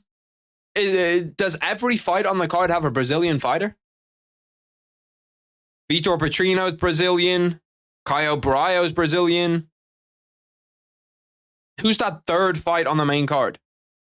I'm trying to think. Who's the fight that I'm missing out on the main card? Jose Aldo's Brazilian. Pantoja is Brazilian. Who's that other fight on the main card? Paul Craig against Caio Braio. Then you have Vitor Petrino, Anthony Smith. What fight am I missing? Never seen a stoppage from a leg bleeding before? Yeah, I'd never seen it either. Stoppage over... To be fair, that was fucking... It was not a little blood in the leg. The guy was full on leaking from his fucking leg.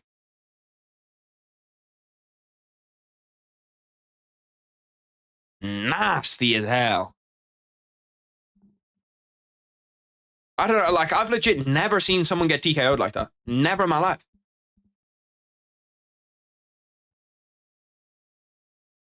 Personally, I think the fight should go on. Ooh, no, I don't know about all that. If that shit happens to my leg, bro, you can call that fight. Yeah, you can call that.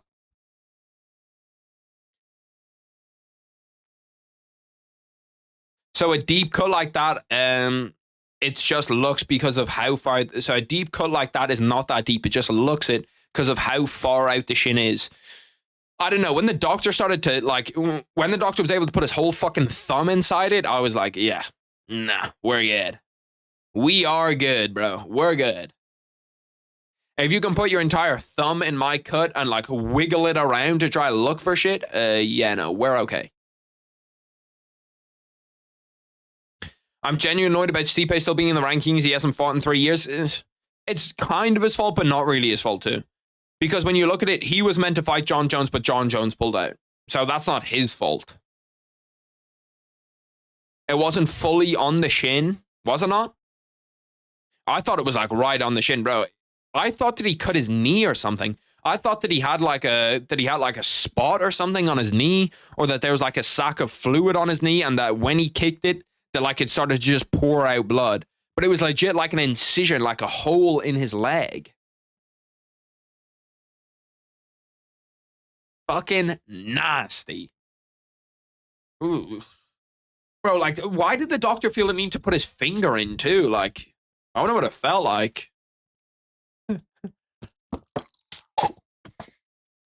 Wonder if it was grippy. It was his fault though. He had the opportunity to fight Pavlovich. Yeah, but why would you fight Pavlovich when you can fight John Jones? That's what she said. That's what I was saying. Jose Aldo arriving into the building. Big Stevie Erceg arriving into the building too. I'm sure that he'd know if the bone was damaged, right? I'm sure he'd fucking feel it.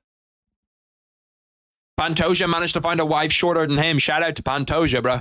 Out there dating the midgets. Bro, seeing the champion against the number 10 contender is fucking wild to me. You couldn't even bump him up to number 7, number 6.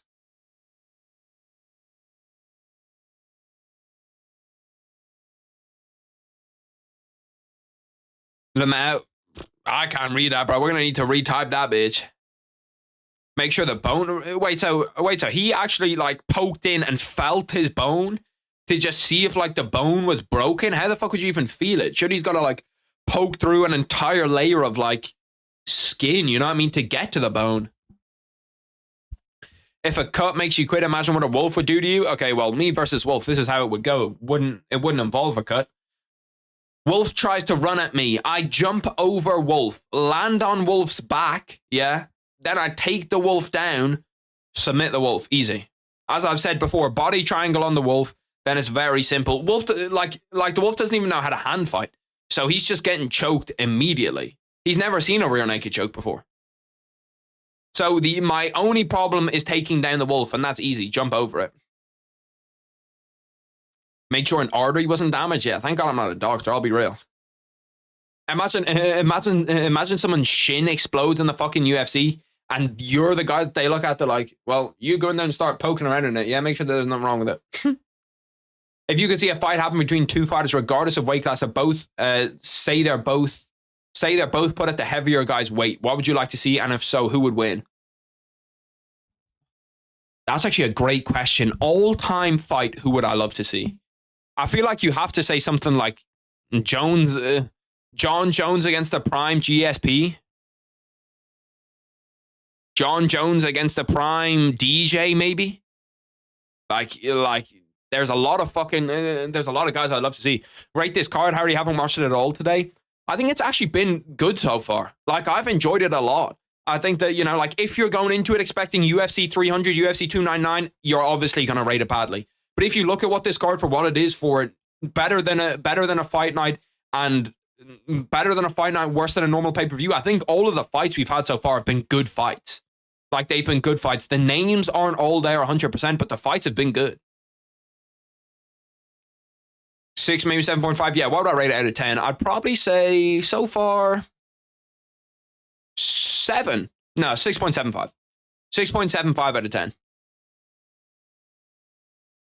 But I do think that, like, if you were to ask me before the card to rate this card, I'd rate it probably a 4. So it being a 6.5 right now, it's not bad. Not bad at all. What are your predictions for Makhachev versus Poirier?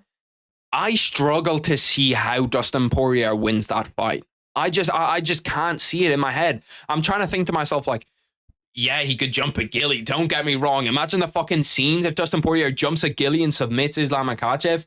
But on the feet, I think maybe 2 or 3 years ago, Dustin Poirier could have given Islam Makhachev a lot of trouble on the feet. But I feel like Islam's striking has grown to a point where Dustin Poirier will be the better striker. Don't get me wrong. He'll be the better striker 100%. But he's not going to be able to pass the gap. Like the gap between Islam Makhachev's wrestling and Dustin Poirier's wrestling, and the gap between Dustin Poirier's striking and Islam Makhachev's striking, they're not the same. Islam is a way better wrestler than Dustin Poirier is striker. So I just struggle to see how Islam loses that fight. Islam's also a lot bigger, a lot better. Like, I don't know. If Conor's left hand missed against Aldo, would he have still won? Yeah, I think so. I think so. Because if you look at Aldo going into that fight, okay? Aldo going into that fight was like, he was just not the same. He was broken mentally. You could see how stiff he was. When I talk about like flow state, flow is the biggest thing you want in combat sports. Like any of you guys that train, like do jiu-jitsu, anything, you know that like when you have like a beginner or someone that's just started doing fight, or someone that's just started, like whether it's boxing, whether it's jiu-jitsu, anything, you know that like they just don't know how to calm themselves down in situations. But like the biggest thing you want to be is calm. And then once you're calm and once you're able to like kind of roll with stuff, you're okay. Like if you get like someone that's new to jiu-jitsu, say in a choke or in a darce, in a rear naked choke, in any kind of compromising position, they'll immediately be like, and that's just the worst thing you could be. Because like when you're expending all this fucking energy, so I think Jose Aldo was fucked from the start because he was just like too nervous. He wasn't calm at all. He was going in there just like, ugh. UFC 303 Chandler Conor prediction in 30 seconds from starting to beginning. Okay, that's a fucking test. Let's go. 3, 2, 1. Conor beats Chandler first round, starts to piece him up on the feet. Chandler in the second round starts to turn to his wrestling, realizes Conor can't wrestle that well. Conor in round 3 understands that Chandler is going to go to the wrestling, starts to back up, starts to kind of, defend more takedowns. And Michael Chandler gets knocked out in round 3 while going for a takedown, gets hit with an uppercut, and then Conor McGregor finishes him with a nice combo, ripping to the body into the head. Then Conor McGregor calls out Leon Edwards for the 170-pound championship of the world. Bang. Done. Didn't even need all 30. BSD could take Dustin down. Yeah, that's the thing. It's kind of when you look at that BSD Dustin fight, okay? Benoit Saint Denis did what I think Islam Makhachev's going to do to Dustin Poirier for a round and a half, but I think Islam's going to do it for 5 rounds. Because Islam's gas tank, is it world class? No. But is it still pretty good? Yeah. It's a pretty good gas tank. And I think if Benoit Saint Denis can dominate you like that, Islam's going to do it. Islam's going to do it, if not worse. Animals can spin around so quickly, near impossible to establish control or attempt a tight choke. Bro, animals cannot spin around that fast. I can spin quicker than an animal. I'll pivot on my foot and then spin. You know what I mean? I want to see Conor versus Charles or Conor versus Gaethje if Conor wins. Conor Gaethje would be a banger. I feel like Conor Charles wouldn't be that great because Charles would just be able to submit him. Chandler lose through no fight IQ? Yeah, Chandler might have the worst fight IQ in the UFC. That's why I think that Chandler will legit go out there and try strike with him, because Chandler doesn't understand the, like, oh, let's go out there and wrestle. He's a bad wrestler. Let's wrestle. Chandler's so dumb that he'll walk down hands down in front of Conor and get shinned. I could fucking 100% see it happen. What are our predictions for Jaime Munguia Canelo tonight, boys? Who do you think wins that one? Canelo or Jaime Munguia?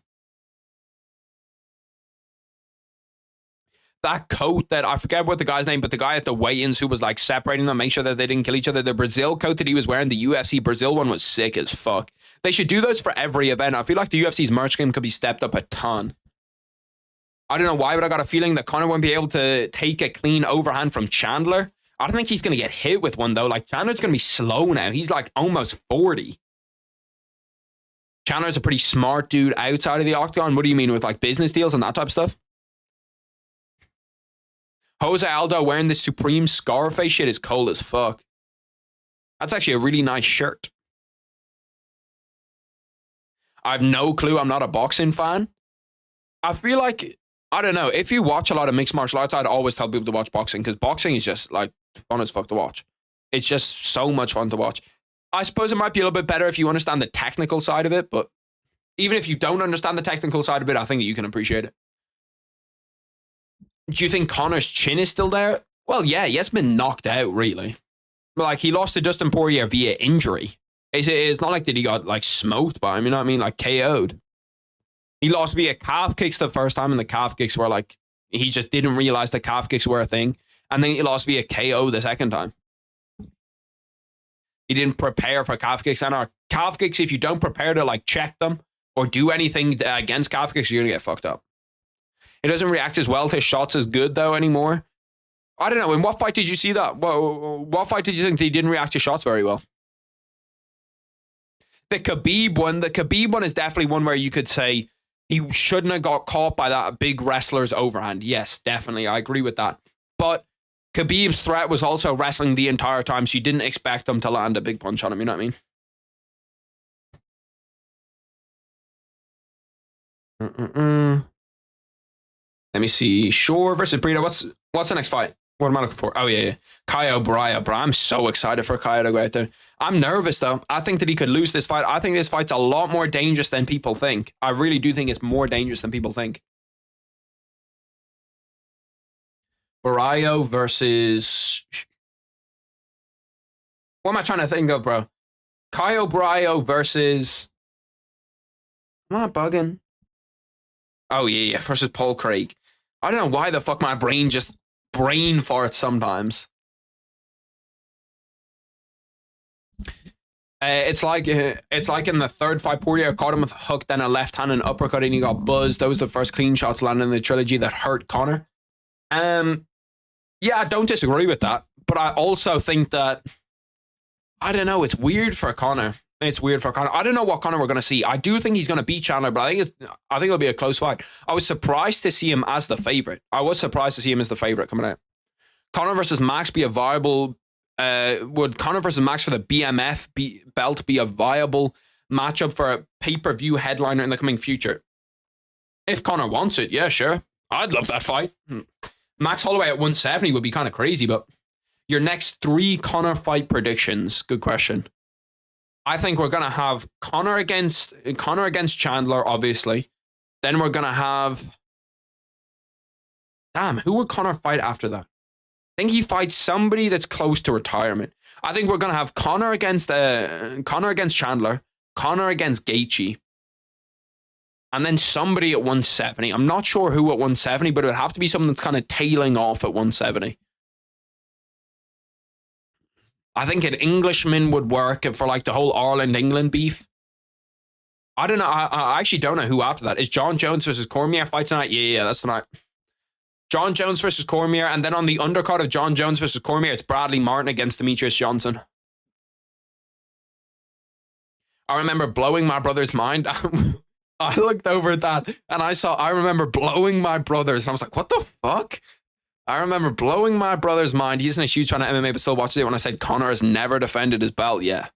No, it's crazy. Like, there's a bunch of stats you can pull like that from the UFC. We're like, what the fuck? That's not real. Like, that's fake, right? You don't think he wants that belt as much anymore? Like, maybe they'll give him a title shot. Maybe after the Chandler, I could see if they do that 165 pound and 175 pound division, Conor's going to get a title shot 100%. He's going to be the first one to get a title shot. But I don't know if I see them actually doing it. The next fight, by the way, is Caio Borralho against Paul Craig. I think a few people confuse him versus Mendes for him defending his featherweight belt. Yeah. I do think that like Conor McGregor getting a defense would have been inevitable if he didn't go and decide that he wanted to box. Like, the boxing just screwed him against Mayweather. Obviously, it screwed him for his MMA legacy, but in terms of financially, it made him fucking rich beyond his means. So who really lost? That's my guy right there, Kaya. That's my guy. Conor versus Islam would be crazy, though. Doubtful it happens, but imagine if Conor calls out Islam after he KOs Chandler. I wouldn't be surprised to see Conor Islam. I just think it's a bad matchup for Conor. Like, a real bad matchup for him. See, look, there's a real women's MMA journalist there, Karen Bryant. Shout out to her. Doing it the right way. Not like some other ones we see. Is the main card right now? Yeah, the main card's starting. Main card starting with my guy, Caio Borralho. Caio Borralho, a fucking dog. I'm telling you, bro. I've told everybody about him as a prodigy in mixed martial arts. I've told everybody to watch out for that boy because he's dangerous. He is dangerous. And I promise you, people are going to see. We're going to see a lot more people hop on the Caio Borralho train as he starts to get up to like top 10, top 5. And then I think he'll get a 185-pound championship at some point in his career. Conor beating Chandler and then shocking the world to beat Islam and retire would make him top 5 all time undoubtedly. Yeah, no, definitely would. If he beats Islam Makhachev, he's top 5 all time. Top 5 all time, guaranteed. I don't know, man. I'm the only one who doesn't even believe Conor fighting again until he steps into the octagon. Like, there is that kind of thing in me, but I think that now that it's confirmed, before Dana confirmed it, obviously I was like, I don't think Conor might never fight again. He might actually never fight again. But now that Dana White's confirmed it, I don't see Conor pulling out. What I could see is Conor missing weight. I could see him missing weight, but I don't see a world in which that he doesn't fight now. I think that fight's going to go ahead. Conor seems to be a hella confident fighter. You think he's going to feel the nerves in his walkout against Chandler? Everybody's nervous when they walk out. Like, no matter how confident you are, no matter how good you think you are, you're going to feel the nerves. Good night, Heisenberg. One thing I find funny is the people who say that you need 5 to 6 defenses for double champ. I agree, yet those people have no issue with Conor fighting Eddie.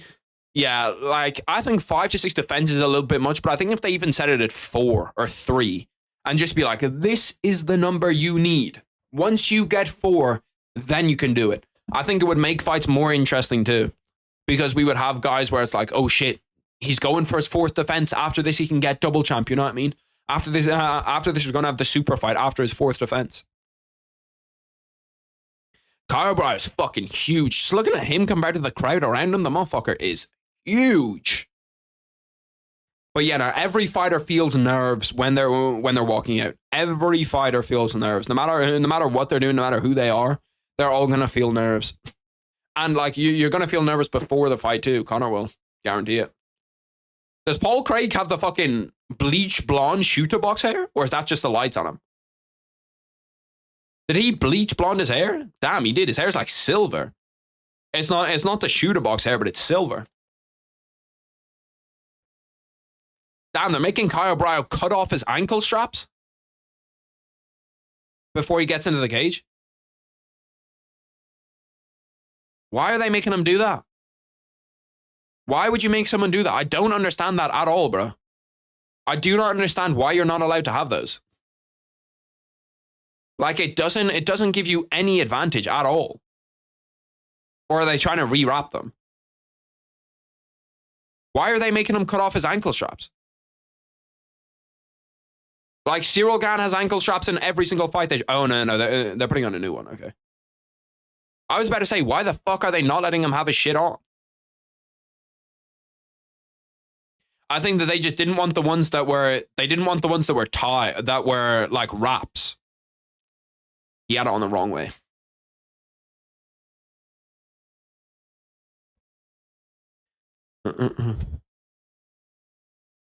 Predict Charles' next 3 fights, and if he wins or loses? It's a good question. Charles' next 3 fights. I'm going to say Gamrot, win. Poirier, win. And then I'm going to say, this is a bit of a rogue one, but Benoit Saint Denis, loss. I think that's how it's going to go at 155 from. Damn, he's got some young-ass motherfuckers in his corner. He's got some fucking, like, 18-year-olds in his corner. Those guys all look crazy young.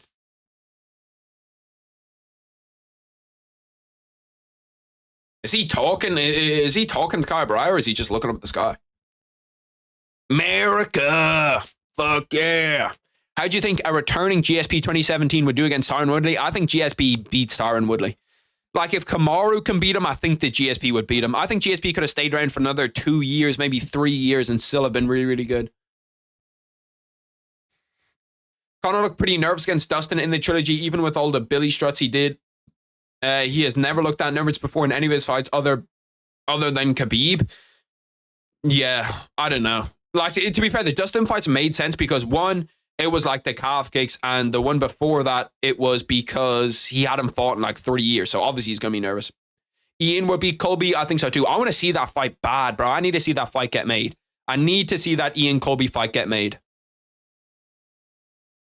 Colby versus Ian prediction, Ian Gary smokes him. Knocks him out inside round 2. I'd love to see that fight be a 25-minuter, even though I think that it's better for Ian Gary if it's 15. But I'd love to see that fight for 25. Test out Ian Gary's cardio. BSD is very talented, but he lacks the striking defense. I think that he'd be able to just... I'm not even sure if I actually think that BSD... See, when I say his next 3 fights, I'm thinking it's like a year and a half, maybe 2 years in the future, which would mean that Charles is pretty old by that point. So I think that we'd probably see Charles Oliveira losing that fight. Because Benoit St. Denis would have 2 more years experience. Charles Oliveira would be 2 years older.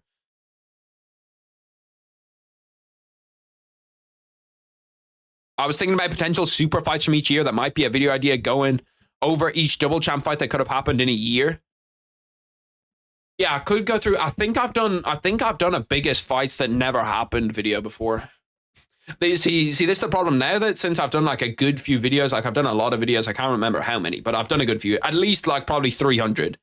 But now that I've done like 300 videos, like every time I'm going to do a new video, I have to look back and see if I've done the video before, if I've done something similar to it. Because sometimes I'll think of a video like the video that I did today. I thought about this video and I was like, oh shit, like, yeah, no, that's a pretty good video idea. Like my favorite UFC champions ever. And I can't remember, there was one champion where I thought to myself, oh, it was Tyron Woodley. I was going to put Tyron Woodley at 170 because I really, really liked him. And I was thinking like, oh, I already said that I like Tyron Woodley. Did I do this video before? But no, I did not. That was about the most loved UFC champions ever. And I got flamed. Prime Colby beats Ian, but now he just gets obliterated. I want to see how Colby looks when he comes back, bro. The Brazilian gyal in this crowd are crazy. I'm not going to lie. Like, they're different gravy good looking. Paul Craig looks ready to go as a plus 440 underdog. He looks ready to go. Colby's next 3 fights, loses to Ian Gary, retires. I really think that he retires if he loses to Ian Gary. Oh, he might not, like, he's not going to go, maybe he takes 1 fight after that just to go out on a win.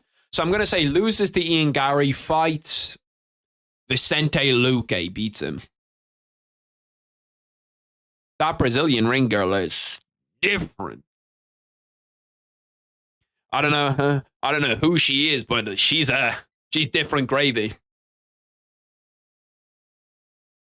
Round 1 has started. Caio Brito, Paul Craig. Pereira's next 3 fights are,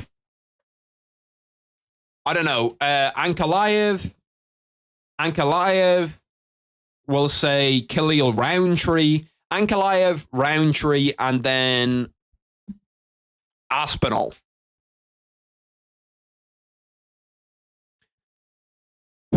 I'm nervous for this one, boys. I'll be real. I'm very, very nervous. Caio Brito doesn't look too nervous, though. He looks kind of ready to go. Paul Craig goes for a body kick, blocked. When Paul Craig catches Caio Brito's legs, I shit myself a little bit, I'll be honest. I shit myself a little bit. Oh, Caio Brito tagged him with a big 1-2 there. Caught him with a nice 1-2. Nice left hook. He didn't have the power on it. It was the right punch to go for. He's going for these lunging attacks. He lunges in, tags Paul Craig, and then tries to get away from it. Paul Craig got him in the clinch. Don't get taken down. Get to the fence. Nice. Well done.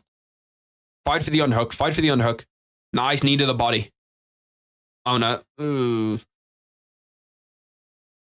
Paul Craig's deep in on a double leg. He could probably finish this if he stands up. Didn't finish it. But now he's got double unders. Double unders, not a good spot for Caio Brito. A minute and 20 into the round. But you know what? If you're going to become a UFC champion, you're going to have to be able to out-wrestle guys like Paul Craig. Paul Craig might have great jiu-jitsu, but you're going to have to be able to out-wrestle him. You say that about most Brazilians. They are built different when it comes to women. That's crazy. There's a lot of lesbians too. Caio Brito, tell him to get the fuck up. 1 minute 20 into this fight. It's been kind of cagey so far. Oh, nice 1-2 by Caio Brito again. Catches him right on the chin. Second time. Just with that 1-2 as Paul Craig's going for a teep. He's caught him. To be fair to Paul Craig, his chin's looking good. Caio Brito stuffs the shot.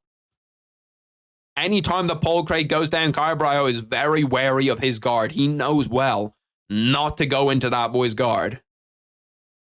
Nice body kick by Caio Brito. He's doing a really good job. It's kind of like, if you remember it's kind of like the Lyoto Machida John Jones fight where, you know, John Jones kept on getting caught while he was trying to throw like teeps and shit. He kept on getting caught. That's kind of how this fight's going right now.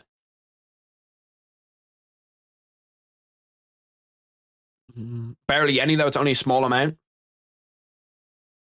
I feel like in Brazil there's a lot more bodies. Like maybe my shit is just Kyle Bryan manages to get out. Yeah, gets his arm out. Manages to get out of Paul Craig's guard after he was in there. But for Brazilians, I feel like maybe I'm tainted because all I know is Irish women. But every Brazilian woman that I see like on TV is just bad as fuck. They're just bad as fuck. Like everyone we've seen in the UFC crowd so far, all bodies. On Brazilian trust, where are you from in Brazil? Paul Craig hasn't even hit Kyle Bryan in the head yet. Another clean 1-2 as Kyle Bryan comes through. Paul Craig is kind of turned into fucking Kron Gracie. I'm not going to lie. At 185, he's like Kron Gracie. All he does is just try submit you. And if he can't submit you, he can't do shit.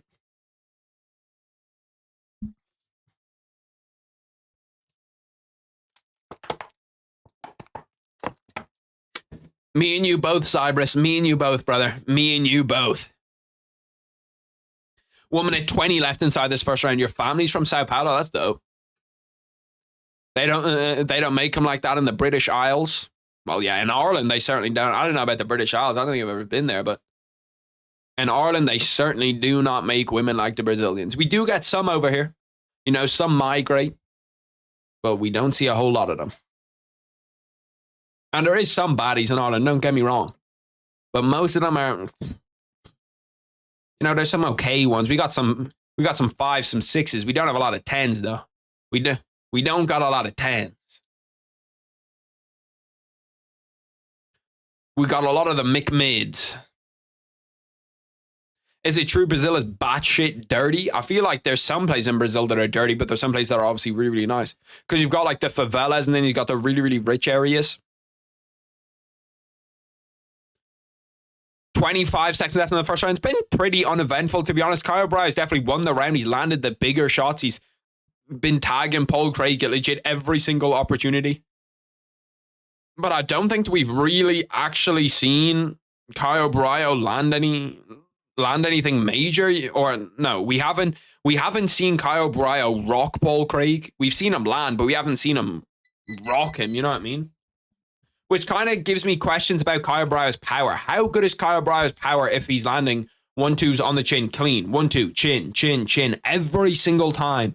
And yet somehow he's still not really managing to rock him. Good round though, up 1-0. Can't have any complaints. So Chael wasn't lying about Brazil being dirty, bro. The older you get, the more you learn. Chael ain't never lied. Not once in his life has Chael Sonnen lied. He wasn't lying about that Big Nog story with the carrot either. That was all facts, all truth. Yeah, you can see that Kyle Bryan's just landing clean shots. Anytime that Paul Craig tries to teep him, it's obviously in the game plan, or tries to land a body kick, that Kyle Bryan's going to come through and just land a big 1-2 straight down the pipe. Did pretty much all of the work in that first round. All of the meaningful work was done by Kyle Bryan. Round 2 is about to start.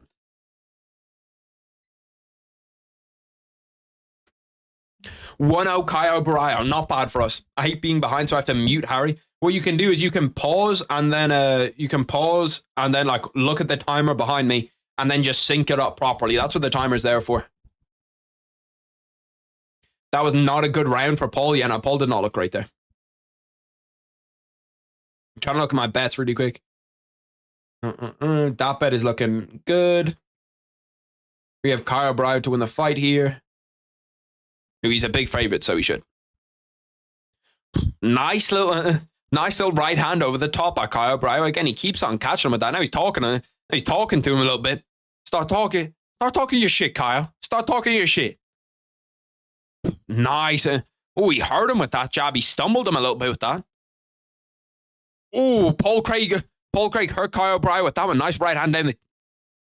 All of the damage here is being done with straight punches. All of the damage. Oh, nice right hand by Kyle Bryan. Oh, stumbled him bad. Oh, flying knee. Oh, Paul Craig's done. Oh, he's done. Get the ground and pound. What are we doing? Bro, he's just flying kneed him right in the chin. He's fucking wobbly. He's real wobbly. Chase him down. Chase him down. Caio, chase him down a little bit, bro. You just fucking flying need him right to the chin. He's not a fucking demigod. He's hurt. Ooh, nice elbow over the top.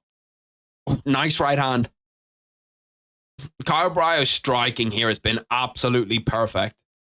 He's just been able to pick apart Paul Craig on the feet. Be careful though, a shot's coming here. You can see a shot is coming. 3 minutes left in this round. That's a lot of time for Paul Craig to survive. That's a lot of time for Paul Craig to survive. 26 head strikes to 2 for Caio Braio.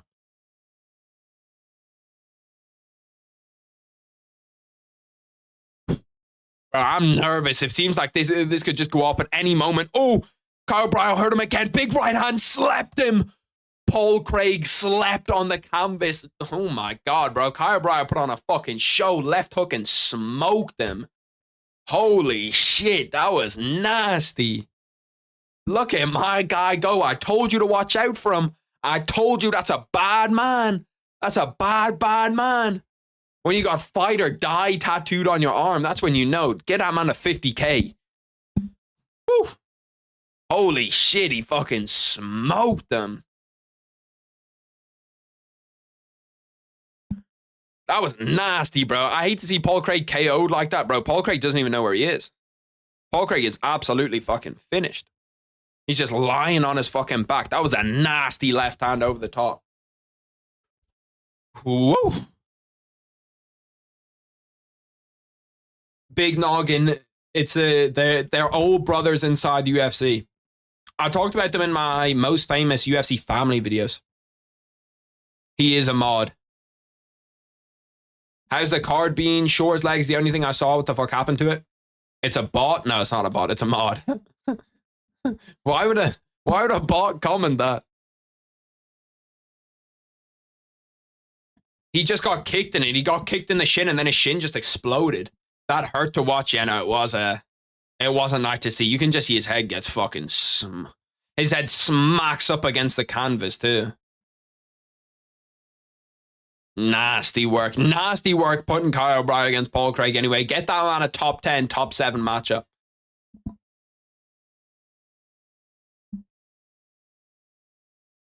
BJJ is crazy. The card so far has been the card so far has been good though. I've actually really enjoyed the card. Predict Volk's next 3 fights if he wins or loses. Volkanovski, I don't know. Arnold Allen wins. Max Holloway loses, retires.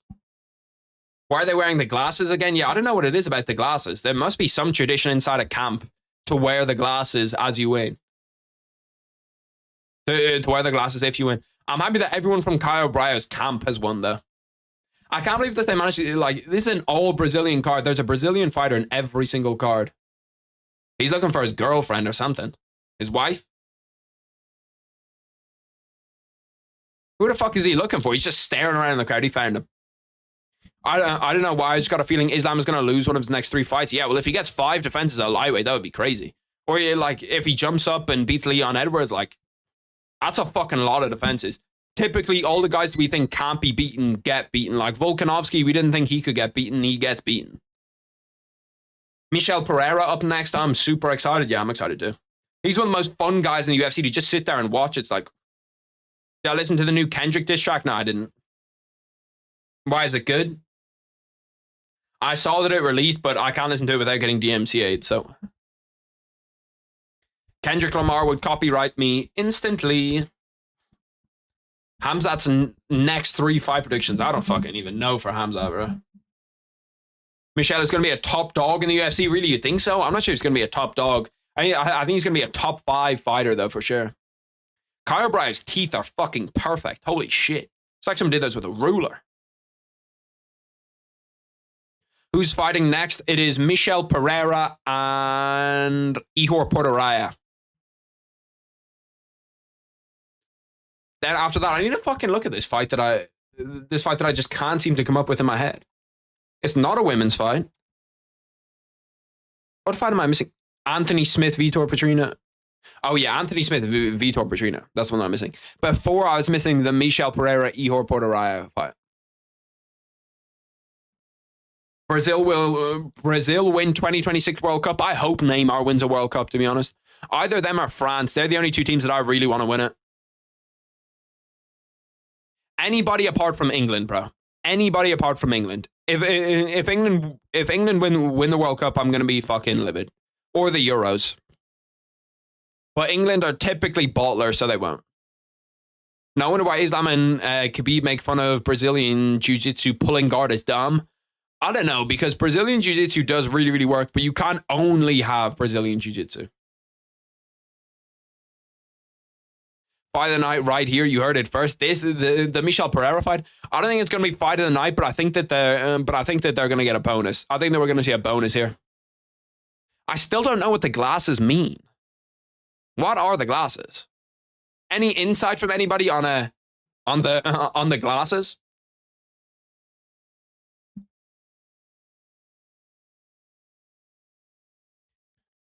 Oh. Did anybody listen to the new Kendrick Lamar diss? Did he say anything that was actually like relevant in it? Anything that was like good? Because I know that he said that Drake has another daughter yesterday, but that just got proved to be untrue.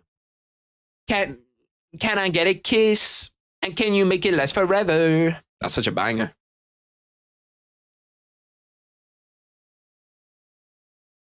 I'll be honest, I don't really like that many like Kendrick Lamar songs. I just find them difficult to listen to. Like when I listen to music, I think he's like if Dave was a little bit less listenable to. Like sometimes I just think his music is hard to listen to, where he's just talking about some random shit, the beat is off, him rapping is off, like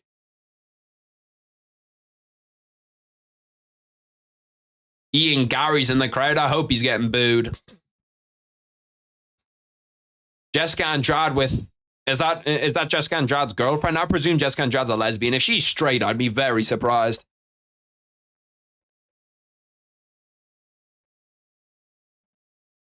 Called him a pedo a bit more. It's decent. See, I just like most of the stuff in diss tracks is like, unless we're proving the shit, it's like it pretty much is useless. Like unless you're like, oh, Drake's a pedophile and, Drake's a pedophile and here's proof. Here's a video of Drake with a 12-year-old, I don't know. Then it's like, damn, Kendrick Lamar won the beef. But if you don't have proof, it's just kind of like, you're a pedo. Well, guess what? You beat your wife. Well, guess what? You have an illegitimate daughter. Well, guess what? Your agent is the real father for your son. And it's like, okay, but what fucking proof do we have for any of this shit? Like, if the shit isn't fucking real. Kaio called out Cannoneer. That's not a bad call out. That's not a bad call out at all. Pereira Gan, give me Alex Pereira. Give me Alex Pereira over anybody in the UFC that can strike to a high level but can't wrestle. Like anybody that can't take down Alex Pereira, give me Alex Pereira. Let's take a look and see what's going on the Canelo card.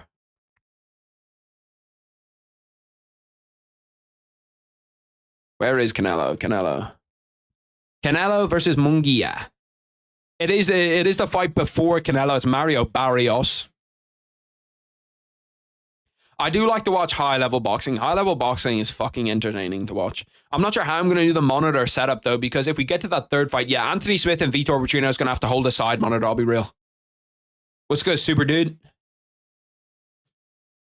Everyone's dick riding Kendrick so much now because he dropped 3 times 24 hours, but I don't know how that's really that impressive when he was the one starting to chat shit and had everything ready. See, the thing is about the Kendrick Lamar diss tracks is that like it's not that difficult to drop 3 times in 24 hours if you if you don't address anything that Drake says. So like, did he address Drake anything that Drake said in his diss track? Because then we're just like doing diss tracks to do diss tracks. You know what I mean? But I'm just happy that they're both making music right now, to be honest. They both don't make music. Well, to be fair, Drake makes music pretty often. But, like, Kendrick never makes music. So him just releasing music, that's pretty cool. Cyprus has the forbidden glaze is crazy.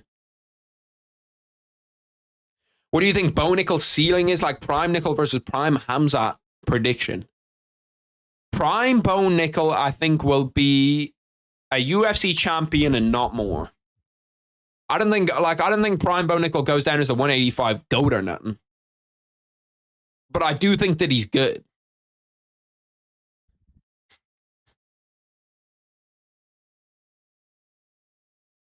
I blocked Hitch because he was dick riding someone on the timeline. Anybody that's dick riding too far one side just gets muted by me. But like my entire timeline just gets taken up by the Drake shit. Like legit, anytime Drake or Kendrick drop, my entire timeline is that. Prime Bo beats Hamzat. I think like if you're asking me who has a higher ceiling, I think Bo Nickel's got a higher ceiling than Hamzat Chimaev does.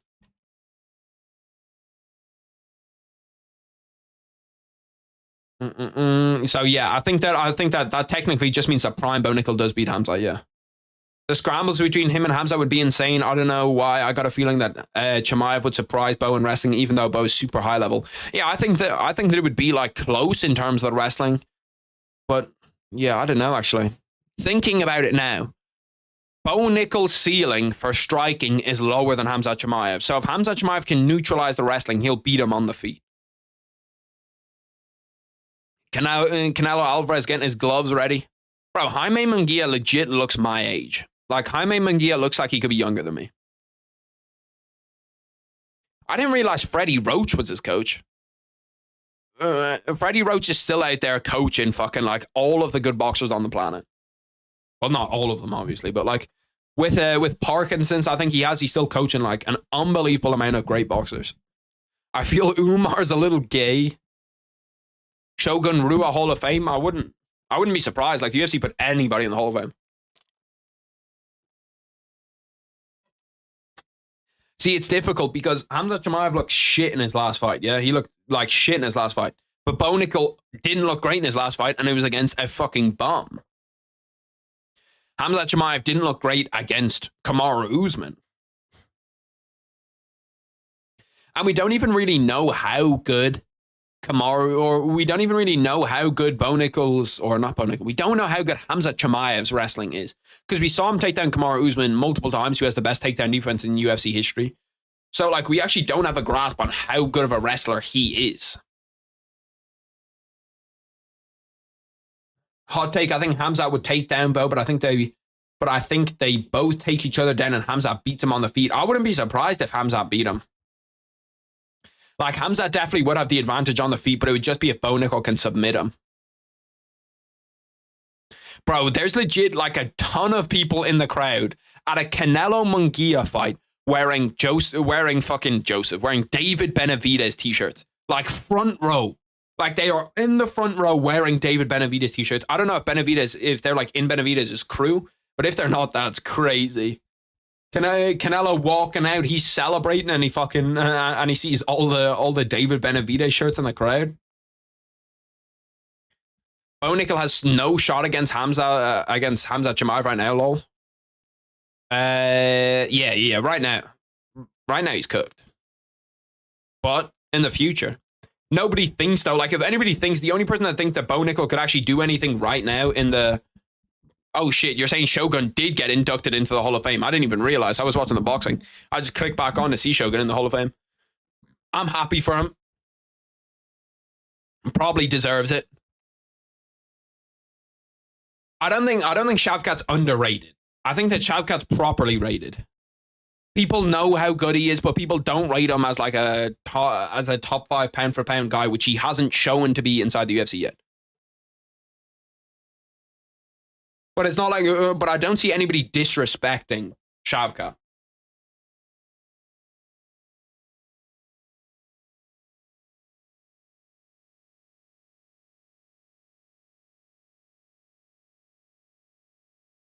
Shavkat would hunt Hamza. If Shavkat could last a round and a half, he'd beat him for sure.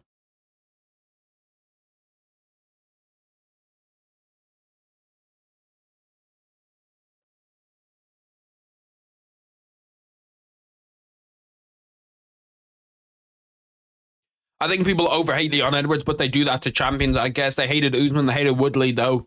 To be fair, Woodley was a crybaby. Yeah, people just hate on greatness. Like, you see it everywhere inside the UFC. You see it with...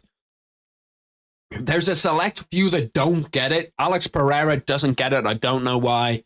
But like, look at every other champion. People don't like Pantoja. People don't like Sean O'Malley. People don't like Ilia Topuria.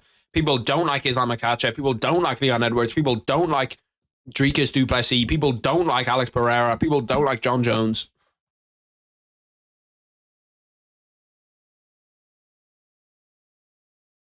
Even though majority really does like Alex Pereira. John versus Ilya prediction in 30 seconds. Sean O'Malley outstrikes him for 15 minutes, gets caught, gets KO'd.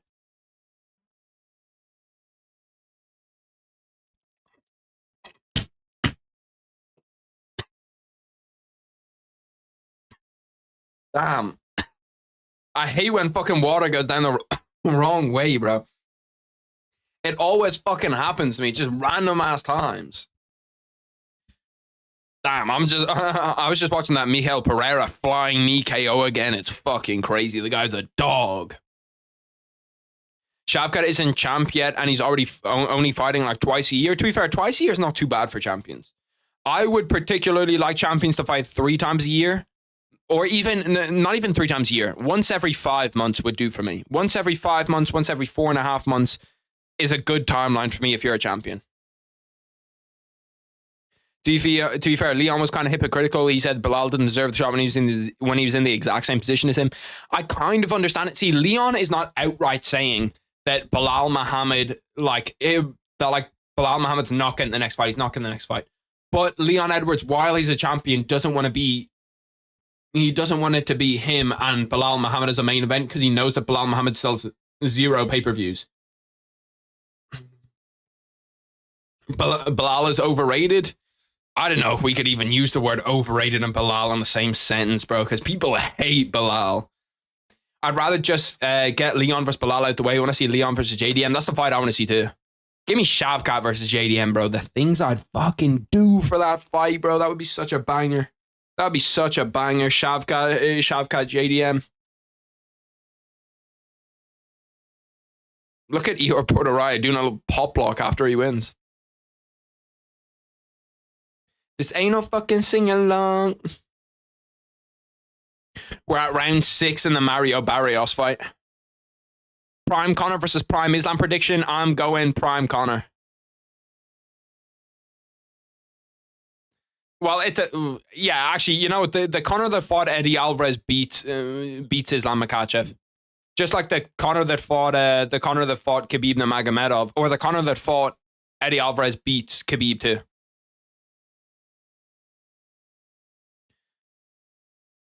I do think, I'm pretty high on Prime Connor, though. I think Prime Connor is one of the highest peaks we've seen in mixed martial arts. Prime Connor, Prime John, Prime GSP. There's very few guys that I'd pick over a Prime Connor. Connor would make Khabib and Islam look easy. The only one, the one who fought Eddie, I think so. I think Islam, it would be difficult, but I think he'd just be able to pick Islam apart on the feet. But I do think Islam's a difficult fight. Khabib is less difficult because I think he could just starch him. Connor did well against Khabib, and Connor didn't even fucking train. He didn't even train against Khabib. And he did well. Miguel Pereira against Ihor Portoraya. I'm going to need to look up and see how do you spell his second name. Because I'm not going to get that right off the cuff. We'll give it a go, but I have a feeling I'm going to need to change it. I feel like there's a H somewhere in there. I didn't put a H in, but I feel like there's a H somewhere in there. Maybe I'm fucking tweaking. Let's see, is he ranked? He should be ranked at 25, right? He is not. Why did I think that Ihor Portoraya was ranked at 185? I'm fucking bugging. Let's see, did I spell it right? Ihor, so it's P-O-T-I-E or I-E-A. Damn, I was close. I was close. I had an extra I in there. Here. There's no I there, and it's E or I-A.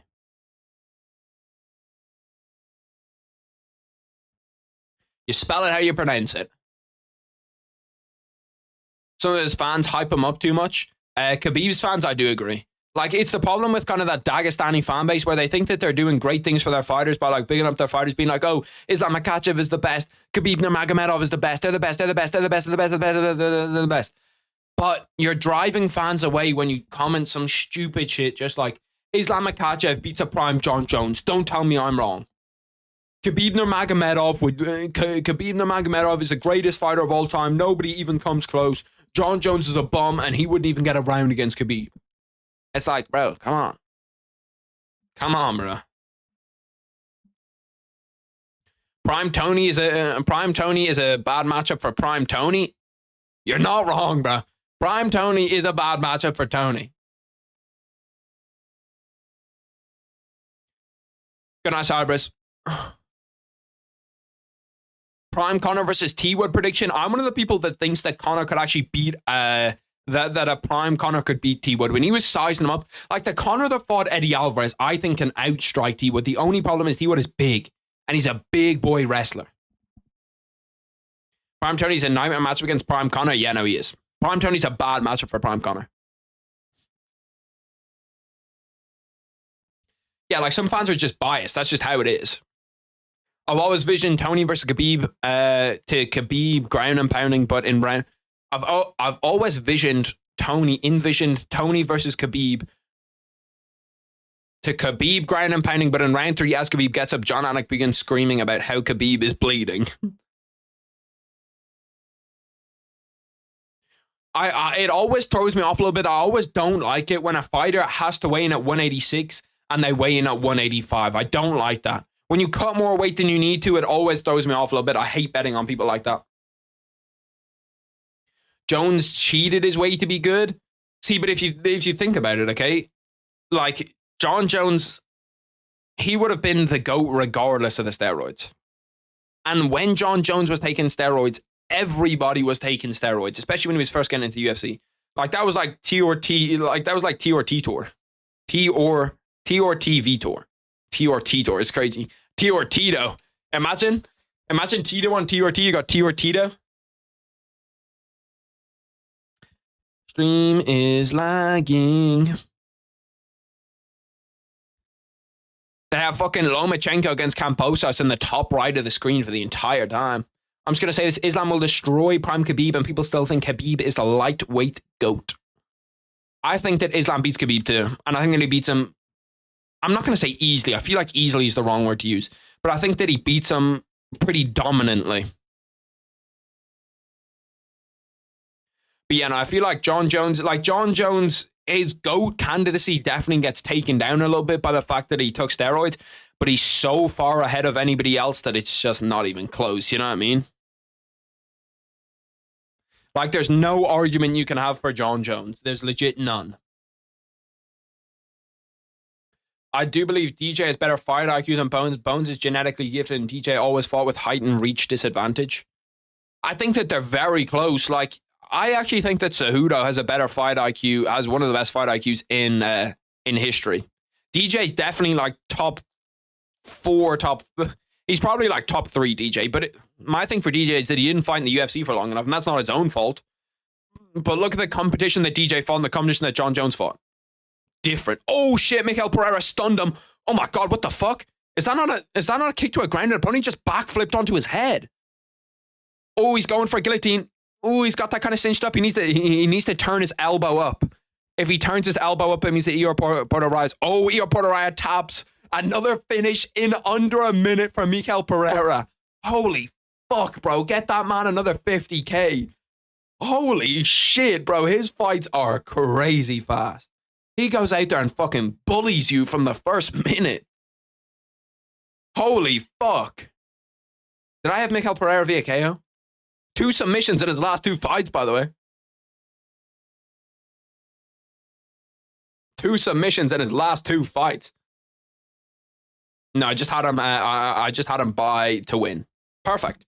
So we're 3 of 5 on one of the bets. We need Pantoja and we need Vitor Petrina. And then on the other bet, we need Petrina by KO and Pantoja by decision. Bro, I'm not sure how the rules decide on that. Is that not a kick to a downed opponent? Like when you backflip onto somebody, is that not a knee to a downed opponent? Because look at his knee and his shin. They kind of like land on his head. Backflipping onto a downed opponent is fucking outrageous, though.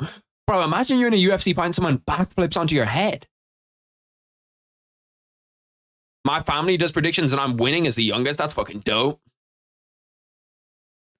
See, I don't know, like, Eor Porteraya just doesn't know the correct defense for that. He doesn't know the correct defense to a guillotine, and that just makes me think that he hasn't trained jiu-jitsu for long enough. Because, like, I learned that, like, you learn that defense like 2 weeks in, 3 weeks in. Essentially, what you're meant to do is when they have your arm around your neck here, see the way that he has it there. If you can throw your arm, the arm that he's choking with, if you throw that arm onto his shoulder, you'll take away all the pressure. I don't know how it works physically. I don't know how it makes sense, but you can't choke somebody. If he gets his arm above his shoulder, you can't choke someone. Which is why they tell you to, like, turn the elbow up, because it means you can't get out of it.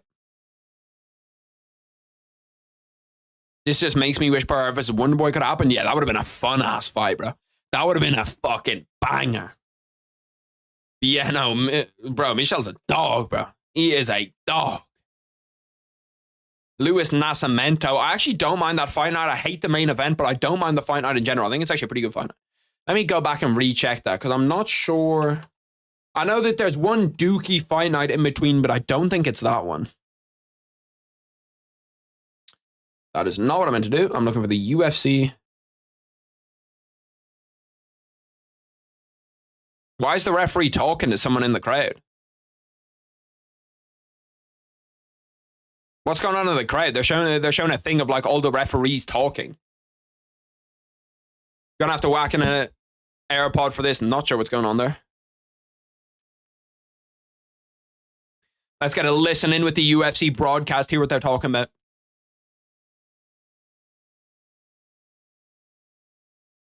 They must be discussing something at least slightly serious. My fucking broadcast lagging like shit.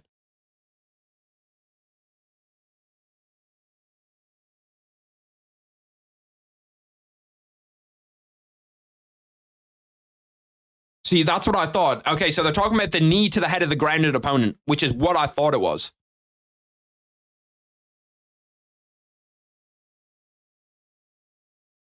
I don't see, but I don't actually think that's a knee to the. I don't actually think that's a knee to a grounded opponent. Because his knee doesn't actually connect with his head. If you watch it in the replay, his knee just connects with his shoulder.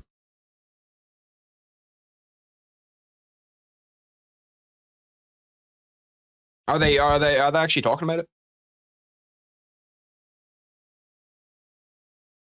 No, okay, they still gave him the win. So why the fuck are they talking about it then? But Derek Lewis against Rodrigo Nascimento. Yeah, this is the card. Derek Lewis, Rodrigo Nascimento.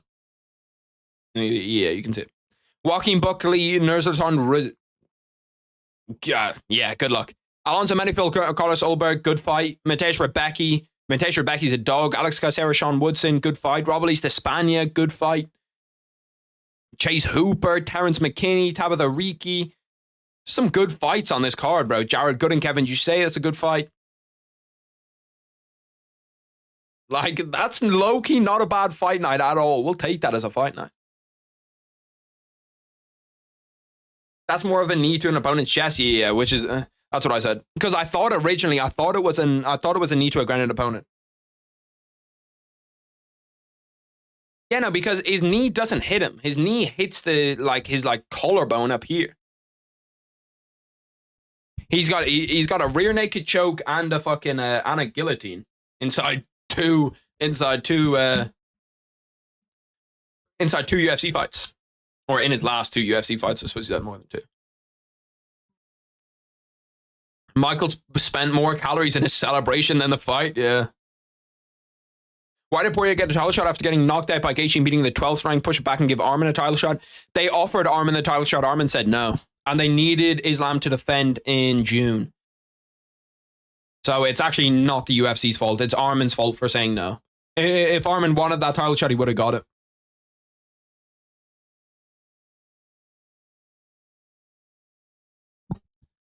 And you can't tell me nothing. Pereira middleweight is actually he's a dog though. He's a dog. I feel like I have to call him. I feel like I have to call him Michel Pereira rather than Pereira, because if you call him Pereira, everyone's immediately gonna think of Alex. But yeah, no, that was fucking quick work. Wonder Boy's just happy that he didn't have to fight him, because last 3 fights ending in under a minute is crazy. Going out there smoking people. Give that man somebody real at 185. Give him a real 185er. See how he does. I'm gonna see where he stacks up now.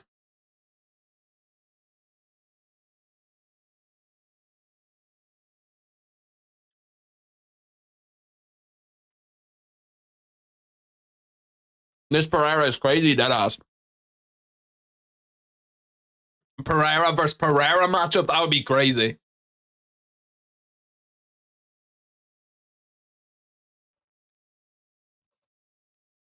Bro, what is it about Brazilians improving a shitload when they go up a division?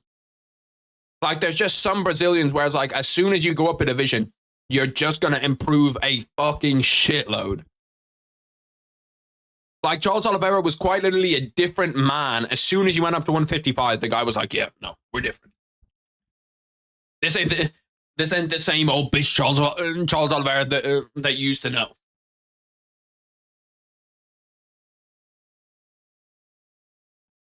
Gotta wipe down the mic a little bit, my bad.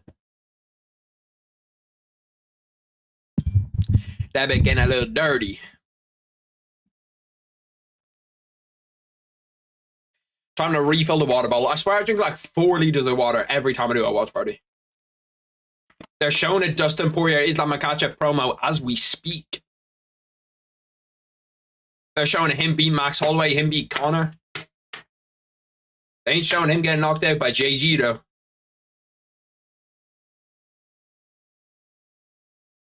This is so hard to do well.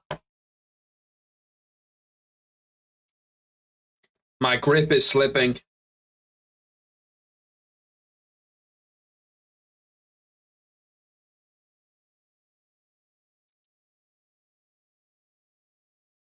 Ah. Did it. Bang. And that was legit perfect. This gets full up to the top. That's done. Like, come on, bro. That's just one of those satisfying things in life. Poirier should not get a title shot. I think he... would I rather Arman get a title shot than him? Yes, of course. I want to see Arman Islam before, yeah. But, like, for the options that they had, the UFC just fucked themselves by giving themselves no options.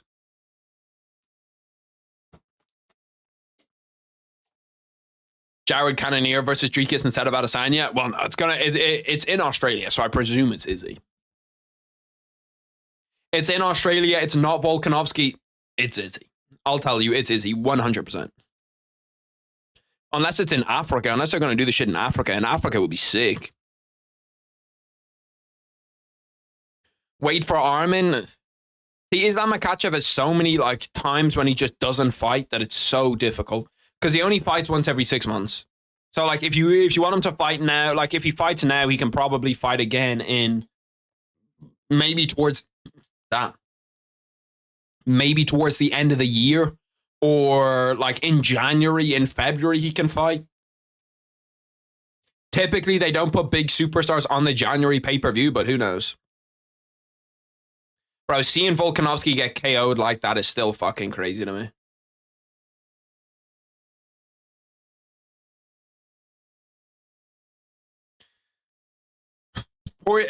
Is Dustin Poirier the number 4 ranked lightweight? I didn't realize he was that high up. I thought he was like number 6 or something.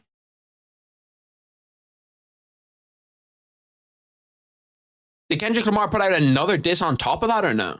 Okay, no, he didn't. I thought he did. Kendrick Lamar called Drake a pedophile on his new album. Certified lover boys, certified pedophiles. Say Drake, I hear you like him young.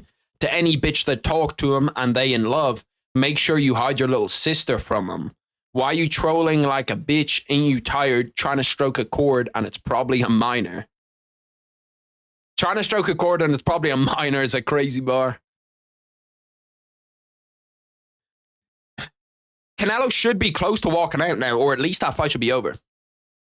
I'm flicking through. I'm just trying to make sure I don't miss like Canelo walking out. They're interviewing Gervonta. Gervonta's there in the crowd, in the flesh. I know that Ryan Garcia is there. I know that Frank Martin's there because Frank Martin and Gervonta were facing off yesterday. There's a lot of good guys there. Gervonta has a girl's name tattooed on his face. Gervonta, what the fuck is up with that, brother? He's got Giovanna tattooed across the side of his face. We're in the 11th round in the Barrios fight. I have no idea who's winning, obviously, because I haven't been locked in. I'm only really locked in for the Canelo fight. I need to change the thumbnail up a little bit for the Canelo fight. We'll whack Canelo and we'll have to substitute somebody out for Canelo. Is there like a poster for Canelo Munguia that I can do? To be fair, I can just change it and then change it back really quick. Let me put this down really quick. I just need to whack Watchparty over Canelo Munguia.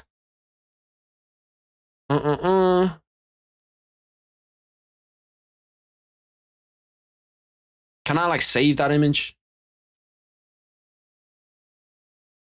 Canelo Promotions present. I didn't realize that Canelo wasn't signed to anybody. I thought that Canelo was signed to. Maybe that's his first. Maybe that's his first promotion away from who he was signed with. But I thought that Canelo was signed to an org. I know that Eddie Alvarez always talks about bringing Canelo back. Because Canelo probably is Canelo the biggest combat sports superstar on the planet? He probably is, right? I'm trying to think to myself, is anybody bigger than Canelo? I don't think so. Let's go over here, screenshots, and get it done. The Canelo fight should line up pretty perfectly with the Anthony Smith fight, where we should, like, Anthony Smith is going to be the one that's on the side monitor. If it's Jose Aldo, it's a little bit worse, you know what I mean? Where, like, we want to watch Jose Aldo. But if it's Canelo Munguia,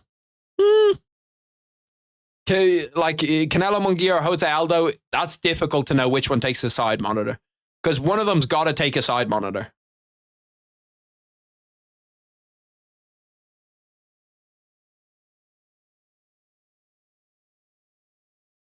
Get you up here, shorten you down a little bit. Fine. My bad, I had to do that really quick. My head is fucking aching, bro. I don't know what it is. I got this weird, like, sharp pain in my forehead. You go over here, bang. Okay, so we're good. We're back. I'm hoping that, see, this one is going to go all 12 rounds, and then they have to announce a decision, so it's kind of getting me a little bit worried that if Vitor Petrino wins via KO, that it's going to cross over with Jose Aldo.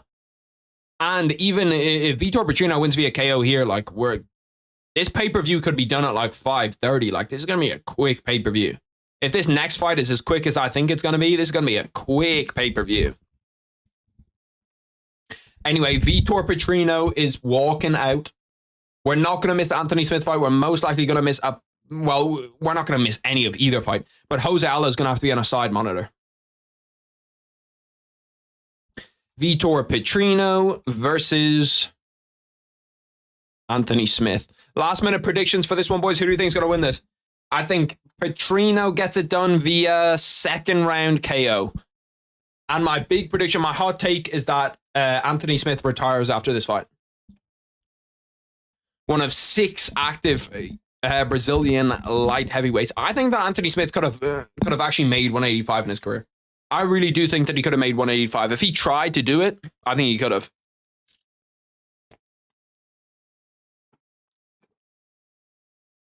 I think Anthony Smith actually puts on an all-right fight. Really? Anthony Smith by decision. Damn. A lot of you motherfuckers picking Anthony Smith. Remember to do the timer? Yeah, I will. Where's the remote? Remote's right here. I need to see, for my bets, I need to see a Vitor Petrino KO. A win suffices, a KO is what we need. And then Alexander Pantoja. If Alexander Pantoja wins via decision, we're in a good spot. We're in a great spot. 15-5 UFC takedown ratio. Damn, okay. He's got the third longest active win streak in the light heavyweight division at 4. That does not seem like a lot. To be the, I suppose third. It's not like it's the most. It's not like it's the highest light heavyweight win streak. I seriously do think that Petrino gets this done pretty fast. I don't know what it is. I just have a feeling that Anthony Smith goes out there, gets clipped, and gets like cooked. Put this shit on the floor. I still do have, in case I get hungry, which I'm not right now, I still do have my protein bars. That protein bar looks mad nice in that camera. Does this one look as good? Yeah, they both look pretty good in the camera. The colors are popping. And then I have apple. Gotta stay healthy. Why? How is Anthony Smith the A side in this fight? Do they actually have Anthony Smith then as the A side? I feel like that's kind of crazy. Anthony Smith looks ready. He doesn't look like he wants to. He doesn't want to be there, because sometimes when you see an Anthony Smith walk out, you're just like, brother, we're just doing this for the money now. Like, that's all we're doing this for. You can see it in his eyes that like there's just something ain't right with him. Something ain't right. He does look in shape, though. Another thing about Anthony Smith is sometimes when you, like, look at him getting into the cage, though. I feel like he could make 185. Him and Royval, do they train at the same camp, him and Royval? I feel like they don't. I've never heard of that. Alex Pereira's in attendance. Alex Pereira just goes to every single UFC event. Well, I suppose it's in Brazil, so it makes sense for Alex Pereira to be there. I didn't even see him. I just saw his coach. And I presume anywhere where Alex Pereira's coach goes, Alex Pereira is going to go. That weak-ass Shane, Anthony Smith. That weak-ass Shane. I swear if Steve Erceg wins tonight, my dad and I made a bet. If Pantoja wins, I get UFC 5. And if Steve wins, my dad gets the rest of my gumballs. I think you made a great bet, brother. I think you made a fantastic bet. Like, and a Hall of Fame bet. Ask your dad, does he need any more bets? No, I'm trolling though. Because I think that Pantoja wins this. I don't think that it's not. I don't want to say that he smokes him, but I don't think it's gonna be that close. Like, the odds makers think it's gonna be a lot closer than I think it's gonna be. Anthony Smith finished 33 of 37 wins, bro. The fact that Anthony Smith has 37 UFC fights is fucking wild. Like, the guy's a like Hall of Fame journeyman. Hall of Fame journeyman. 20 first round finishes. How has he finished 33 of his 37 wins and is tied 7th for the most finishes in UFC lightweight history? Or UFC light heavyweight history? How the fuck does that work? How do you only have 7 UFC light heavyweight finishes? And do you have 33 finishes? That's what just happens, though. Odds are at their most extreme at the initial announcement, but over time become more reasonable. I think that they become less reasonable. I presume that Pantoja was a bigger favorite when they opened. And then just a lot of people have bet on Steve Erceg.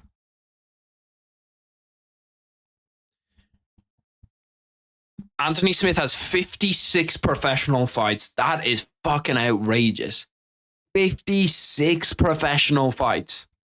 He's 6'4", but he's got a 1.5-inch reach disadvantage. They bet on him because of bedtime MMA. That's legit what I think it is. I think that people have seen it on Twitter and just started to bet on Steve Erceg. Because I can't think of another reason. Like, I don't see how he wins. Vitor Petrino looks like he's better take a shit. There's someone driving some loud-ass car outside my house, bro. God damn.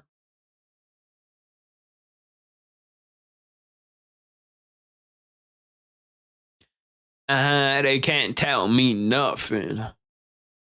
Bedtime for the win? I've never actually watched this shit before. Is he good? What type of content does he do? I'm trying to think of the type of shit that he does. I've definitely seen his channel before. And like, I've looked at his shit. I might have watched like half of one of his videos. I try not to like look at that many I try not to look at that many, that many UFC, like other UFC YouTubers, just because like then like you end up like taking other people's ideas and shit. And that's not what I'm trying to do. It's kind of too late. He already ate all of my gumballs. Damn, you got scammed. That means no matter what happens, he's got to buy a UFC. Bro, who the fuck are these refs, bro? Oh, he's one of the tier list guys. Oh, okay, yeah. Yeah, no, I see a lot of guys like that. There's a bunch of people who just do that. Who else does it? There's another guy that does it. He might be, I think he's American. I can't remember. He's got like around the same amount of subs as me. I can't remember him. But he does, he just purely does tier list, really. 4 minutes 40. Here we go. This fight started. I need to see Vitor Petrino. I need you to come out here active. Come out here active. Come out here ready to go. If I see you on this UFC canvas sleeping, I'm going to be fucking livid. Bro, Vitor Petrino's got some big legs. He's got some big boy legs. 4-1. Timer is good. Nice right hand from Anthony Smith. Caught him with that one. Anthony Smith does look ready. He does look prepared. Vitor, I need you to fucking pick your hands up. Yeah, brother, I bet on you here. My hard-earned cash is right on you. You're the man that controls my fate here, so I need you to keep them hands up and get some striking defense. Oh, nice 1-2 by Vitor. Maybe I should shut the fuck up. Another nice 2 straight down the pipe. Now they're starting to scrap a little bit. Anthony Smith is starting to feel Vitor's power. Nice calf kick. Work on the calf kicks to break him down bit by bit. That's what I need you to do. Out of range. Once Vitor gets that range management down, once he's able to, you know, just land and control the distance, I think he's gonna cook him. Is it just? Does it look like Smith is shaking, or is that just me? Let's see. I'm gonna focus in on it. I can kind of see what you mean a little bit, like a little tremor in the bicep. No, Vitor. No, Vitor. No takedown. No takedown. No takedown. No takedown. No, we need to see you via KO, brother. Ooh, that guillotine's actually pretty tight. That's a pretty tight guillotine. Holy shit. He's tight. Oh my God, Vitor Petrino loses to Anthony Smith via guillotine. Fuck me, bro. There's no way he just choked for my bread, bro. There's no way he just got guillotined for my bread, bro. Fuck me. Are we dead ass? Vitor, you just got fucking guillotined? Of all things to lose by? I told you not to go for the takedown. Bro, he got guillotined for my fucking bread, bro. Are you serious? Just give up the guillotine. Or just give up the fucking takedown.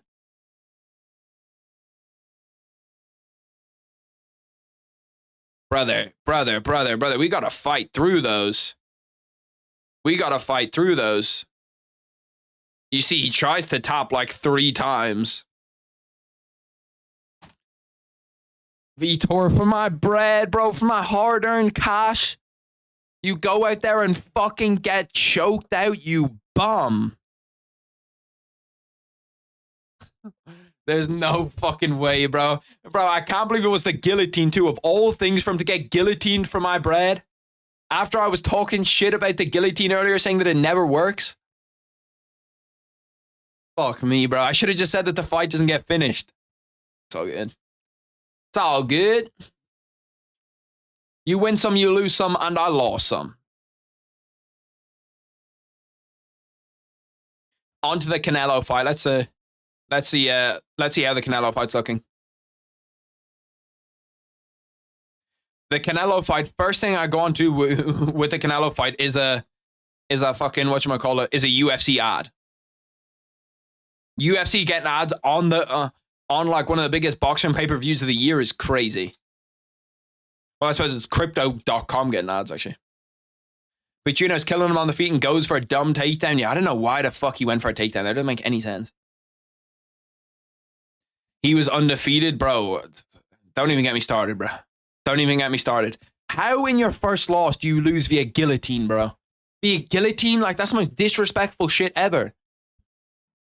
Never in my life will I tap to a guillotine just because it is a bitch thing to do. How many UFC fighters have you seen slip out of guillotines? Hundreds. It happens every single fight. Someone jumps a guillotine and they never get it. You're the one who gets got, you bitch. But you know, yeah, bro. Like, and he was smoking him on the feet. Like, Anthony Smith did not look right on the feet. And then he just shoots for a takedown. But why? But why? But why are you shooting for a takedown?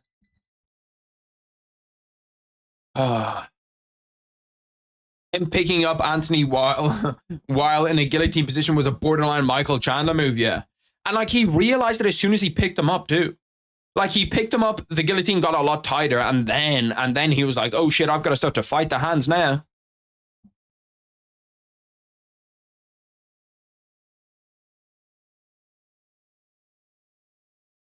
I'm just in despair. I'm in a deep, deep state of sadness. I'm just watching some Canelo Alvarez promos on DAZN, bro. Can I see the cunt walk out? Jesus Christ. Boxing might have the worst pacing in all of sports. In all of sports. Why? What did Buffer say? I wasn't watching anymore. I just immediately switched to the Canelo one. Did he call out the wrong winner or some shit? I wonder how much Canelo's coaches get paid. Like, do they get paid, what, like 5% of his purse or something? Buffer accidentally said, and still undefeated Vitor. Did he? What the fuck? But he switched it up. Bro, even Bruce Buffer was sure that he was going to win. I was fucking sure he was going to win.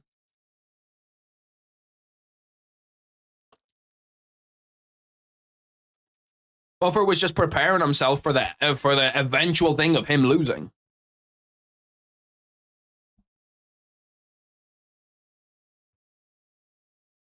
Watching these Jaime Munguia highlights, bro. Jaime Munguia's out there fucking. He's fucking people up, bro. God damn. God damn, he's out there fucking people up.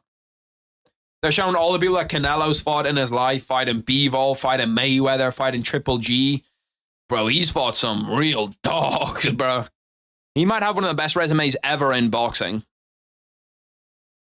Even though he lost a lot of those fights, he lost 2 of the Triple G fights for me. Co-main event already? Yeah, I know, bro. The card's fucking flying by. Like, flying by.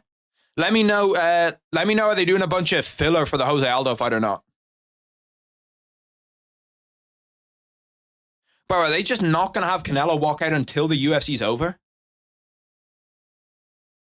Like, I've quite literally watched fucking 10 minutes of Canelo promotion. Okay, now here we go. We're back to the arena, to the T-Mobile Arena. They're showing Canelo taking photos with fans. Can I see the cunt walk out, please? To be fair, it is full. That stadium is full to the brim. No, we're going back to commentary. I've got to see fucking Ariel Helwani's ugly ass instead of fucking Canelo. Go back to UFC. Back to the UFC. Bro, Renato Moicano in a grappling match is still funny to me. You got J-Rod and Nicky Rod on the same card. I thought J-Rod would have been a bigger superstar than having him like 8th on the card. I couldn't even stay up for Holloway Gaethje at UFC 300. Damn, that fucking sucks. Couldn't even stay up for it. It's crazy. Why, are you from Europe? Or are you from or are you from America? Was it like late, or was it just like a thing where like you couldn't stay up till like 12? Jonathan Martinez, bro, Jonathan Martinez is another guy that just looks like he cannot fight. Like, he looks like he got bullied. But then you see him now and he's a fucking monster, bro. Like, the guy is unbelievably good. And see, the thing is, this is going to be one of the best calf kicking fights we're going to see. Because both of these guys can fucking kick the shit out of some calves. Can kick the shit out of some calves. Anyone who bet on Smith winning by submission, yeah. Bro, if you bet on Smith winning by submission, fucking Houdini. Like, I don't understand how Vitor Belfort lost that fight. How did he lose that fight? That was a lock for him to win. And he just does some stupid shit. Just some dumb fucking shit. Some people just can't be saved, bro. They can't be saved. They can't be helped. Available at Walmart. This Mad Max Furiosa trailer, like, it just looks dog shit. I don't know why they didn't make a sequel to Mad Max earlier. Because, like, the first Mad Max movie was absolutely sick. I loved it. It's funny that Bedtime predicted Smith to win, did he? Did he predict him to win via fucking via guillotine? They're starting to finally promote the Alexa Grasso Valentina Shevchenko tough season. Damn, did they already record it? Because they already have footage from it. Premieres June 4th. Oh yeah, June 4th. So that means it's already all done. I was wondering how the fuck they had footage for it. How do they not have, like, the fight results get leaked from that? Like, how, if a UFC fighter loses or wins, like, do they not say, oh yeah, I lost my fight on the Ultimate Fighter? Did Smith call out anyone? I don't know. I don't have audio on. See, but now the UFC are doing the same bullshit where they're both running promotions. The UFC are like, we don't want to cross over with Canelo. And Canelo's like, we don't want to cross over with the UFC. So we're going to be here till 7 a.m. because nobody wants to walk the fuck out, bro. Please, somebody walk out. Should be Smith versus Rakic. To be fair, even like with 301, even if these both go to decision, it's going to end at like 5:30, which is not a bad time. Yeah, no, they're still showing fucking Canelo highlights, bro. Like, Jesus. They're showing all the fights he's had on Cinco de Mayo. God damn, he fought some bombs. Canelo's fought so many guys that just do not deserve to be in the same ring as him. I do like kind of in boxing the way that they can walk out with artists and shit though. Like them walking out with the whole troupe maybe isn't worth it, but them walking out with a whole shitload of artists, that's cool as fuck. Canelo is still in his fucking changing room. Really? Still in the changing room. Is this what we're doing now? Let the cunt walk out, bro. Should be Smith versus Rakic. Jesus Christ, you want to see Smith die? Rakic would fuck him up bad. He called out his haters. Random ass called out. Hey, haters, I'm calling you out. Stop hating. You're being mean.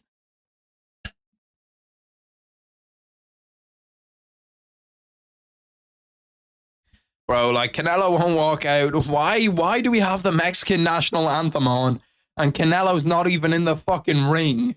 What are we doing here, bro? What is going on? Yeah, no, Smith, I actually like Smith versus Johnny Walker. I think that's a good fight. We got another 6 months of Smith being the GOAT on paper. Did he actually say that? Did he actually say on paper he's the GOAT? Why is Canelo Alvarez listening to the national anthem in his fucking changing room? The spastic. Give me some of Anthony Smith's shit takes. I don't think I've actually heard of that many. I'm trying to think. I know that there's one or two that I've heard of. I think I've heard one or two of his most famous ones. Canelo does look locked in, though. He looks ready to fucking go.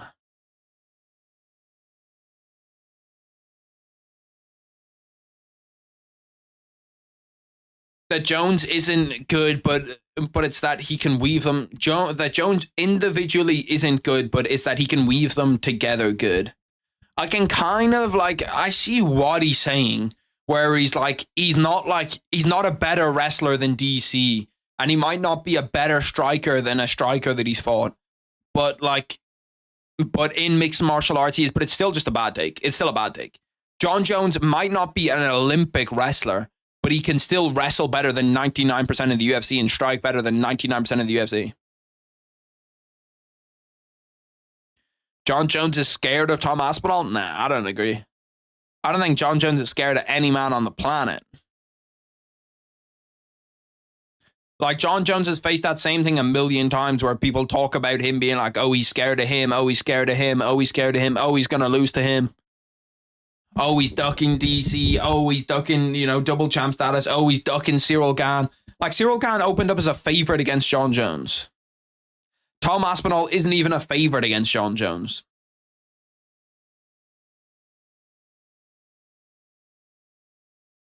Bro, what is the fucking boxing intros? I have watched 10 minutes of these guys playing fucking guitar. Where are the fighters? I did not come to watch a concert. I came to watch fights. Have Jose Aldo and those guys walked out yet?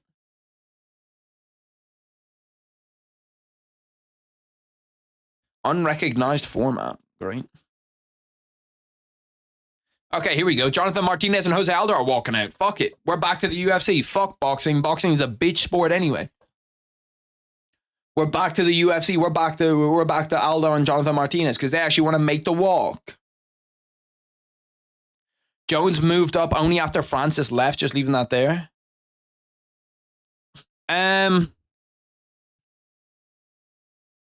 See, the thing is, John Jones always planned that out, though. So it's like he always said that he was going to take years off to go to bulk. You know what I mean? To bulk up to heavyweight. He always said that until he was comfortable at his weight at heavyweight. He wasn't gonna fight. Jones versus Stipe is a fantastic fight in 2018, but not when the last fight he had was 2021, where the Shadow Realm welcomed him with opened arms against Ngannou. I don't think it's a bad fight. It's not my favorite fight, but like, listen, if you're to get him to fight anybody at heavyweight, he's top 3 guys, top 4 guys. Like, who else you want to see him fight? We don't want to see him fight Cyril Khan again. You want to see him fight Aspinall? Yeah. You want to see him fight... Who else? You want to see him fight Aspinall? You want to see him fight maybe Pavlovich is the number 2 guy? Then you want to see, number 3 guy is Stipe, probably. Like, I don't think that there's anyone else really at heavyweight you want to see him fight. The main card has been decent for a fight night. That's actually funny. On paper, Anthony Smith lost. Yeah, like, if you look at it on paper he did lose. If you look at it on paper, he lost via KO. First round. Stipe shouldn't be in the top 5, let alone the top 10 right now. You don't think Stipe is a top 10 fighter at heavyweight? I still think he's a top 10 fighter at heavyweight. He beats the shit out of all those fat heavyweights. Jairzinho, Rosenstruck, Tai Tuivasa, all of those guys. In his prime, Stipe would have been a problem, and now it's just a free win for Bones. I think it's a free win. Like, Stipe would be less of an underdog than Anthony Smith was in that fight. Nah, the Stipe disrespect is crazy. Top 5 in PFL is crazy. Waiting to see the Jose Aldo walkout. I wonder if Jose Aldo's going to have that same kind of tense, nervous energy that we saw. Imagine somebody gets slept here round 1, too. And to be fair to the UFC, I complain a lot about their pacing because I think it is a little bit too slow, but it is 100 million times better than boxing. Like 100 million times better, bro. It's not even fucking close. Boxing's pacing might be the worst in all of combat sports.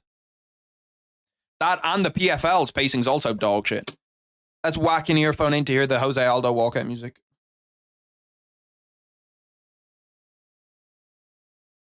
Let's see, Jose Aldo. Because I'm interested to see how hyped the crowd gets about him. Because they should be hyped as fuck. I can see those guys making a deal and fighting with only calf kicks, lol.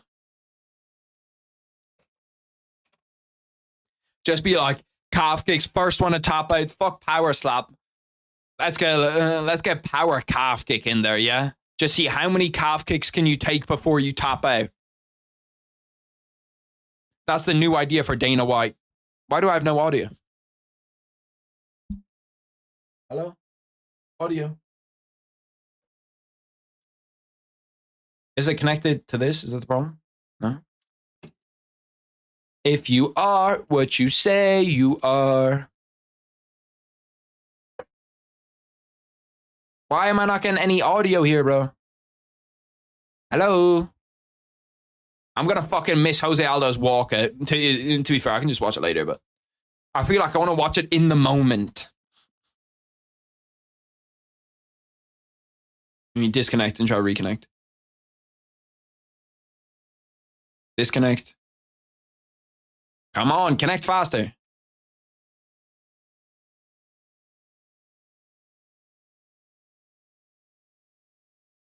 Why the fuck? Okay, whatever. I'll watch it later. Wearing the crown walking out. That's kind of cold. He is not a UFC champion, though. I wonder how he's going to look in this fight. I have a bad feeling. I just have a bad feeling that he's going to go out there and get chinned. He's going to go out there and get smoked. Like, he didn't look bad against Merab in his last fight, and he has had boxing fights since, but I just don't have a good feeling about this fight, bro. I just don't have a good feeling about this fight. I think that he could lose it. Jose Aldo's on the Mount Rushmore of MMA. There's no argument. Yeah, that's not true. He's on the Mount Rushmore of 145, but he's not on the Mount Rushmore of MMA. Like, who are you putting? How many faces is there? 4 faces? You're not putting 4. You're putting 4 guys ahead of Jose Aldo. GSP, John, DJ, who else? Anderson. You could even throw Khabib up there. You can throw DC up there. You can throw Conor. Conor has to be on the Mount Rushmore MMA. Insane how this is 40th fight. Yeah, no, it is. Like, he's gone through fucking everything in the UFC. I wish we still had Prime Aldo in the UFC. Prime Jose Aldo was a fucking monster. He's not completely done, but pretending that he's not at the end of his career and not at his prime is dumb. We all know they will lose to Bones. Yeah, but John Jones is the greatest ever. So there's a difference between not being in your prime and losing to John Jones. Every fighter ever that has fought John Jones has lost to him. Khabib is not Mount Rushmore of MMA. Yeah, no, I agree. But like, I'm just listing people that would have been ahead of Jose Aldo. Mount Rushmore is what, 4 people? So you have to have Conor, have to have John, have to have Anderson, have to have GSP. That's the 4, pretty much. Especially if you're going UFC. If you're just going MMA, I could see the argument for DJ in there for one of them. But for what Conor did for mixed martial arts, you can't not have him on a Mount Rushmore. You just can't.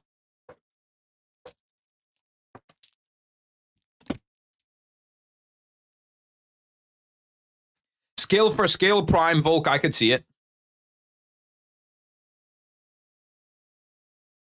What are the shirts that they have all these guys wearing? The Cab MMA. Let's just swap back to Canelo really quick. See as Canelo walked out yet. Canelo's starting to get into the ring now. Like, fuck me, it takes so long, bro. Like, the fight's gonna be over by the time that Canelo's fight has started. They're going to need another fucking 30 minutes for introduction, so we're okay.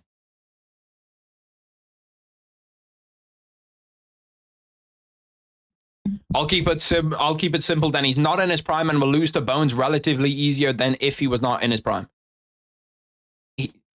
He's not in his prime and will lose to Bones relatively easier than if he was in his prime. Yeah, no. I don't get me wrong. I think he's going to lose the fight, and I agree that it's not a great fight. It's not the best fight they could make. But I don't hate it as much as everybody else does. Everybody else seems to, like, despise the fight. Mount Rushmore of trash talk. Chael, Conor. Who else is on there? Nate. I do like Nate Diaz's trash talk.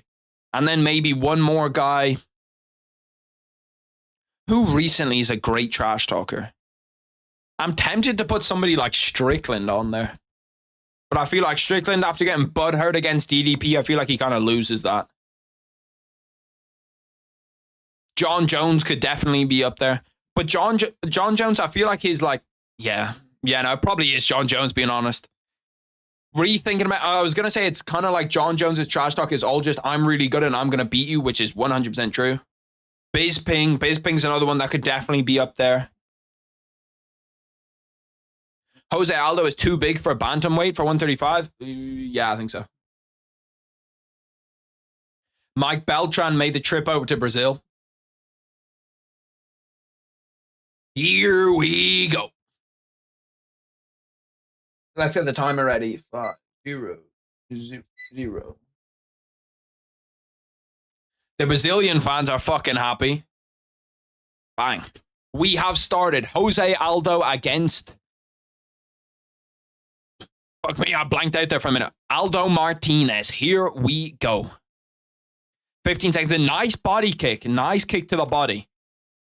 I'm interested to see how Jose Aldo looks, because he could look the same way that he looked, where he kind of looked like kind of frail, kind of fragile, like that Conor fight, or is he going to look loose? Because if he looks loose, he could definitely win this fight. But Jonathan Martinez looks to be controlling the tempo as of right now. Jose Aldo's controlling the cage, but Jonathan Martinez is doing the actual, like, damage. Just kind of poking that jab out, leaving that jab out there. Feinting the leg kicks all the time. Southpaw on orthodox. So the big battle is going to be that foot in the middle. Whoever can, get that outside foot positioning, that's where you want to be as a southpaw. Or with southpaws on orthodox, that's where you want to be all the time. See the way Jose Aldo just did it there, and he could land that clean body shot, that right hand to the body. It's because of that exact thing where he has his outside foot positioning. Jose Aldo might actually be one of the best leg kick checkers we've ever seen in MMA. Him and Sean Strickland. Sean Strickland's most underrated ability is his ability to check leg kicks.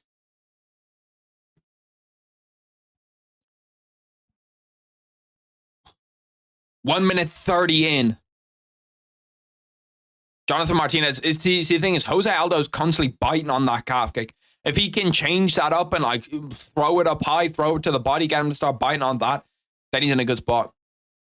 Jose Aldo tries to come out with a combination, misses all three, just out of range. Nice jab to the body by Jose Aldo. Jonathan Martinez goes for a takedown. Jose Aldo stops it. Jose Aldo starting to feint his own leg kicks now. Jose Aldo looks fucking jacked. Holy shit. You can see that this is just a fucking high tempo ass fight. Nice 1-2 by Jose Aldo right down the middle. I like Jose Aldo's shorts as well. They're cool as fuck. Nice leg kick by Jose Aldo again. Jose Aldo starting to dominate the second half of this round, starting to, kind of find his footing. Jonathan Martinez, he kind of needs to back Jose up and needs to impose his will a little bit more than what he is. Oof. Jose Aldo's combination punching looks a little bit sloppy. Whenever he throws more than 2 punches, it's just kind of like it seems to just miss. They seem to just go wayside. I want to make sure that the Canelo fight hasn't started yet, but I don't want to swap off this.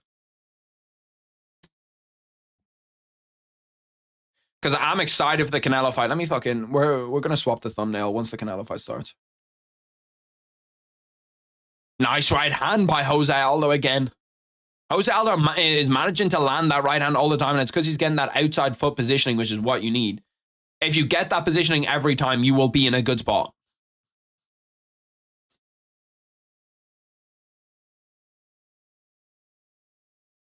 Let me go over here. Bang. And...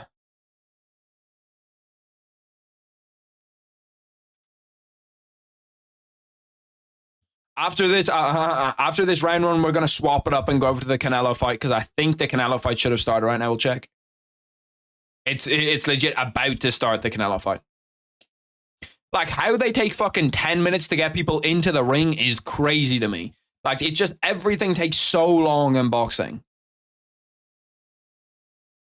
So we're going to miss the first minute of the Canelo fight, but that's not even a problem, really.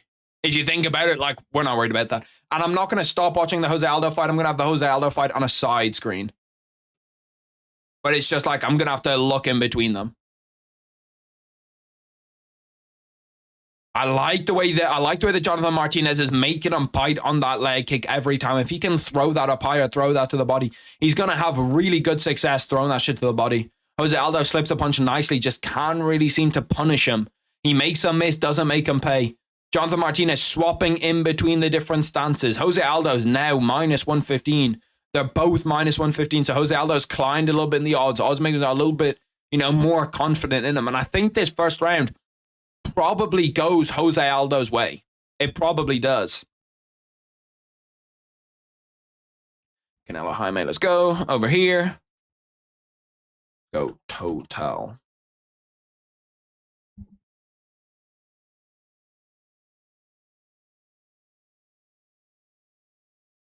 Bang, first round is indeed over. First round in the books, I'm probably giving that one to Jorge. Or to Jose. First round in the Canelo fight's only starting now. We're going to have our timer work off the UFC rather than Canelo. Because since I'm watching obviously the Canelo fight here, I can give you a rundown of timer. Ooh, don't play audio, please. The UFC is going to be like 10, 15 seconds behind. But I'm trying to do everything. I'm trying to do everything well. So don't blame him, brother. 10-9 Aldo. I agree. 10-9 Aldo.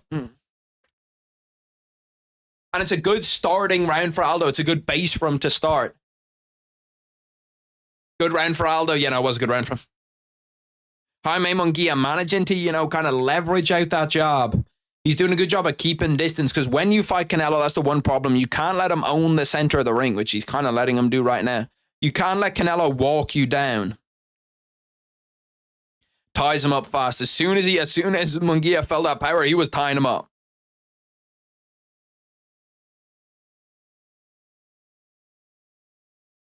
Referees separating them. And in the clinch in boxing is so boring too. Aldo looks sharp, he does. The only thing he's not landing is his combinations. If his combination punching was a little bit better, I'd be fucking super confident in him winning this. That's going to be like 20 seconds behind for the majority of this, because, we've got to be locked into the Canelo fight. Ooh, nice left hook by Jaime Munguia. Caught him. He caught him. Canelo's a little bit shook after that one. That timer's a little bit wrong. It's like 3 seconds fast. I'm trying to lock in on both right now. I'm trying to be watching both at the same time. It's difficult as fuck. Nice low kick by Jose Aldo. Jose Aldo's calf kicks are working really, really, really well against Jonathan Martinez. Whereas managing to land them inside, outside. Nice stabbing shot to the body again. I don't even think Jose Aldo's landed a shot to the head so far. Oh no, yeah, he has. He's landed the right hands. Jose Aldo comes back with a combination. That one landed a little bit better. Landed maybe 2 of the 4.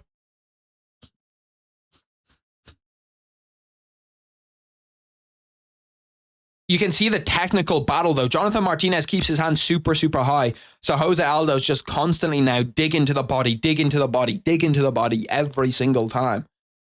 Jonathan Martinez shoots for a takedown. Jose Aldo's takedown defense is elite. Let's see if he still has that same level of takedown defense. Because he used to be fucking impossible to take down. Canelo Munguia round 2's about to start.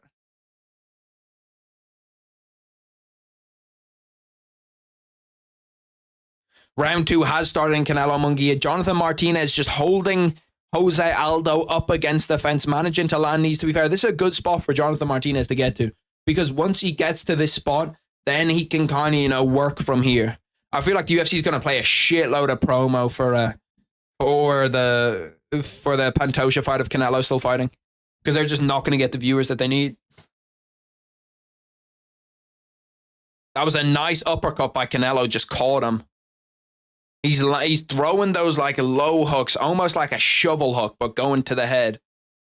Works to the head and to the body, kind of analyzing them bit by bit by bit. I don't think that Munguia needs to actually sit down and try fight the same way Canelo doesn't try, like get down to Canelo's side. I think he should use his height, use his weight advantage, and bully Canelo around the ring. Do the same thing Bivol did, where you keep him on the end of your jab. Just want to say you're my favorite MMA YouTuber. It's super underrated. I appreciate that, Reed, bro. That means a lot. 2:38 left in the Jonathan Martinez Jose Aldo fight. Jonathan Martinez starting to impose as well a little bit better since we saw him in the clinch. We've seen him kind of work that little bit more, work that little bit better. See, this is why I don't do this shit, because we're lagging. Okay, here we go. I'm going to change the timer up to the Canelo timer just because the Canelo timer is not going to lag, whereas the Jonathan Martinez one might. Canelo, Jose Aldo landing big uppercuts down the middle. Big uppercut, big left hook. Big left hook, he's looking sharp as fuck. Nice calf kick again. I'm trying to stay locked in on both, bro. It's so difficult. Canelo currently winning the jab battle with Jaime Munguia, where they're both trying to, land their jabs. And Canelo, even though he's a much shorter guy with much less of a reach, is managing to beat out Jaime Munguia's jab. Munguia, another big jab down the middle. Ooh, he's starting to fucking hurt Canelo a little bit down the middle. He's starting to pick out the straight shots that he wants to. Canelo's defense is just so good now, though, compared to where it used to be. It used to be kind of shit, but now he's just unbelievable at slipping punches, rolling with punches. Jonathan Martinez, bit of a wild swing. See, that's what you don't want to do. You don't want to start biting on Jose Aldo's feints that much. He just fucking bit like crazy on a Jose Aldo feint. If I'm Jaime Munguia, I want to stay away from the pocket with Canelo as much as I can. Because when you're in the pocket, that's where the danger is. I just really want to see the Pantoja Erceg fight. Ooh, nice one too by Canelo. Nice right hand down the middle from Jonathan Martinez. Throw that flying knee. Throw that flying knee. He went for the fucking Ben Askren spinning back fist to doom.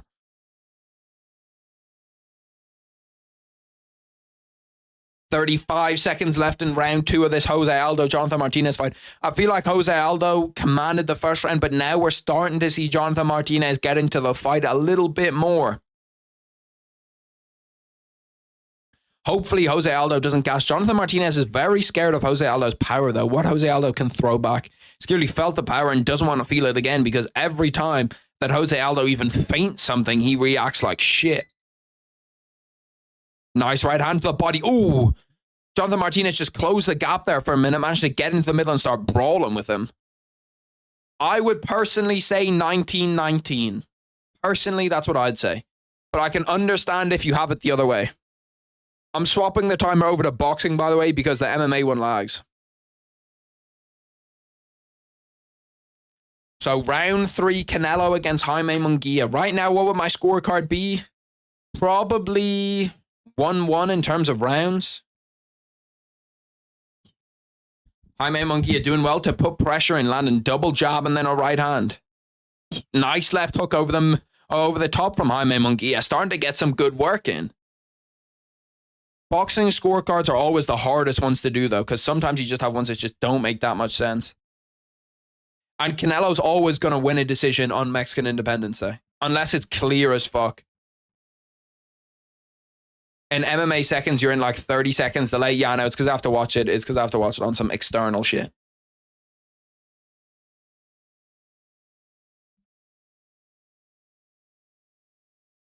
It's a nice right hand. I can swap up. I feel like it's not worth it. I can swap in between the MMA. Like once the round ends here, I can swap to the MMA. So I'll be back to like 30. So I'll be back to where I usually am. A few months I started getting into the UFC, and thanks to your channel, I'm an expert on sport. Thanks for the great content. I appreciate that, Upstate, bro. That means a lot. Okay, third round is started in the Aldo Martinez fight. Right now I have it as 19-19, all to play for going into the third round. Nice 1-1-2 down the pipe from Jonathan Martinez. We haven't seen that a lot. I want to see Jonathan Martinez throw kicks to the body. When you see Jose Aldo's guard is super, super high, I want to see him throw that kick to the body, and you see him biting like shit on leg kicks. There's opportunities there to set him up. See, now we're starting to throw him a little bit more. Now we're starting to throw those body kicks. Jaime Munguia, Canelo, fuck knows what's going on in this third round. Jose Aldo shoots for a takedown. Jose Aldo, according to everybody apart from me, is up 2018. Because he's a minus 1450 in the live odds. Holy shit. That's a crazy favorite. They don't think Jonathan Martinez can do anything this third round. Like, they don't think he can even land this third round. Minus 1450. Like, I suppose you're giving him one round to KO him, but like, those are crazy odds. To tell you the odds, if you're from Europe, that's what? If you bet, I'm trying to think of the word. Oh, if you bet 100, you'll get 700 back if Jonathan Martinez wins. Like, that's fucking huge. Canelo, Jaime Munguia, 27 seconds left inside the third round. Once this round ends in the Canelo fight, we're going to swap to the Jose Aldo fight for the last 3 minutes, just because I feel like it deserves that. Nice left hook by Jaime Munguia. He keeps on catching him with that because Canelo keeps dropping his rear hand. Jaime Munguia going to work in the pocket, snapping his head back a little bit. Okay, Jaime, going out there showing out a little bit.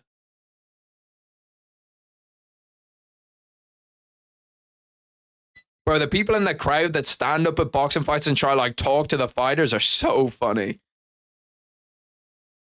Okay, now we are here. I'm changing the timers rapidly. I do know, trust me. But this is where we are. We're at about 220, so this shit's lagging. Bang. I can just call it out, actually. We're at 203, 202, 201, 2 minutes. Ooh, Jose Aldo caught him again. Nice left hook right around the side of the ear. Now he's starting to put the pressure on a little bit. Jonathan Martinez is hurt. He's hurt. Big knee up the middle. Another big knee up the middle. Jose Aldo's looking for a finish. Yeah, Jonathan Martinez is definitely hurt. Jose Aldo shoots for a takedown. Gets straight into side control. Now he's in half guard, though. No, Jonathan Martinez chopped that leg. Yeah, chopped the leg. Okay. How did Jose Aldo go from side control to in Jonathan Martinez's guard in like 5 seconds while Jonathan Martinez is rocked? How the fuck did that happen?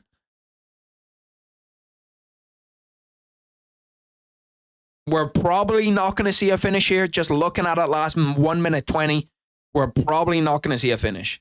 Just because Jose Aldo, I don't think he's going to be able to submit him. He's in Jonathan Martinez's guard. He doesn't look like he's trying to break it, really. He looks like he's trying to stay on top. Jonathan Martinez is the one that has to get out because he's the one that's losing this fight so far. What a comeback for Jose Aldo, though. I thought he was going to lose this fight, to be honest. Well, actually, I wasn't really sure. I was 50-50 on this fight. But I didn't think he was going to look this good. Like, he looks sharp. He looks sharp. He looks fucking ripped, too. He looks in really, really, really good shape. Oh, here we could see a finish. There's an arm triangle there. He needs to swim up with that other arm. It's hard to do it from half guard, too. He can just hold this position out for the win, though. 100%. If he just holds this position, he'll get the win. Because he's won at least round 1 and 3. Round 2 I might be different on some other people and how I score it, but he's won at least round 1 and 3. And I was also watching the Canelo fight like 50-50. Okay, 10 seconds left in this. We're going to go back to the Canelo fight. Round 4 of the Canelo fight, 1 minute 33-2. Through, not 2. Come on. Oh, it's because the clock's still going. That makes sense. I was trying to reset it. The clock's still going.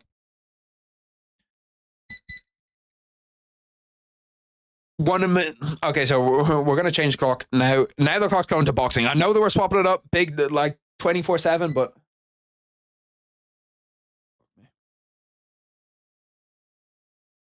Nice right hand by Canelo. Just misses Jaime Munguia's chin. Jaime Munguia's had a really, really, really solid performance, though, so far. Jaime Munguia, he's going after Canelo. I'd like to see how the cardio pans out. But right now, he's the one that's putting on the pressure. Nice left hand by Canelo. Look at the whole stadium gets on their feet as soon as Canelo lands a punch. It's crazy. Oh, Canelo drops him in round 4. Big uppercut down the middle. Canelo drops Jaime Munguia. Holy shit. That was fast. Just an uppercut down the middle. Caught him off guard. Jaime Munguia, he doesn't look to be too hurt. It was kind of more like a flash knockdown. But that's what happens when you leave yourself open. Canelo's gonna hurt you. He's gonna pick you apart.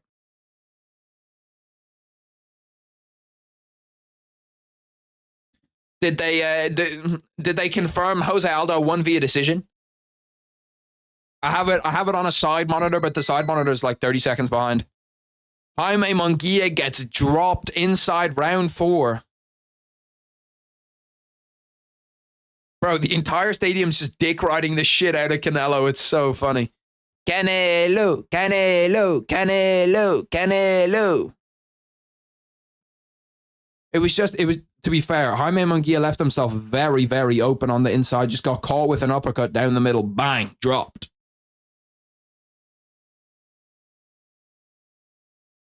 It's the first one that we've seen so far. And I thought that Jaime Munguia was performing very, very well too. I thought that he was performing well, just left himself open in his defense. And Canelo's defensive boxing is just so good. He's just so good defensively. I was seeing an arm triangle set up and I went crazy. What was it in like those last 10 seconds? You get all the fucking Mexican drug dealers at Canelo's fights too. All the Mexican rappers, all the Mexican drug dealers.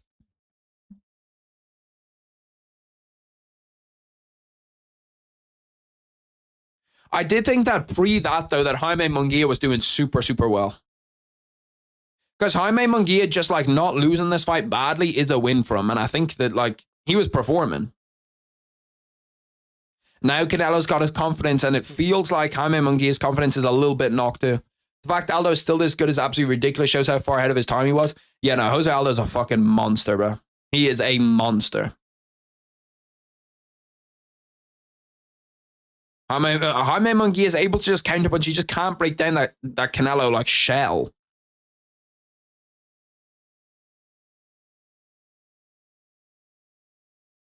Canelo's combination punching is so good too. When you see him just like, he'll just analyze, put you together, find the punch that's going to knock you out, and then throw it. I wonder if it's going to be, I presume it's going to be 30-27 Jose Aldo. Like UD on all cards. Maybe there's a 29-28 in there, but 30-27 Jose Aldo. I'm super happy for him, bro. I'm super happy that he wins it like that. I want the next fight to happen ASAP, though, because I'm trying to go to bed. That's actually a lie. I'm staying up all day, so I'm not trying to go to bed. But I just want to see Pantoja Erceg bad, bro. I want to see Pantoja Erceg. Although I don't like it, like, although I don't hugely like it as a main event, I still do like it as a fight. Like, I still do want to watch the fight.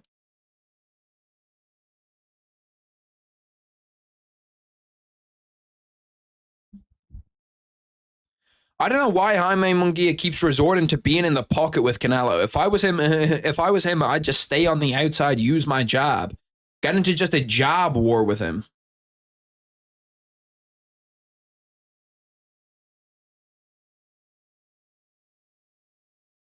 See, Canelo just throws so many body shots, though, that when he hits you with those body shots, like your arms are just getting weaker and weaker and weaker every time he hits you. Oh, Jaime Munguia is starting to get popped a little bit now. Canelo's starting to land clean now. You got to really see the dog in him. You can see his head just snap back every 2 seconds, just pop, pop, pop, with every punch that fucking Canelo lands. He's still coming back, though. He's still got a little bit of something. He's still coming back. He's still fighting in there like a dog.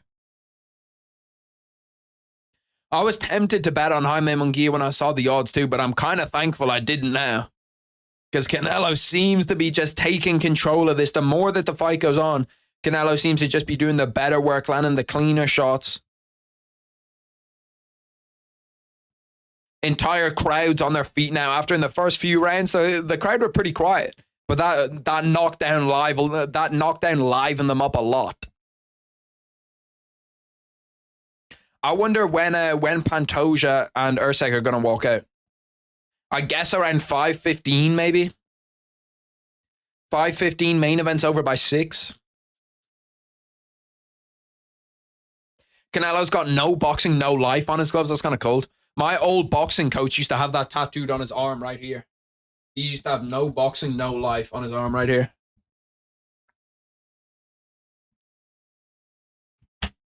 Canelo is starting to pick him apart, though, piece by piece by piece.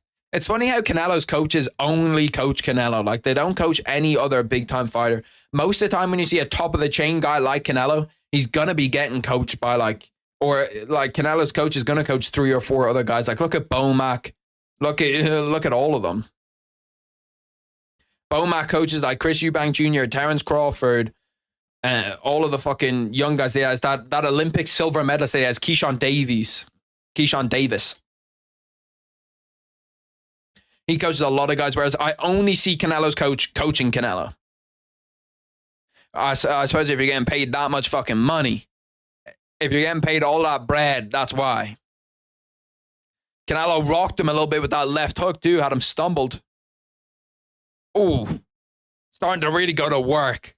He's breaking him down bit by bit. Landing to the body, landing to the head at will, pretty much. And we haven't seen Jaime Munguia having the same level of success that we did, that we saw him in the first parts of the fight. Now we're through round 6. 2 minutes to go in round 6. Nice job to the... Canelo's jab is just so fast, and he's still got some sting on it, you know what I mean? Like, he still gets some of them behind his jab. Did Jose Aldo call out anyone or say anything or do anything?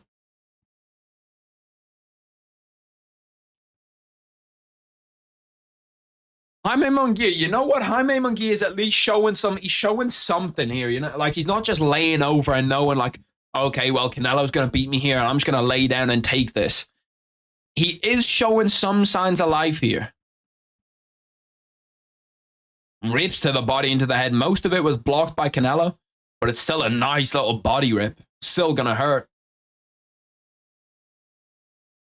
Absolute masterclass by Aldo. That was gorgeous to watch. Yeah, no, it was. Jose Aldo is just so, especially for how old he is, bro. He's so good. I don't know. He's probably gonna, the UFC are probably gonna use him like they use some older guys where it's like, you've got a good name, but you're not actually gonna beat any of the really, really good guys. So I think that's the place that they're gonna use them. Canelo looks in fucking shape too. That boy is jacked.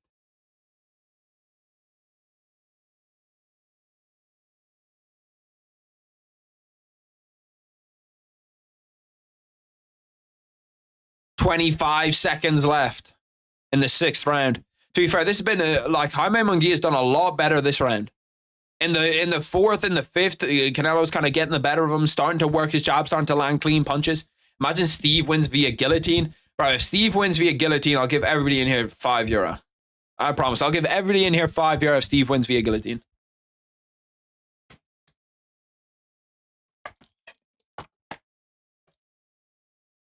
Jaime Munguia. He's lucky. He does it like his eyes aren't as busted as up as I thought they'd be. When he was getting hit with really, really super clean punches, I thought for sure we were going to see his eyes and he was going to have like the bags around his eyes and everything. Eesh, yeah. Canelo hit him with a nice, clean left hook there. What is the tattoo that Canelo has on his back? He's got like a bear running through some trees with some verse beside it, some like song or a Bible verse or something. €5 to bet on Poirier via submission. You bet on fucking Steve Erceg via Gilly.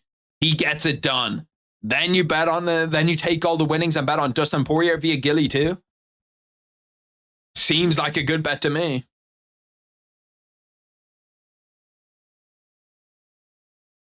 Going into round 7 though, I'd probably have I don't know. I have like probably the first 3 rounds for Munguia. 4 is a 10-8 for Canelo. 5's around for Canelo. And 6 is a very, very close round. I'd love to see what like expert scorecards are here, or what most people's scorecards are going into the 7th. So I think it's actually pretty close. If Anthony Smith can do it, Dustin definitely can. That's true. If you ask me which one's more likely, Anthony Smith via guillotine or Dustin via guillotine, I probably would have said Dustin via guillotine. So it could happen. Jaime Munguia is starting to put Canelo on the back foot. Oh, nice one too from Canelo. Jaime Munguia's hands are just a little bit too low. Nice right hand by Munguia. And Canelo's defense is just so solid that like no matter what you're throwing, like none of it's landing cleanly. None of it's kind of, you know, like actually really connecting. Throw that uppercut up the middle. Throw that rear uppercut, Jaime. Dustin has to do it in the first round, and Islam has to make a big mistake. Yeah, I feel like Islam, like I don't know, it's weird. I feel like Islam Makachev's not gonna actually make a mistake. I don't know. I feel like he'd fight out of that gilly too. I really don't feel like out of all submissions he'd get caught in that he'd get caught in a guillotine and that he'd tap. I feel like he'd fight his way out of a guillotine. He'd like die before he tapped to a guillotine.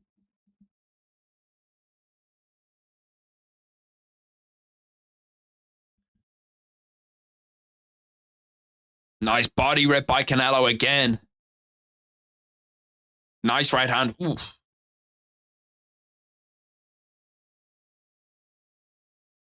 Bro, Jaime Munguia is just going for it. Just bit by bit by bit, breaking down Canelo. He just pins him. He's pinned him up against the corner right now. Canelo throws back, lands cleanly with that left hook. Canelo backs him up again. Bro, this is a bit of a dog fight here. This is actually a war. It's obviously sleeper cards that are bangers. This card's been really good. Yeah, no, I actually really enjoy this card. And the fact that Canelo's fighting on the same day too just makes it even better.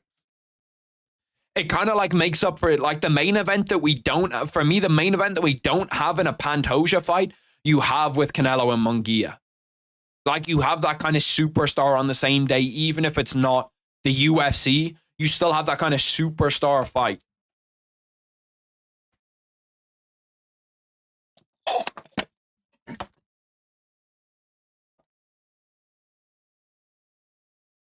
And bro, Jaime Munguia is just able to pop that jab out super well. Bang! He just lands so cleanly. Same with Canelo though. It's like any big power shot that Jaime Munguia loads up on, he's never landing that. But the little jabs that he's throwing, you know, the smaller punches that he's throwing, the punches that he's throwing at 40%, they're always landing. Somebody let me know when Steve Erceg and Pantoja are starting to walk out. Yeah, we're still playing promos. We're good. I had a feeling they were going to wait for this Canelo fight to be over before they even tried to do anything.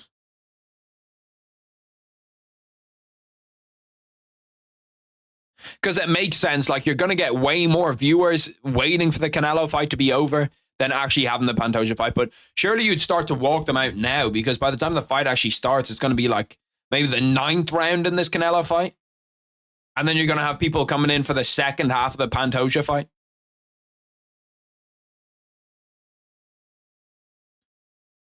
Canelo just rip into the body over and over and over again.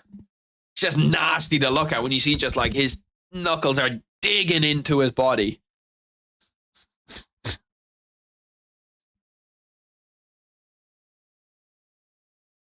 Actually, I want to know scorecards, bro. I want to see somebody's scorecard here that's given me an idea. Surely there's a hashtag for hashtag Canelo Munguia. Hashtag Canelo Munguia. Here we go. I want to see a scorecard.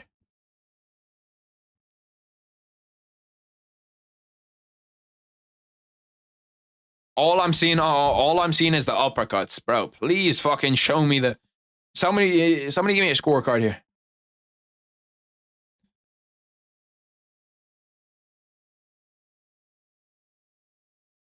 Okay, I can't find a scorecard, but anyway, we're in the 8th. I do like how this fight, like, they're not holding. There's no bullshit in this fight. There's no Devin Haney in this fight. You know what I mean? Like, they're going out there and they're pure scrapping.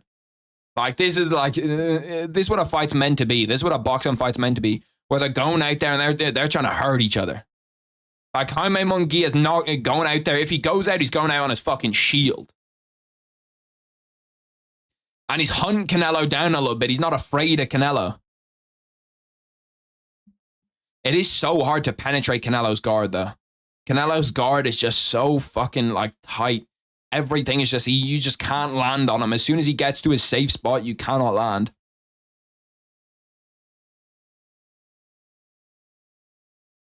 Another nice rip to the body. They're both going to the body so well. Canelo, low blow for Canelo. See, you never know because of the Canelo dick riders too. You're never going to know like what the scorecard looks like. Like anytime you try to look it up. The scorecard, the only scorecard that I've seen from PBC has Canelo up 4 rounds, which I disagree with.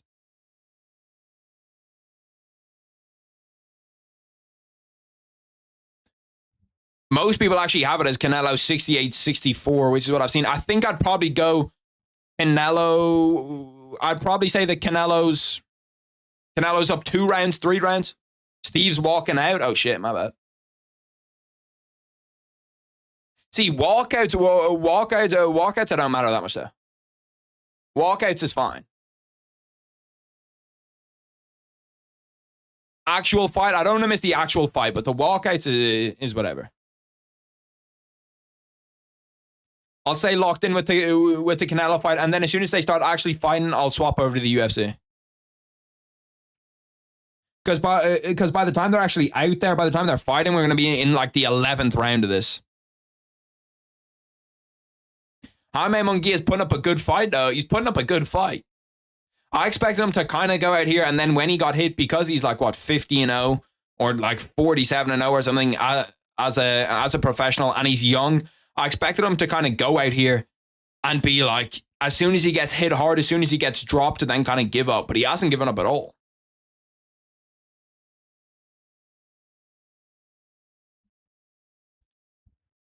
I wonder what Freddie Roach is saying to him in the corner. I wonder what advice he's giving him. He looks in good shape, to be fair. He doesn't look too tired. Sometimes when you see guys go back to the corner, they're kind of like breathing super heavy. They're like, but like, he looks okay. He doesn't look too bad.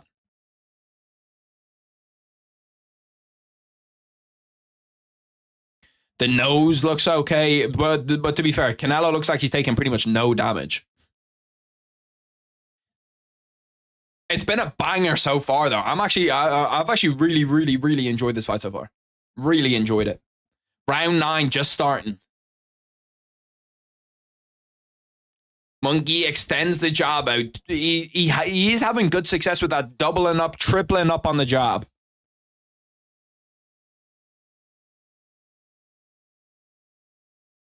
Alexander Pantoja walking towards the ring. No, we're good. Don't worry. I'm switching. I'm switching in between, so I can see. I can see when Pantoja comes out. I can see when we're about to start, and then I'll swap up. I'll get the UFC on the main monitor and boxing on the side monitor. Nice dig to the body, bro. They're both working the body so well. Jaime Munguia, nice left hook, catches Canelo a little bit. It's just that Canelo's guard is so secure that Jaime Munguia can't seem to get the right shit for it. Nice right hand by Jaime Munguia. Another nice right hand. Triple nice right hand by Jaime Munguia, but Canelo's chin is just fucking unbelievable.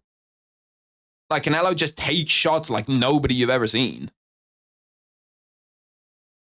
He just fucking eats that right hand. He gets hit with 3 clean right hands on the chin and just eats all 3.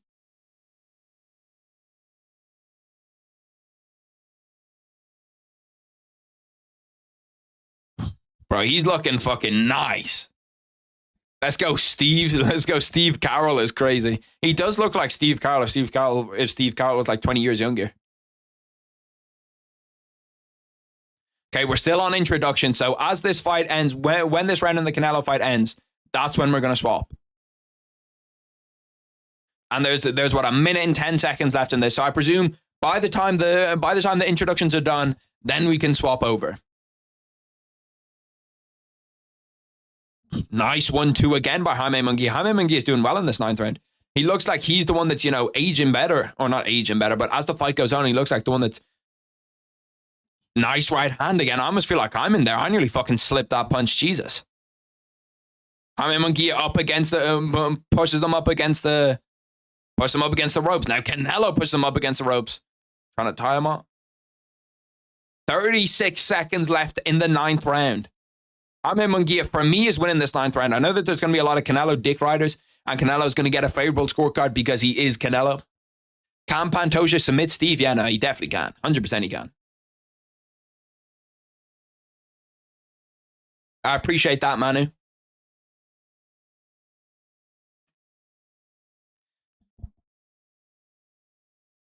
Okay, 10 seconds left in the Canelo fight. Now we're, or not 10 seconds left in the fight, but 10 seconds left in the 9th.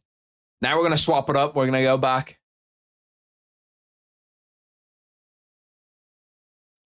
Over here, bang. Close all these tabs because my PC's struggling right now, I'm not going to lie.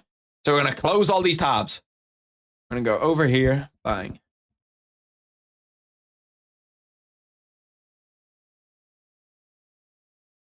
Drag you over here. And then we're going to go boxing. I can't. Gervonta Davis in the crowd looks like he's chilling. But I still can't believe that we have a number 10 guy in Steve Erceg. He's the number 10 fighter on the planet. And he's fighting Steve Erceg. And he's fighting for the championship. Number 10 fighter at 125 on the planet. And he's fighting for a championship.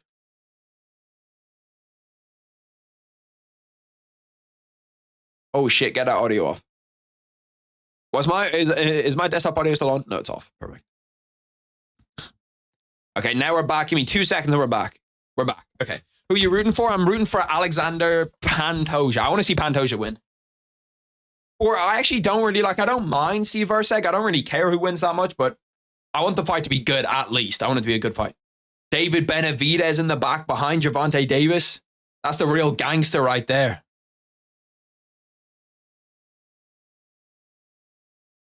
Gervonta Davis there with some girl that looks like a fucking 11 out of 10, 12 out of 10. Holy shit. To be fair, so does David Benavidez' girl. I'm reading for both Pantoja because of his story, but also bedtime because I love an underdog. Where did that Steve Erceg is bedtime thing come from? I never even realized that was a thing. Has Bedtime ever showed his face? I think he has, right? BK, have it your way. Timer is ready. Fight has started. Round 1 has begun. Alexander Pantoja against Steve Erceg. Alexander Pantoja comes out with a big leg kick, starting to chase him down a little bit now. Pantoja coming out with the fire fast, starting to chase him. Oh my God, catches him early. Goes into wrestle him. Steve Erceg has him up against the cage. Now it's some time for him to calm down. Pantoja was not letting him get settled at all, though. Wanted to get in there, get active early. He caught him with a nice little right hand, too, early. 10th round in Canelo Munguia. Munguia's dig into the body again. It's that every time Munguia tries to throw that left hook, Canelo just manages to slip away from it just in time. It's so hard trying to focus on 2 different fights at once, bro. I'm trying to fucking go like here and watch them both. I'm going to lock in on the UFC. Because I'm pretty sure the Canelo fight's over. I think that Canelo's going to win that fight on decision.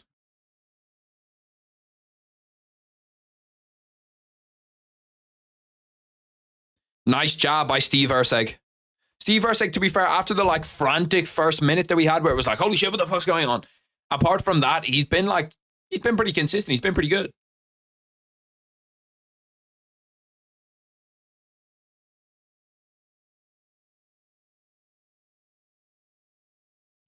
Pantoja just kind of seems to be okay to be on the back foot there. Oh, nice right hand. Oh, Erceg tags him with a nice 1-2 and then a kick to the body. Erceg winning a lot of these exchanges on the feet. Nice calf kick by Pantoja. Nice 1-2 by Pantoja too. Can't land that left hook at the end of it, but caught him at the 1-2. Anytime Pantoja's getting the blitzes, that's where he's doing the best work. Steve Erceg goes for a takedown. Stuffed by Pantoja. Pantoja looks like the guy who has the more power. He looks like the guy who's more, you know, like who's hurting Steve Erceg. When Steve Erceg lands, it doesn't really look like Pantoja feels it all that much. But then again, Pantoja does have a fantastic chin. Saw it against Moreno, saw it against everybody. Ooh, look at him getting in the pocket, scrapping. Nice knee up the middle by Pantoja in the pocket too. Almost halfway through the first round. It's a fucking entertaining first round so far. These guys have been fucking going at it. Most of this card has been really, really good. Like, there's been very, very, very few boring fights on this card. That right hand nearly landed right on Pantoja's chin from Erceg. Nice calf kick again. The calf kick is starting to bother Erceg a little bit. Even through 2.5 minutes. And if you're in there for 25 with Pantoja, you're in trouble if the calf kick starts to bother you this early. Another calf kick lands. It's when he goes in for that 1-2. Steve Erceg is worried about the punches coming up top. Is Steve Erceg's head bleeding? I think he might have a cut right above, like on his hair. Yeah, no, Steve Erceg has a cut like on his forehead. Could be from a headbutt. Because we do see that like Pantoja, when he goes inside, he does like to like drop his head a little bit. Steve Erceg needs to get back to his guard. He needs to be able to push Pantoja off, not let him pass his guard. Yeah, there we go. Perfect. Scramble, tries to get up. Nice knee to the body from Pantoja. Jumps in on a double leg again. Gets the takedown that he wants. Manages. Did he pass? No, he's in half guard. He's in half guard. Steve Erceg up against the fence.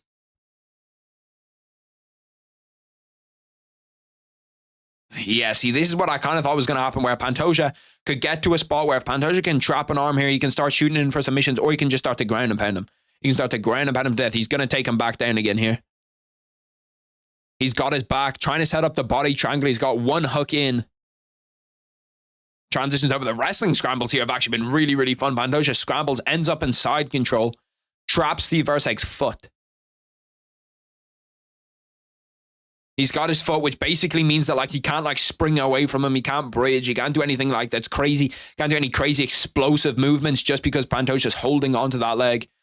Turns to his side to try escape. He's got to be careful he doesn't give up his back here, though. Where the scrambles are fucking crazy in this fight. Pantoja just dominating, though. Ground and pound starts to hurt Steve Erceg a little bit. Once again, Steve Erceg gets up, but Pantoja is just going to try drag him back down. He's trying to go for that leg trip, trying to step his foot inside, work his way to the back right now. Steve Erceg needs to break that body lock. Once you have that body lock, like, it's just going to be impossible for him to get away and to not get just dragged back down to the mat because of that body lock. He did a good job sprawling, getting away. Sorry, my timer was hella off there too. That's on me. I still have 7 seconds left in the round.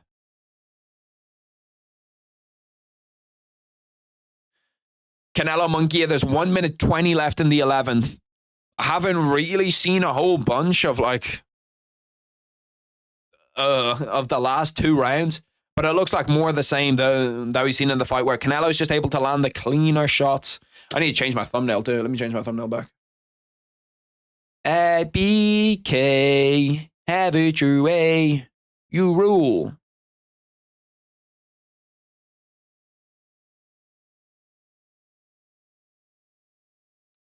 Bang, let's go over here. No, wrong one.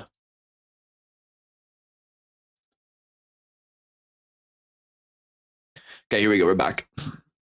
We are back. I was tripping. I was tripping with the timer. Yeah, no, that's not me. If I go back to this one, this one should be further ahead. Yeah, it is. Okay. So we're at 4:54. I'll just do the timer. See, this one always lags though. It lags and it puts me further back. Wait.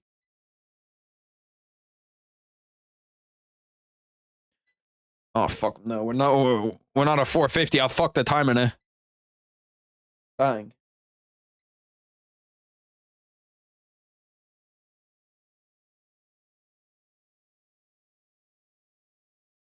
Okay, timer's correct now. Timer's correct now. Fuck me, that was a stressful process to do. 11th round is done in the Canelo Munguia fight. Pantoja just wrestles Erceg up against the fence, lands a big knee to the body again.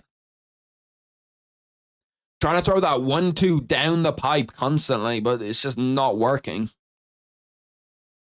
Steve Erceg did have a good minute and a half in that first round, but he just couldn't put it together.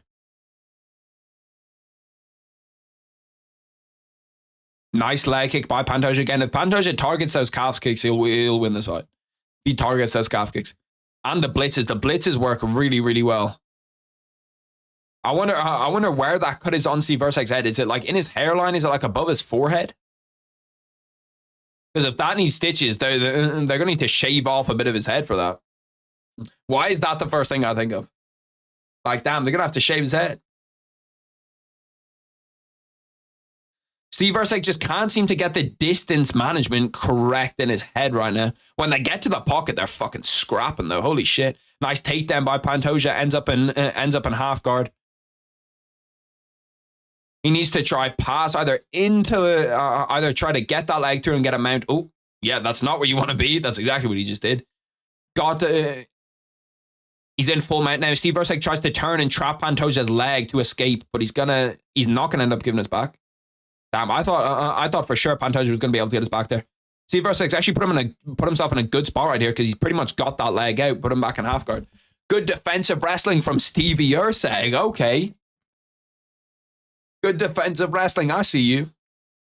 Bro, there's no way that those names on the canvas are real names. James Cole. John Smith. John Smith is legit the most AI-generated name of all time.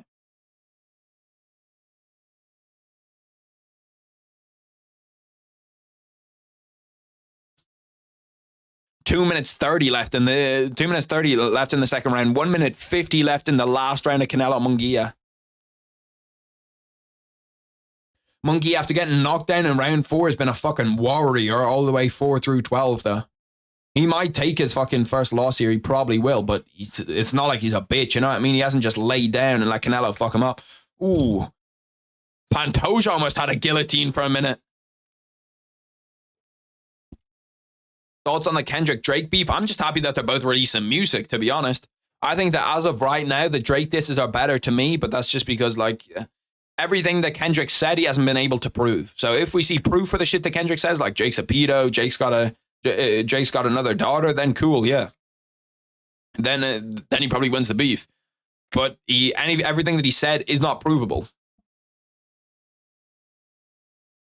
1 minute 30 left in the second round. And the fact that Drake planted the fake daughter shit, because like he was liking a bunch of posts saying that he planted the shit and that he planted a mole inside his camp.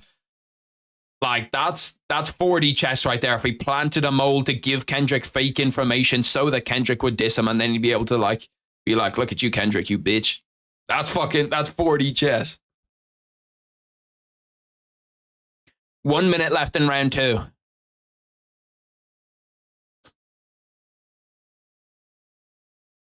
Pantoja, he just kind of seems to be just winning the rounds bit by bit by bit. Like there's not anything major that Pantoja is doing that Steve Erceg isn't. It's just kind of like in the wrestling scrambles, on the feet when he blitzes. Like Steve Erceg doesn't take advantage of his opportunities right now. He's always trying to counter punch and wait for Pantoja to be the guy that's on the front foot. Now they're starting to scrap a little bit in the pocket. Some clean strikes from Steve Erceg. Nice body kick by Pantoja.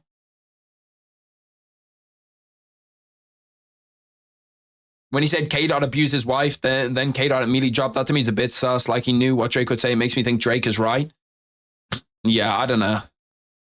I don't know. It's all a bit weird. I'm just happy that they're making music, to be honest. I'm happy that, you know, Drake is making Kendrick drop and Kendrick is making Drake rap. That's what I want to see. That's all I want to see, really. Bro, up kicks off the ground are fucking dangerous. I'm not sure how I'd score that right now. I'd probably say 2018 Pantoja on my scorecard. I think the game plan is to go all out in rounds 3 to 5. He got K-Dot to be active, lol. Yeah, like, I don't know how the fuck. Like, Kendrick Lamar don't drop for nobody. So I don't know how the fuck he did it.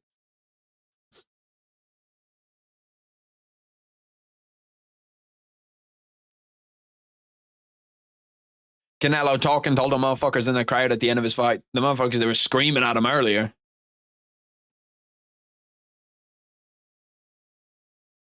Jaime Munguia doesn't look in bad shape for 12 rounds with Canelo. And he certainly put on a fucking better performance than everybody else did. Or not everybody else, but like he put on a better performance than Jamel Charlo did. Fuck me, that was a terrible fight. So you've got some crisp boxing? Yeah, he does. And he's learning to deal with the pressure a little bit more from Pantoja now. Now he's starting to pick apart the pressure. Close second round, 2018 Pantoja still? Yeah, I had the same thing. I had 2018 Pantoja.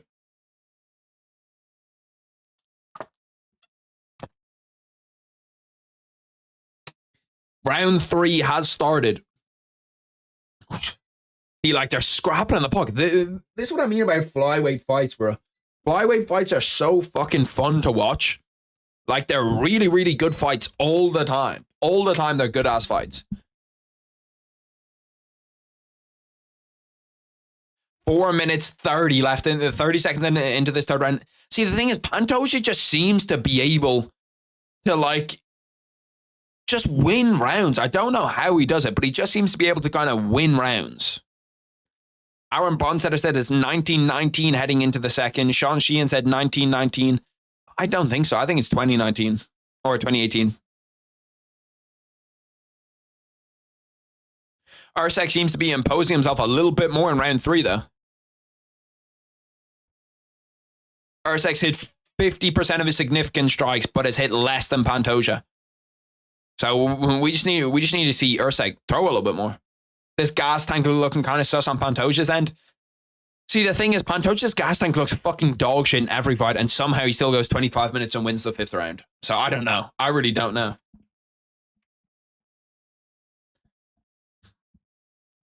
Pantoja dig into the body, rip into the body like we saw in that fucking Canelo fight. Why does Pantoja wear the same shorts as he doesn't like wear the Muay Thai shorts, but he just fucking hikes them bitches up far as fuck. Erceg might lose and go up in the rankings with this performance, yeah. Canelo seems to be all smile, so he's sure he won a decision. I'm pretty sure he won a decision too.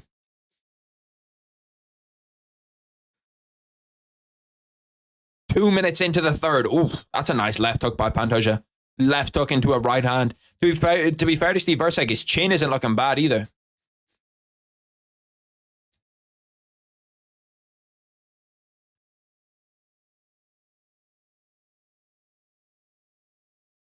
Steve Erceg keeps flashing out that jab too. Canelo Alvarez wins via decision. Why did they just hand Jaime Munguia a medal after he lost to Canelo? That's crazy. The dick riding is crazy. DraftKings live odds. Pantoja's -130. Steve Erceg's -115. So the odds have actually gotten a lot closer. That didn't look low. I was about to say that shot did not look low. Steve Erceg waved him off. He thinks he's fucking Alex Pereira. That one looked kind of low. That last one looked kind of low.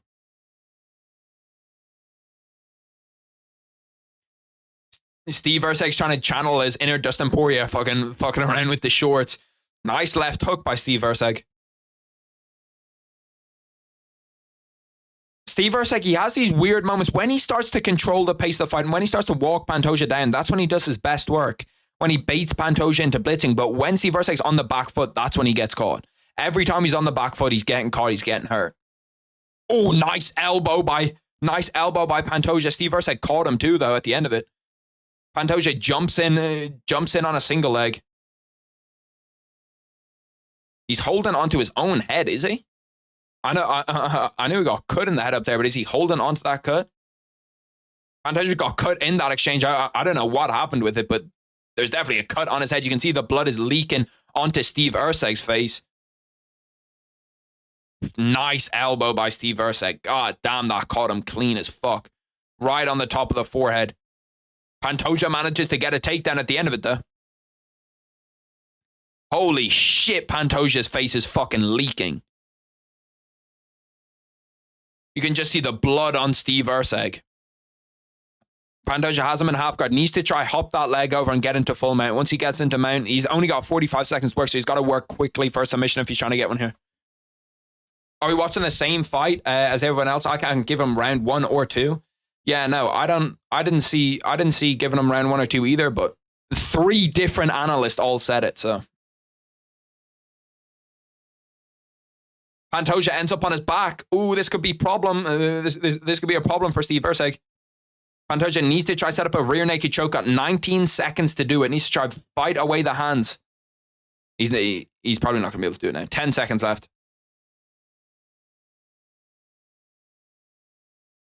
5 seconds left in round 3. We need to see how bad that Pantoja cut is because it looked pretty bad. Like, you could see the blood leaking down onto Steve Erceg. Now Pantoja's holding on to it. Pantoja obviously recognizes that the cut is there. Where is it? Where is the cut? It's just on his hairline. It's actually not too bad. The only thing for him is that it's going to be annoying because it's going to drip into his eyes. But apart from it dripping into his eyes, I still think that we give Pantoja that round. I really do. I think there's 30-27 Pantoja right now for me. Maybe I could see it as 29-28, but I still think it's 30-27. Steve Erceg they both got a cut in the exact same fucking place, bro. They both got a cut on their hairline. Who the fuck is Steve Erceg's cut, man? That brought his dog shit. He just put all of that Vaseline in his hair.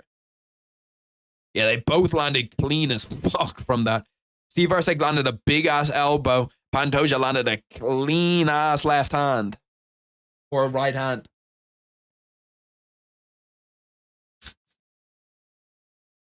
You think Erceg won that round? Really, I think Pantoja won that round. Yes, like Erceg had the bigger moment, I guess, in the round, but apart from that, Pantoja dominated the rest of that round.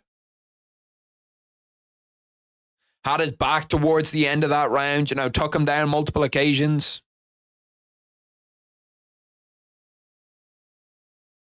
Shit, I need to do the timer, my bad. I also need to turn off this fucking, this Jaime Munguia fight. They're doing the post-fight interviews now.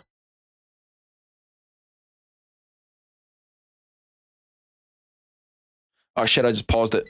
I pressed OK too fast twice and I paused it. It's going to be like 3 seconds upon. I really don't like the amount he bled though, optically. I think that like optics are a big thing. Don't get me wrong, but like they're not absolutely like game changing. To the point where like, oh well, you can't give him that round because look how much he was bleeding.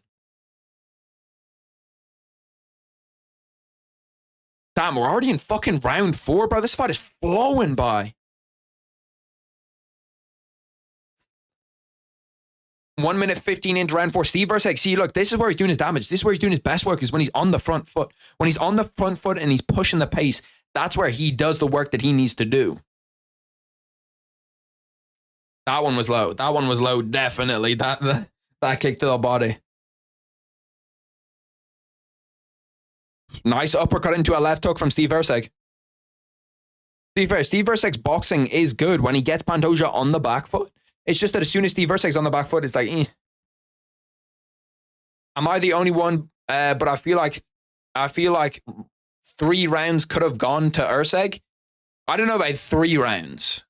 2 rounds, I've seen people say 2-1 Erceg, so I don't know. For me right now, I have 3-0 Pantoja. Nice knee up the middle from Erceg, but Pantoja manages to catch him with a 1-2 off the break. Pantoja just controlling the tempo, kind of inviting Steve Erceg on. And Pantoja's cardio looks good. For people that had cardio concerns, with 2 minutes 30 left in the 4th round, his cardio doesn't look too bad. That was a nice right hook by Steve Erceg. Just baited Pantoja into the blitz, and when he came with the blitz, tagged him. Nice jab by Steve Erceg too. Okay. These guys are starting to scrap a little bit now.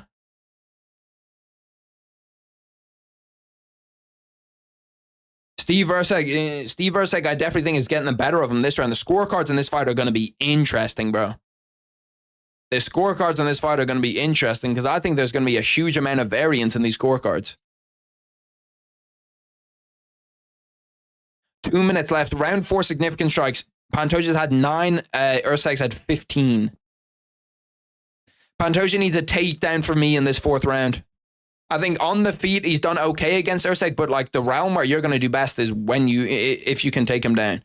If you can get that shot. If I was Pantoja, I'd shoot. Fuck it. See, look, that's what I was talking about with the forehead cut, is that it's going to annoy him because it's going to be blood dripping into his eye. Steve Erceg goes for a shot. Ooh, Pantoja guillotine. No. Pantoja on the back foot for the majority of this round 4. And see, Pantoja isn't as good of a counter puncher as Steve Erceg is. Steve Erceg is a good counter puncher. And to be fair to Steve Erceg, his cardio after fighting, what, like 8-9 weeks ago? Maybe it's actually less than that. It's like 7-8 weeks ago. His cardio coming back is still phenomenal.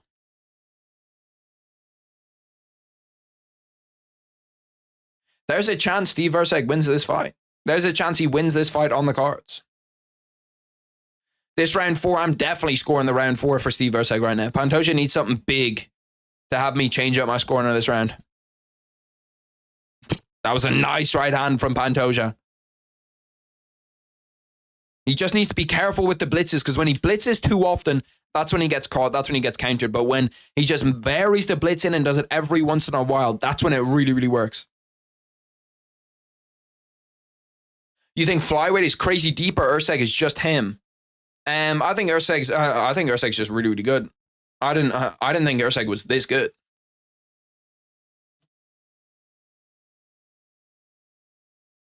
See, I don't really believe in that. Oh, you have to beat the champ to be the champ. I just kind of believe give it to whoever the best guy is. If he's the best guy, give it to him. If he's not the best guy, don't give it to him. Round 4, it was closer towards the end, but I'm leaning towards. It's a close round. That's a close round. I'm going 3-1. I'm giving Erceg that round. I'm going 3-1 Pantoja, because although I think that Pantoja did the best work towards the end of that round, who's winning the fight? Canelo just won as expected against Munguia. Yeah, I was watching the Canelo fight a little bit to the side. The scorecards on this one are really weird, Blueprint. I'll be real. The scorecards on this one are weird. I've had people come in here and say that they think that Erceg is up 3-1. I think Pantoja is up 3-1. Some people have said 2-2. I think it's close. Going into this fifth round, I think that if I was Pantoja, I'd be saying that I need this fifth round. You definitely can't coast. Yeah, Ray. You definitely can't coast. But right now, off my scorecard, 3-1 Pantoja. It seems like the AirPods are gonna need to be put to use though, because I don't really see a finish here. And because I don't see a finish, these scorecards are gonna be fucking weird, bro. There's gonna be so many people on Twitter arguing about how these scorecards go. Because these rounds are close. A lot of these rounds are close. Round 4 is close. Round 3 is close. Round 2 is close. Round 1 is close. I could see 2-2, 2-2. I could see 3-1 Erceg. I could see 3-1 Pantoja. I could see 4-0 Pantoja. Like, I could see fucking anything here. Sean Sheehan said 2-2, round 5 decides the winner. Nice takedown by Steve Erceg. Adam Martin says 2-2, could be 3-1 Pantoja. Paul Fontaine says it's 2-2, so yeah, it's close. Majority of people say that it's 3-1 Pantoja or 2-2 Erceg. Or, sorry, 2-2, just 2-2. Hyun Ko says Erceg is up 3-1. I don't think he is, though. I even missed most of the Aldo fight. Yeah, see, that's why I've got the 2 screens. When I have the 2 screens, it means I can watch the Canelo fight, and I can watch the Pantoja, and I can watch the Aldo fight. Did I set my timer? No, I didn't.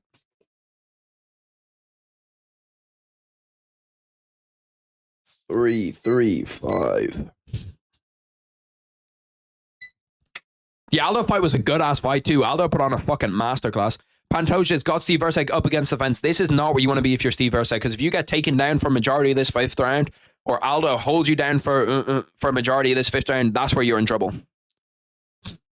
Guess I'll use the TV and phone next time. Yeah, no, it's a difficult setup.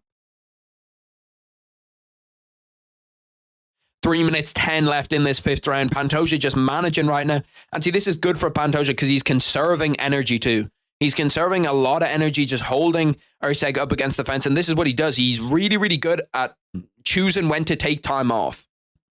Erceg managed to get up and shrug him off. 3 minutes left in this round 5. Erceg definitely the fresher of the 2 fighters. Pantoja still got that big cut on his forehead leaking down into his eyes. We need to see what Erceg does with his time on the feet though, because currently, as of right now, he's losing this round. I've seen the script a million times before. Just the way Pantoja looks and the way Erceg looks, it just seems like Pantoja's going to get knocked out here. I don't know what it is. I'm just feeling a Steve Erceg KO. Pantoja needs to get back on the front foot. He needs to get back to those blitzes that he was doing. Because the blitzes, or at least do something here. Because it doesn't look good that Steve Erceg's on the front foot of every round. Even if he's not landing here, it doesn't look good that Steve Erceg's on the front foot. Smith even won. Dude is the MJ of light heavyweights. Yeah, bro. Bro, the Smith one was crazy. Crazy fucking fight.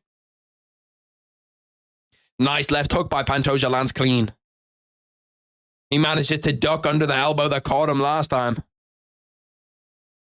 Nice calf kick. I would have liked to have seen Pantoja work the calf kicks a lot more in this fight.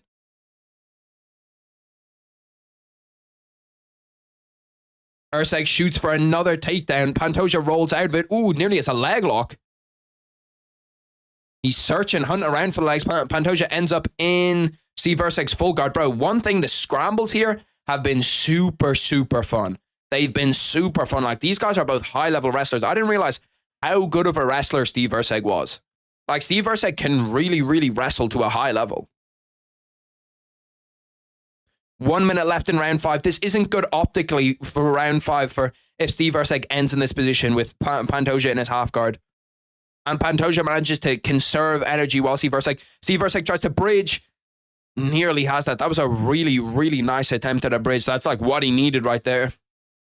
But Pantoja manages to get back into his half guard. And it's a lot of energy expended for Steve Erceg after 24 minutes of fighting to try bridge, do it, and then lose it.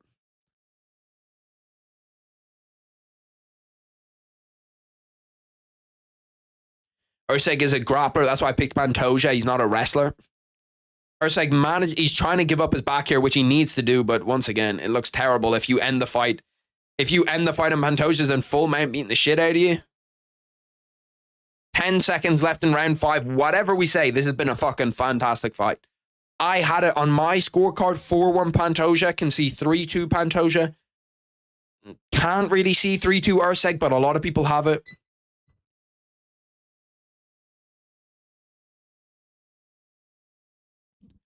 But I think that Pantoja gets it done. Steve Erceg still put on a fucking fantastic performance to him. Steve Erceg did really, really well for himself. 25 minutes, put on a great fight. But I have it as 3-2 Pantoja. Steve Erceg's earned my fucking respect, bro. Steve Erceg's definitely earned my fucking respect. Why am I not getting any audio, bro? Give me audio here. I think it's because it's connected to my phone.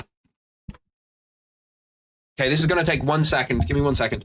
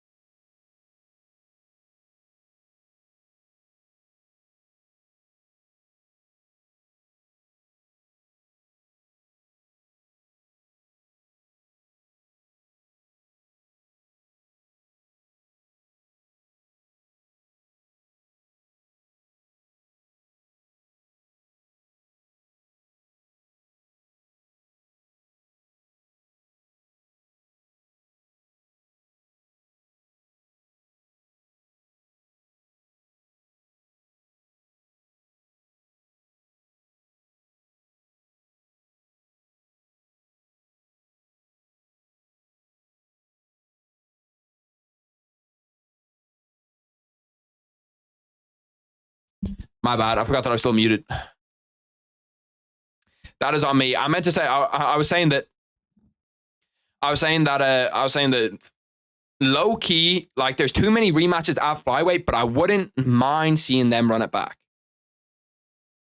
Like seeing them run it back would be cool too.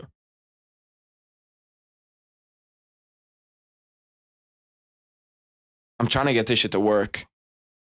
Because I want to hear the decision, but I feel like I've taken too long to do it now. No, I just disconnected them, fuck's sake. Give me Erceg Royval for the rematch with Pantoja. Give me fucking Erceg Makayev or something like that. I don't know.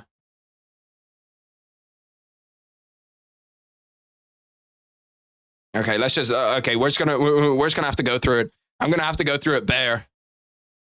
I'm gonna have to fucking lip read. Holy shit, this is gonna get intense. The lip reading skills are gonna have to come out here. Because I can't hear. Pantoja wins it via decision. I'd be interested. I literally just clicked on as they were raising his hands. Just about made it in fucking time. That was a fucking fantastic fight. I didn't get to hear what the scorecards are, boys. What were the scorecards? I'm guessing that we had it as maybe by UD. Okay, UD. 49-46. See, people are saying that 49-46 is a bad scorecard. For me, that's a fine scorecard. I had it as 49-46. Look at all these fucking guys that hate Pantoja. Some guy goes, disgusting robbery. Pantoja is the worst champ in the history of the UFC. Pantoja fucking blows cock. Try fighting on your feet, not blowing another man. That's funny as fuck. Scrap flyweight division. Scrap flyweight. This division sucks.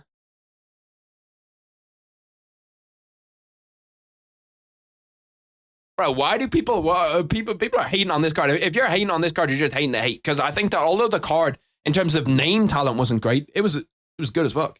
One just had a 48-47, 48-47, and 49-46. I think that's fair. I really do think that's fair. Like, I don't hate that scorecard. I had a 48-46. What? So you had, what round you have? Is it 10-8? Or do you mean 49-46? Was it a good fight? Yeah. It was a good ass fight, honestly. I really enjoyed it. Erceg drew, but he did show his skills. Seriously, why go for the takedown? I actually don't hate him going for the takedown. It just got reversed. It just got reversed, which is just unlucky for him. Pantoja sounds like he's preaching when he speaks. Is crazy. But anyway, we're gonna go through a quick run through the card. Then I'm gonna record my actual, you know, like UFC 301 post-fight breakdown. You watched the Canelo fight? I did watch the Canelo fight. Or I watched most of it. I didn't watch from the 10th till the 12th round. Or I only, like, I had it on the side monitor. Good night, Ray, bro. I appreciate you chilling. Then he says funny things when it gets translated. DC's long-ass head is undisputed. That's crazy. Okay, we'll run through the card really quick. I'll give like 30 seconds per fight. And then I'm going to record this.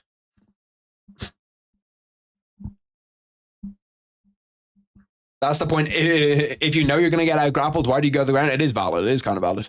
7 out of 10 card, not bad. Yeah, no, it's not as bad as I thought it was going to be. I thought that it could potentially be like a stinker. It definitely wasn't a stinker.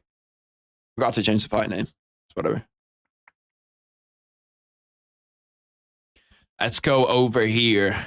Starting off early prelims. The early prelims actually weren't bad. Alessandro Costa, Kevin Borjas. Actually didn't watch that. I didn't watch that. I'm going to need someone to help me out with that one because that one eluded me. Ishmael Bonfim against Vince Pichel. That was a good fight. Ishmael Bonfim just kind of beat the shit out of him for 15 minutes, though. This one, snoozer. It actually was a good fight, but like it was snoozer in terms of the people we have. Mauricio Rufy getting back on track. Smoked Jamie Malarkey. I don't even remember a lot of these KOs. Dracker, close decision. Don't remember it that well. Miktabek or Albai. Don't remember it that well. Bro, I need to like rewatch some of these fights before I do anything. Joanderson Brito, that was the fucking nasty leg kick, bro. When his shin exploded, that's the only time I've ever seen someone's shin explode inside the UFC. Fucking crazy. Then we had, obviously, Caio Bravo gets it done via TKO. My G. Mikael Pereira, round 1 submission after nearly DQing himself.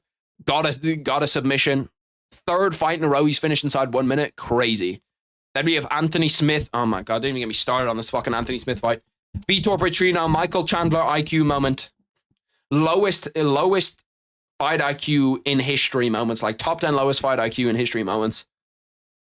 Why would he do that? Why would he try slam Anthony Smith when he's in a guillotine? Doesn't make any sense. Jose Aldo masterclass. Steve Erceg shows up. Steve Erceg shows that he's really one of those guys at 125. Interesting fight. I appreciate all you boys tuning in. I appreciate you showing all... Damn. I appreciate all the boys showing love. I appreciate all the boys tuning in. I'll see you this week for the videos, and I should have a watch party this weekend for the fight night too. Appreciate all the love, and I'll catch you boys tomorrow. Peace.